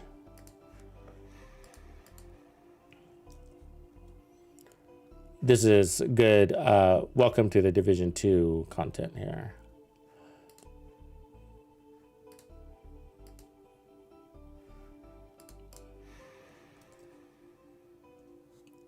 There you go. I start with those 3 vids. They're all roughly 10 minutes long, so I think I got you that last one right. Let's see. Yeah.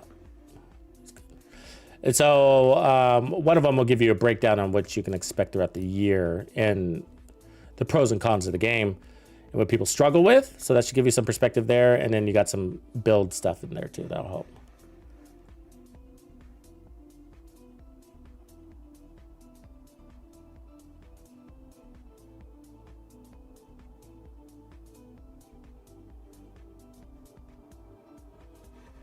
You know, that's a good question, Guero Nick. I feel like the way the game is going, it's like I find myself using gear sets more than ever. Does anybody else agree with that? And I think that's what the devs are pushing for. You know, I think that the devs are wanting a more gear set emphasis in the game because they want to uncouple the game from complication and build, because it's intimidating. It's intimidating. People feel lost. The knowledge gap between an experienced player and a new player is vast, and you know, and it also causes a lot of negative stuff in the game too. So I think what they want to do is give us just gear sets because it's kind of easy to create gear set builds. I used to call them. Back in the day, I used to think that gear sets were more for people who weren't really into builds or didn't want to think about it, and just slap 4 pieces together that match the same symbol and you're good to go. And that's basically true, right? It doesn't really matter if you run the striker chest piece or the striker backpack or whatever. I mean, it does on the piece of paper, but in the reality of things, and people don't like it when I say this, so you know, but in the reality of things, it doesn't really matter. You're going to overwrite that, you know? And so I don't like running the chess piece because I look down and I say, I'm barely ever, never, ever using the extra 100 stacks, and I'm not. So it's not optimal, but it doesn't matter. You're still going to slaughter content. You're still going to clear control points in 3 to 5 minutes. You're still going to, it doesn't matter. You know, and that's what the devs want. That's what the devs want. Do a comparison for yourself. You know, put on an all red Heartbreaker, put on an all red Umbra, put on an all red ongoing directive, put on an all red striker, and go run 3 control points. Time yourself on the phone with each one. You know, and everybody should do this exercise in the whole game. You know what I mean? And see how you fare out in the end. Which one actually cleared the 3 control points the fastest? And be fair. Don't cheat. You know, it's for you, not for anybody else. So play the same way for each. If you're an aggressive playstyle, don't change your playstyle for the next build, right? If you're a relaxed playstyle, you got to play relaxed on all the builds. If the build is causing you to change your playstyle, it's the wrong build for you, unless you're intentionally changing your playstyle, like a tank, right? If you're going to run a tank, that's obviously a different role. But from a damage perspective, whatever damage build you're running shouldn't change your playstyle. I guess unless you're doing that intentionally. Not everybody is fixed on a playstyle. Some people are, you know, so I'm talking in generals here. So, yeah, but there is not, one isn't really better than the other, but I feel like the game is definitely gravitating to gear sets, and it's to simplify building, you know, and then the brand sets are for the other 2 pieces, basically, you know, because gear sets are 4 pieces, right? So, what up, Jotovin? Yeah, good question. That's a really good question. It's always been on my mind. But yeah, so we in the beginning, in the early days, we didn't have gear sets. We had the early ones were, I guess, Tip of Spear has been around for a while, Negotiators, True Patriot, and maybe Ongoing Directive is really old. And then later came Hunter's Fury, and that was a change. The game changed around the time we got Hunter's Fury. We got the Hunter's Fury, Memento, Scorpio, Mantis, Ridgeway's Pride. All these things came at the same time, and that's when the game changed. There was a shift in dynamic. It went from an emphasis in cooperative gameplay to more nimble building that allowed people to be agile between cooperative and solo gameplay. It used to be really difficult to solo.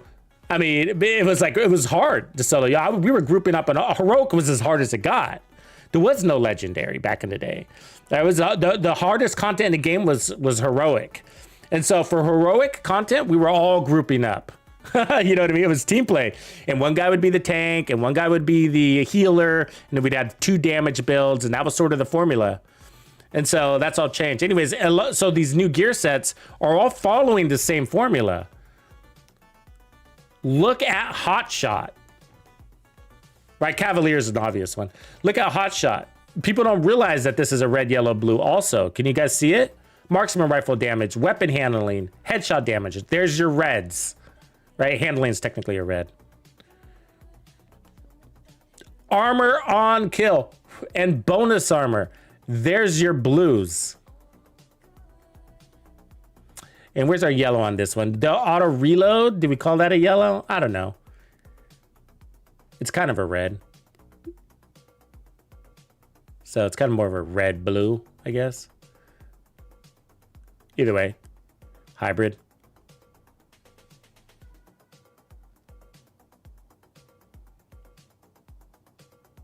There's no status effect in there. If there was a status effect or a skill thing, then that would add the yellow. The mantis is it's, I could justify it being a red, yellow, blue, but it's a red, blue. So in plain sight, it gives us amplified damage. There's our red, and then the decoy is the yellow, so it's a red, yellow. But the damage avoidance is technically a blue, and that's what that does. So you kind of have to read between the lines to pull out the third color, if you follow my drift here.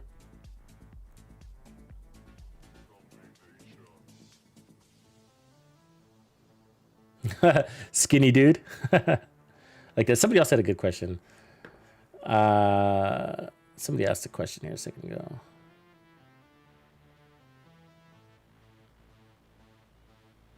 I don't know. Fog of War. I think in season 4, he's asking if we're going to go down the classified build route. I think in season 4, all of this is going to be hogwash. You know what I mean?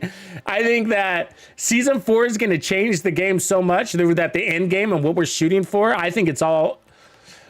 I think that's like why the devs are like leaking, you know, they're doing like minimum development on gear and minimum release on exotics and stuff like that, because they don't want to invest in something that's going to be wasted. We're going to get a new specialization system.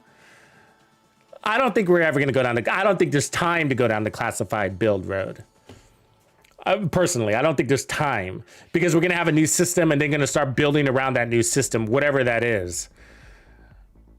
But what and again, generalize, they're going to simplify, right? So I think everything is going for simplification and streamlining. And so, because they want the game to be more friendly to casual game players. And right now it's not. Kind of got more of a cult mindset in this game, right? And so they want to break away from that. If not, this game will never get the energy it had when it was first released. And that they need that. They need that high energy. I can jump in this game, play, and have fun. It is the devs' fault, yeah. They took it down this path, you know? They made it complicated. Well, they did try to make it less complicated when they came out with Gear 2.0. Remember Gear 1.0? Oh my God. I mean, that was so confusing. I had a hard time figuring out how much damage to elites I'd have on my build. I'd have to count piece by piece, and then I'd lose count. I'd have to go back and count again. I was like, how much do I have? I was like, God, fuck it.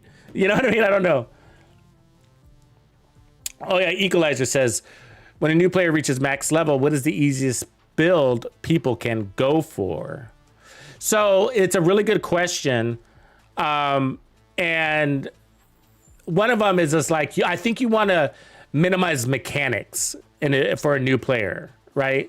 So a new player, I think you don't want to have some complicated things, right? Like, got a headshot and then switch over to your pistol and then go back to your primary weapon, secondary weapon, whatever. And so I think that's why strikers can be really appealing. Not saying that's the build that I would recommend to a new player.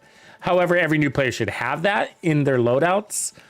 Because it's a really good damage build. So if you're playing with the right team, then that's a really good build. But I don't think Striker is always really good for new players, because especially I'm thinking about legendary content particularly. You know what I mean? Because they don't really know, because they're new, where the best place to position is and who their priority targets are. And so what ends up happening to a new player using a very vulnerable build, let's just admit it, Striker's all red, there's no extra survivability, unless you're slaughtering enemies, then the 10% armor on kill from Gunner's enough. We all know that. But that's usually if you're a more experienced player. And people skip over that a lot, right? People just say, oh, Striker's the best build in the game. This is the only build you need. Run Striker with Gunner. That's all the survivability you need. If you're in the right position, if you know where the right positioning is, and if you're taking out critical targets, if you know who your critical targets are, then, and you're able to adapt and all that other shit, situational awareness, so that you're making the most out of that 10% armor on kill by killing. Otherwise, man, for new players, Striker's gotta be painful, right? I mean, painful. You know, you pop out of cover and the first thing that happens is you lose all your armor. The first thing. Why does that happen? Because you're in the wrong place. And they're too new to know that. And they're playing with a team on a matchmake. And so there's nobody to coach them to stand here, stand there, stand there. You know what I mean? So I don't think Striker is the best place to start for a new player. Same with Hunter's Fury. Hunter's Fury is a meta of metas. You can't justify that, right? But I wouldn't advocate that for a new player.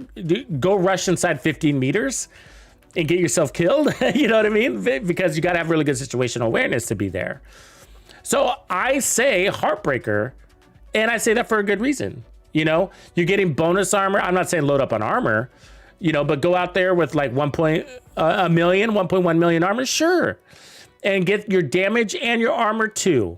And you're not sacrificing damage. You're going to hold up against the Striker's build. Run the numbers yourself in the testing range. Be fair. Use the same weapons and the same level of armor and the same talents. And be fair, and you will see that your DPS is fractions of a difference, and your crit values are fractions of a difference, you know?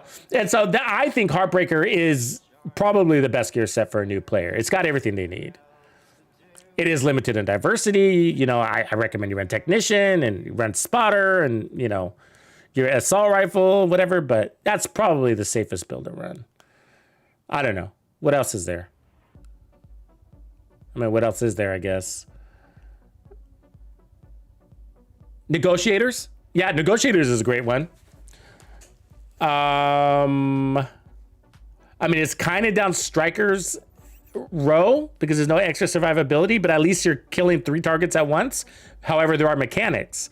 And so I don't normally recommend Negotiators for a new player because of that. You know what I mean? Because you got to remember to tag, then focus fire, tag, and then focus fire. That's how to utilize it best. So, and then ongoing directive and its status effect can be a pain in the butt. You might find yourself in a place where you're not getting any benefit if you're not getting that status effect. What else is there? I don't think there's much. I can't think of anything else. Oh, Umbra. Umbra's, somebody brought up a good point about Umbra being a really good build for new players. And that's because they said, and there are mechanics to Umbra, and you heard me say earlier, like minimize the mechanics, right? And Heartbreaker's point and shoot, right? There's literally nothing you need to do, just point and shoot, because you're gonna have spotter, and so, or not spotter, but the laser pointer. So you don't even need to get headshots, just point and shoot. So, but somebody had a good point about Umbra. So Umbra has that dynamic where you're in and out of cover, right?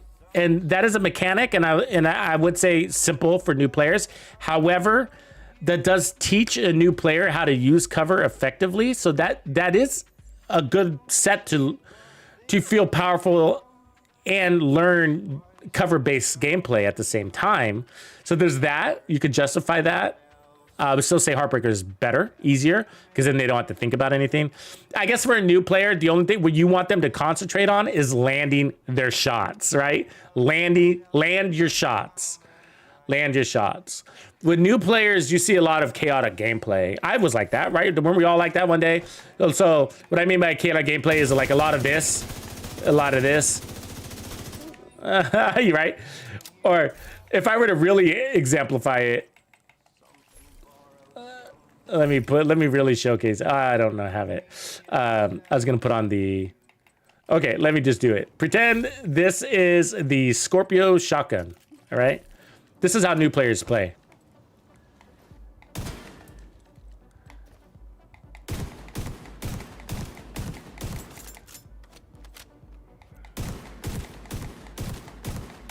What's wrong with this?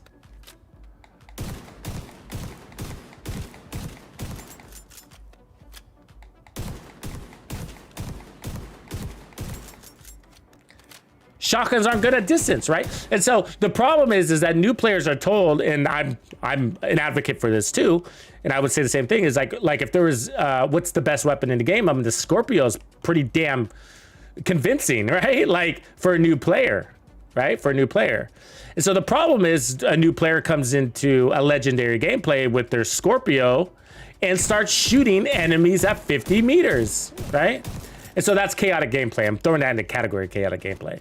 Not because they're dumb, but because they were told that's the best weapon in the game. And so that's what they're running on the primary. They're not switching. They're not thinking about it. All they're thinking about is, I need to stay alive. Legendary is hard. I'm blind firing that target at 50 meters. Some of the pellets are landing. I'm not paying attention to my efficiency or anything. I'm just trying to stay alive, right? And so you see that. And then what also you see from these players is that when there's two things. One is, have you ever noticed when you're playing legendary with a new player, they're always the tip of the spear? What I mean by that is they're always the first person to go through the door, and they're always in the front of the pack, right? And that's the opposite of where I would be if I was a new player. But part of it's because they don't necessarily know better, right? And so they always end up dying because they're taking all the aggro, right? And then when they get rushed, this is how they handle it. They get out of cover, and then they start, when somebody's pressuring them, they get out of cover and start doing that and they're taking damage while that's happening. These are all reasons why Striker isn't good, right? And so the problem with this is that maybe they do get the kill, maybe they don't, but they took damage while it was happening, and Striker doesn't give them the survivability to continue to take that kind of damage, you know? So the chaotic gameplay is why you don't want to add things like even Umbra or Negotiators into their build, even though they can get away with it. Of course, it depends, different levels of game intelligence, we'll call it, of course, is out there. But, you know, the more they can just focus on, hey, I have an enemy coming at me, I'm just going to point and shoot, whether that's blind firing or not, but just focus on that one thing, land my shots on my greatest threat, which is the guy that's standing in front of me. If we can distill it to that simplicity, then I think that's the best build in the game for new players. And I do agree with skill builds, by the way. I do agree with skill builds. I see some of you guys commenting that, and I agree with that. So from a damage build perspective, I would say Heartbreaker. From a skill build perspective, I would actually say that that Striker hybrid is pretty good for even a new player. You know, a Striker build with 6 skill tiers and Memento or not, you know, it doesn't have to be the Memento. And then, because then they're getting strong weapon damage and really strong skill damage too. But pure skill builds are also mainly because of that cloaking capability, right? And so the skills take the pressure off of you, and that's really helpful to a new player. That way they can get out of cover, not literally, but play out of cover like this and focus on shooting their enemies because the skills are letting them get out of cover and not take damage. So yeah, skill builds are probably the other good build. I kind of miss playing with this rifle. Pretty good, isn't it?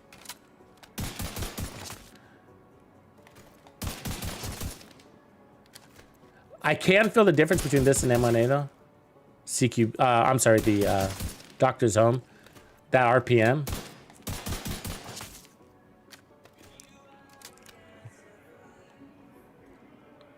Yeah, you might be right. Wide. What am I saying here? Wild's word? Wild easy word? What are we saying here? How am I pronouncing this? Am I complicating it? Well, Wildy's word. Sorry, I'm complicating that probably. It's probably the first one. Yeah, that's probably, that could be the case. That could be. The stacking or whatever. Sometimes there's no place to actually stack too. In certain legendary missions. Or spots, you know.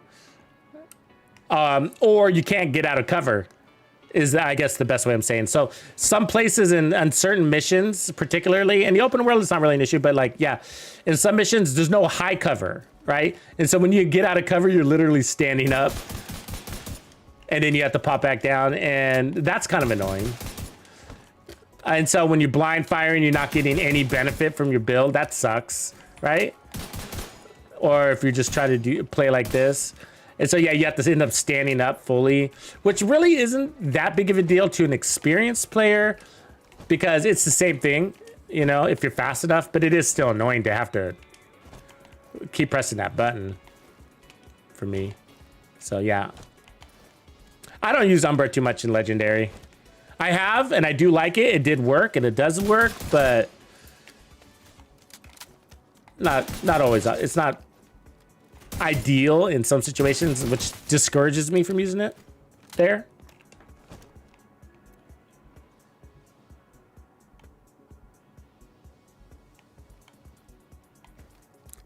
You like the Firestarter one?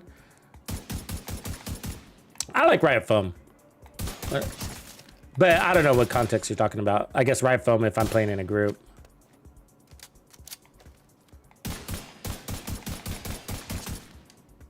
I mean, this thing hits at 1.6. Do I have the laser pointer on it? I think so. Yeah.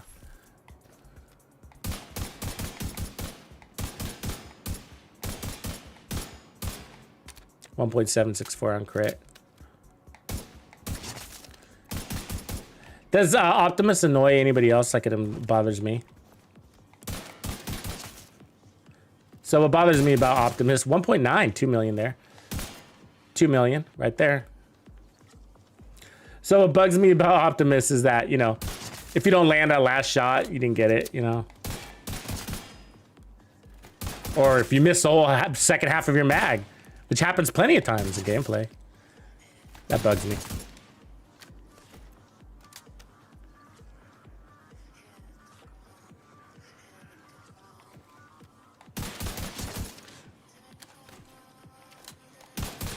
Yeah, game is totally different in solo. A lot of people, but still, I guess for a lot of people, we've been in the game for a while, right, Grumps? But a lot of people, for new players, solo heroic is still hard, right? It really is. Because I get people commenting. Yeah, you're right. Yeah, talented. Yeah, totally. I don't think I like it there either. I can't remember what I use. Yeah, that's right. You're right. Because of bullet hell, there is no reload. And so you got to think about that. Some of those crit ones too. It's just like if you're not going to run, you don't have shit for crit chance either. And they have crit based builds. Yeah, 2 million though. I mean, it's nice to see that number, but it doesn't happen as much as I like it to. Yeah, I get these comments where people are saying like, "Oh man, I put that build on that you made for heroic solo, and I can't do anything like you were shown in the video." You know, and it's just like, yeah, I mean, you know, what can I tell you? Well, I could, you know, I don't want to say get good, but that's part of it, right? The build, and that's what that last video was about. 10 things I wish I knew sooner. Is that, you know, the build has got to match your playstyle and your skill level. And so it's not always able to see that. Maybe we can help the players by creating some sort of rating. Maltech, appreciate you with your Prime.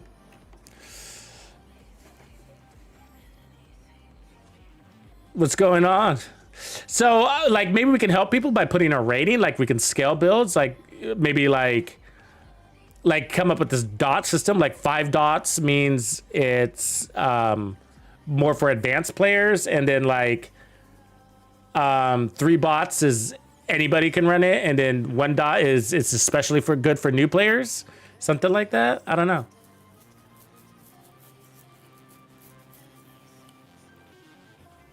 And they just put that in every video, you know. Yeah, that's probably could be really helpful, right?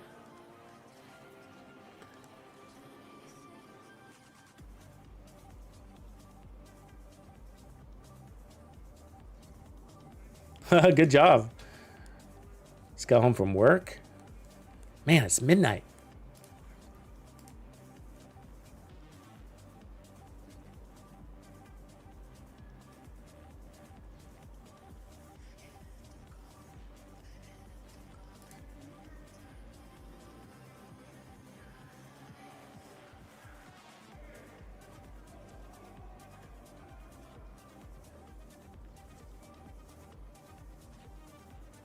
Oh, it's 5 p.m. there, huh?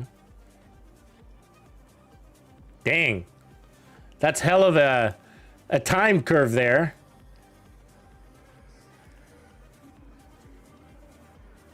"15 hours ahead of me? Where you at?"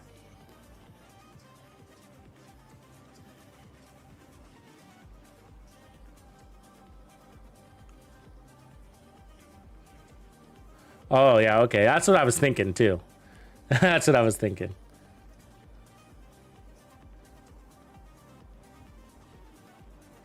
It doesn't, Greg, unless your status effect has damage along with it. It's got to be skill damage, yeah. So it would for like, if you're using the hive, the stinger hive, that would work. It actually has technically explosive skill damage. And then what other status effect? Fire. Technically, fire is both damage and status effect. Fog, are you in the UK or are you in Australia too?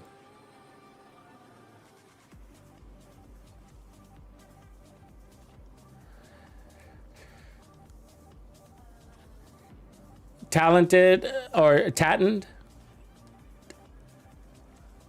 Well, how are we saying your name here? Tate in the plays. Tate in the plays. Tate in the plays. Tate in the plays. Sorry, I'd like to try to figure everybody's names out. Oh, you're in Australia too. Yeah, that's a good question. I mean, I think, in my opinion, like my expectations for people like myself are kind of low when it comes to the new content. Especially for season 4. I think it's going to be more inviting for new and returning players than for veterans. And I think the devs are okay with that, right? So I think the devs are okay if some veteran players say, fuck this isn't fun, I'm out of here. You know what I mean?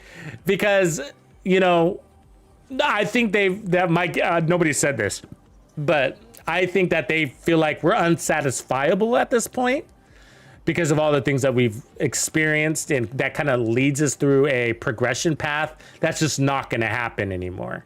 You know, it's just not going to happen. We're there. We beat the end game. You know what I mean? It's just like we have everything. There's nothing going to be better than a Memento. There's nothing going to be better than whatever, the Scorpio, whatever. You know, so I think we're really hard to please, and I don't think we're the ones that they're going to please anymore. So my point is that I think the new endgame content, the DLC, that's going to come with Manhunt 2.0 and basically a new season concept with a new end game, I think is going to be more geared towards casual gameplay. So I think we're going to see things more like, I don't know if I have a good example of what I envision in my head. Try to think here. Yeah, I don't know.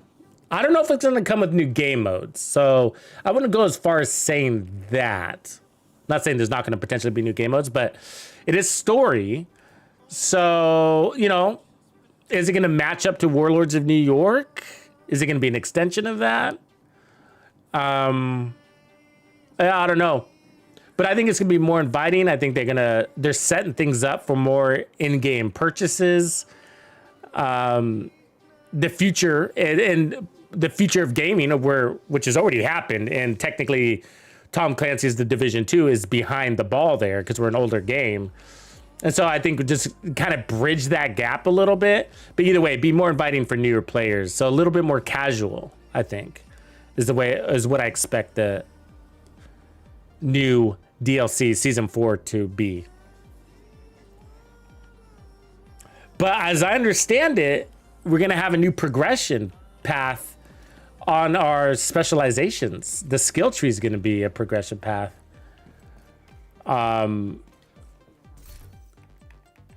Like this is going to be different. So this is going to contribute to some of your identity diversity. This is going to contribute to your diversity by picking like this plus this plus this, or this plus that, but not both, you know? Like you pick a path and you're going to trail that path. So as I understand it, but we don't have much insight beyond some verbal visualization at a minimum that they've given us on this stuff. So, and I don't like to speculate too much. So that's about as far as I will go, as saying that I think it's going to be more inviting for newer players. So, and that's cool with me because I know that's what we need in order for this game to be alive, and I can roll with it and adapt and whatever. Yeah. Yeah. And that does make it easier to jump in and out of the game too, right? When it's more casual. So as we start playing things, and maybe they're thinking about that too, as we start playing games like Heartland, Resurgence, and X Defiant, and whatever else you're playing, then it makes it easier to like go play that game today and then play the Division 2 tomorrow, or both in the same day, but coming in and out and doesn't require a 5-hour investment in the White House configuring your build. You know what I mean? Or whatever, right? So yeah, I don't know, man. I don't know, but I really don't know. Nobody does. And I'm curious as the next guy and what this game is going to look like in just a few short months. Really, what are we talking, January? Is that right? I think so. I think it's March, actually. It's March, isn't it? Because Season 2 starts in September, basically. And then... so that takes us to September, October, November, and then Season 3. Yeah, so basically March, April. Yeah, crazy shit. I don't know. I guess in the near future, my biggest concern at the moment is that Incursion isn't going to be one more thing that I don't play. And you know why? It's the smallest of things. You know, why don't you ever see me go into Countdown, right? It's that 8-man... I'm just not a fan of the scaling in this game. It just sucks, right? I mean, this. Let's talk heroic here. You know, the heroic scaling is shitty. Basically 200% for 4 guys. What is it for 8 guys? I don't know. I don't know what it is for 8 guys, but it's nasty, right? How much armor those NPCs are running around with, and that takes away a little bit of the fun for me. You know, that it takes all 8 guys to kill one elite is just, I don't know. We might as well be fighting that colossal 3-story enemy, you know, that stomps his feet and kills the whole squad. Might as well. Shit. Everybody's running around with 50 million in armor. And so the Incursion, I don't know. Maybe it's a 4-man Incursion. Maybe it's a 6-man. Maybe it's an 8-man. But I have a feeling odds are it's going to be an 8-man matchup. You know, casual, kind of like Countdown, run in, run out, 15, 20-minute game mode, something like that. But the problem is that the NPCs, when they do that, the more players you have to add tankier NPCs. That's just what you do. And that just sucks. You know, it sucks.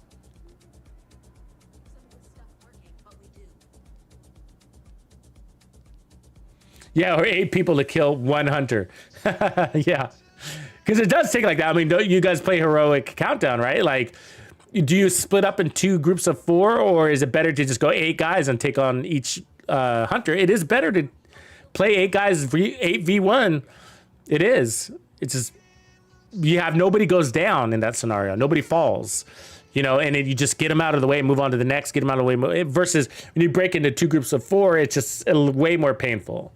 Now that does depend on who you have on your squad, how many Scorpios are in the equation, of course, you know, but I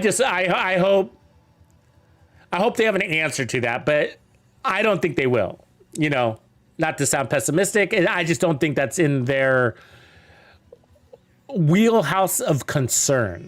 You know, I think they're okay with the level of tankiness because I don't think enough people complain about it. So there's no player feedback on that, you know. The player feedback really that comes through is just people not playing the game. So there's a lot of people that have tried the Division 2, and we're talking early days too. This is before it is the way it is now. People will try the Division 2 and be like, nah, the game's not for me. The enemies are basically bullet sponges, you know. It's like, yeah, I can't argue with that. I can't argue with that. And I'm not talking about easy. I'm talking about annoying, right? So we're not talking about level of difficulty here. I'm not talking about that. I'm just talking about, yeah, it is easy. Countdown's easy. You got 8v1, and that's also why it's not fun. It's easy. You just go through the motions. Pack instincts. Stick with the group. And you'll be okay. Stick with the group. Nobody dies. You know what I mean? And it's just like, but then you're not really feeling the thrill of the game, thrill of that kill. You're sharing it with 7 other players. It is easy.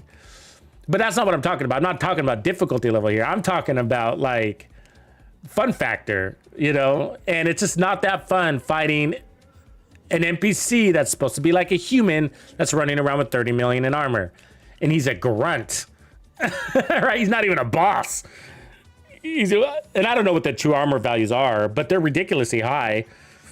They gotta be what? On an elite running around in there? What do you guys think? 20 million?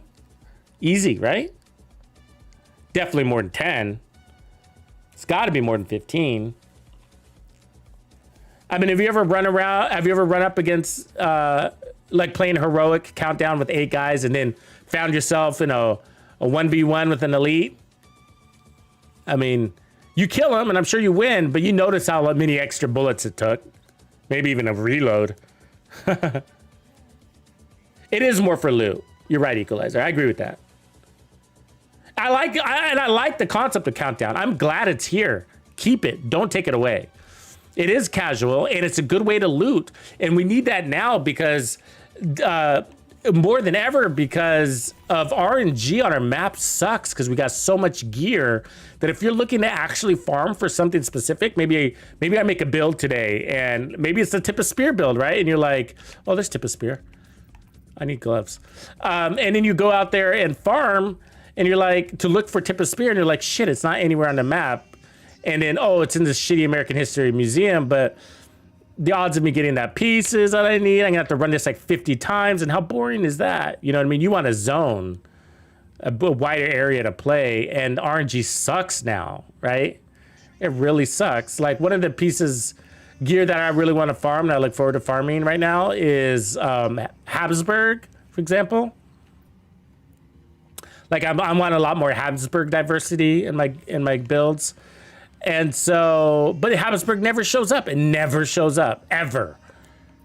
At least in the zone that I want to play in, you know? And so it's just like, it's going to take me light years to get that gear.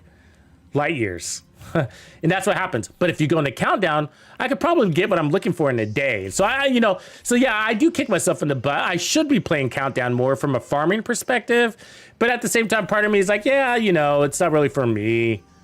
Even though I want these pieces, you know, I got lots to do between now and when I find that piece. I got lots of build videos and content to create, different concepts. So it's not really pressing enough for me to actually go to Countdown. But as a player, as just, you know, thinking about it from that perspective, Countdown is sick. It's awesome, you know, because of that RNG issue. And now, I mean, a lot of people don't realize it, but you can get the best gear in the game by playing Countdown. So beyond the stuff that drops, you're getting these credits and you can buy your exotics now. You could buy your named item Dark Zone gear. You never have to go into Dark Zone. Ever, ever, ever, ever, ever. You don't need DZ credits. You just need to play Countdown. You want the best gear in the game? You play Countdown. That's what you do. You know what I mean? Easy. I mean, the only thing you cannot get from Countdown, besides the raid exclusive exotics or which are now also in the Dark Zone, some of them, is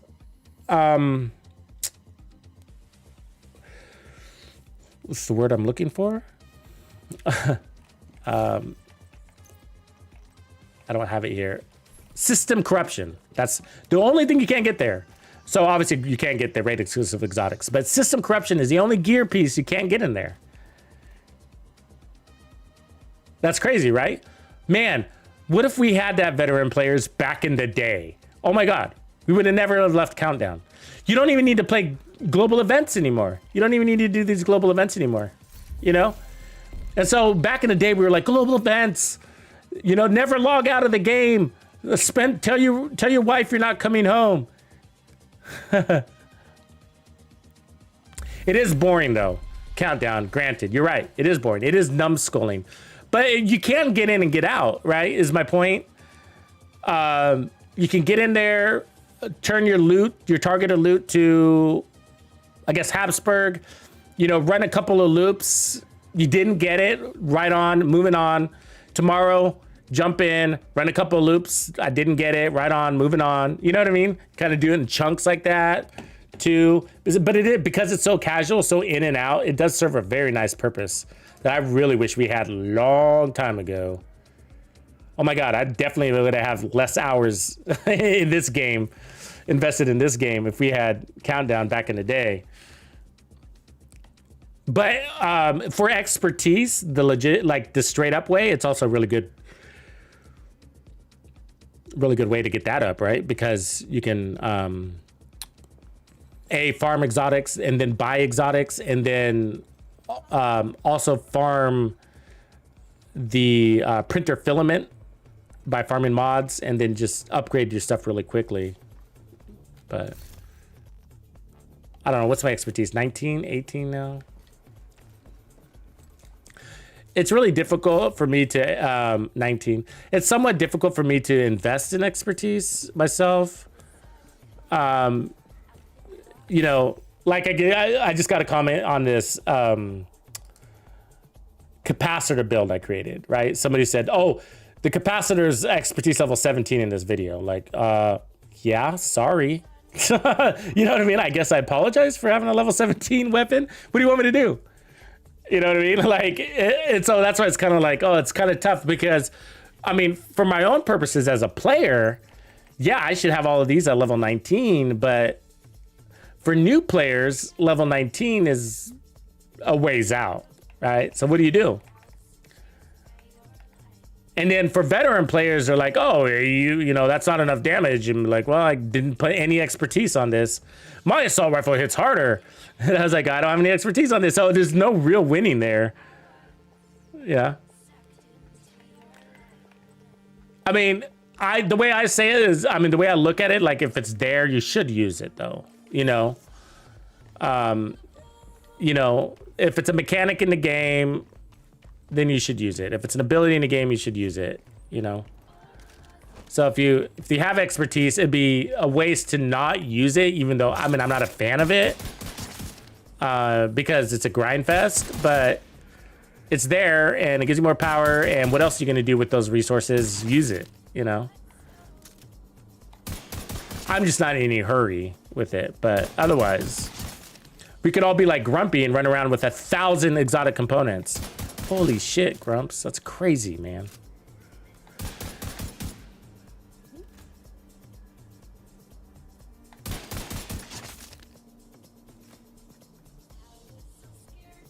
Oh, yeah, that's a good point. You can't get y'all gear from the Countdown vendor also. Good point by that, too. Y'all you can't get. It was there for a minute. I think in the PTS, y'all was on there, and then they took it out.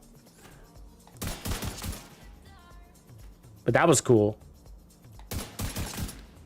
I think they might as well take that stuff out, but I don't know. There's so little incentive to go into Dark Zone as it is that taking out y'all gear would just, you know, be more of that.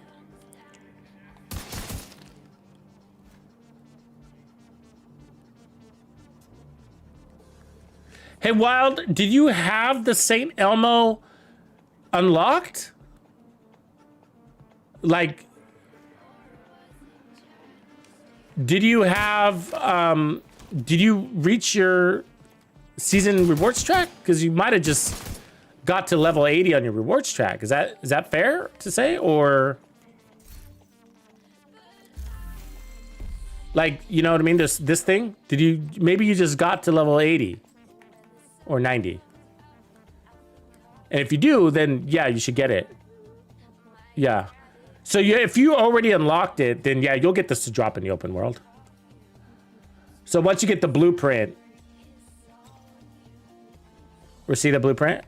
So you get 90 and then 91's the blueprint. So once you acquire that blueprint, it should drop for you. I think that's a condition. Yeah, thank God, because I know people accidentally lose their exotics, right? Oh, you picked it up. Oh. You're not the first. Somebody else said that too on a comment. I was wondering, did somebody, if they had that, because the devs just added it to the loot pool. It wasn't there until 18.3. And so it might be a bug that they don't know about yet. But it's going to be a moot point anyways, because, a moot point anyways, because they're gonna, once the season's over, it's gonna be there for everybody anyways. So in a couple of weeks, it won't matter. So that might be how they thought about it too. Like in a couple of weeks, it's like everybody's gonna be able to get it. Yeah, but on level 30? No, I think all the exotics are available on level 30. Well, I mean, besides the raid exclusive out of the equation, do we have, are they warlords related? I'm not sure, because the coyote mask, well, you have warlords, but you're not to that section yet. God, I don't know, it gets confusing looking back like that. But I think you should be able to get it, because think about it, if you're a new player, you joined today, you're level 0, World Tier 1, you know, you should be able to get the exotic. But having that gun on a level 30, I wish I had that too. As a new player, holy shit. Can you imagine having the St. Elmo's as a new player? That would have been great. Scorpio as a new player. What did I have?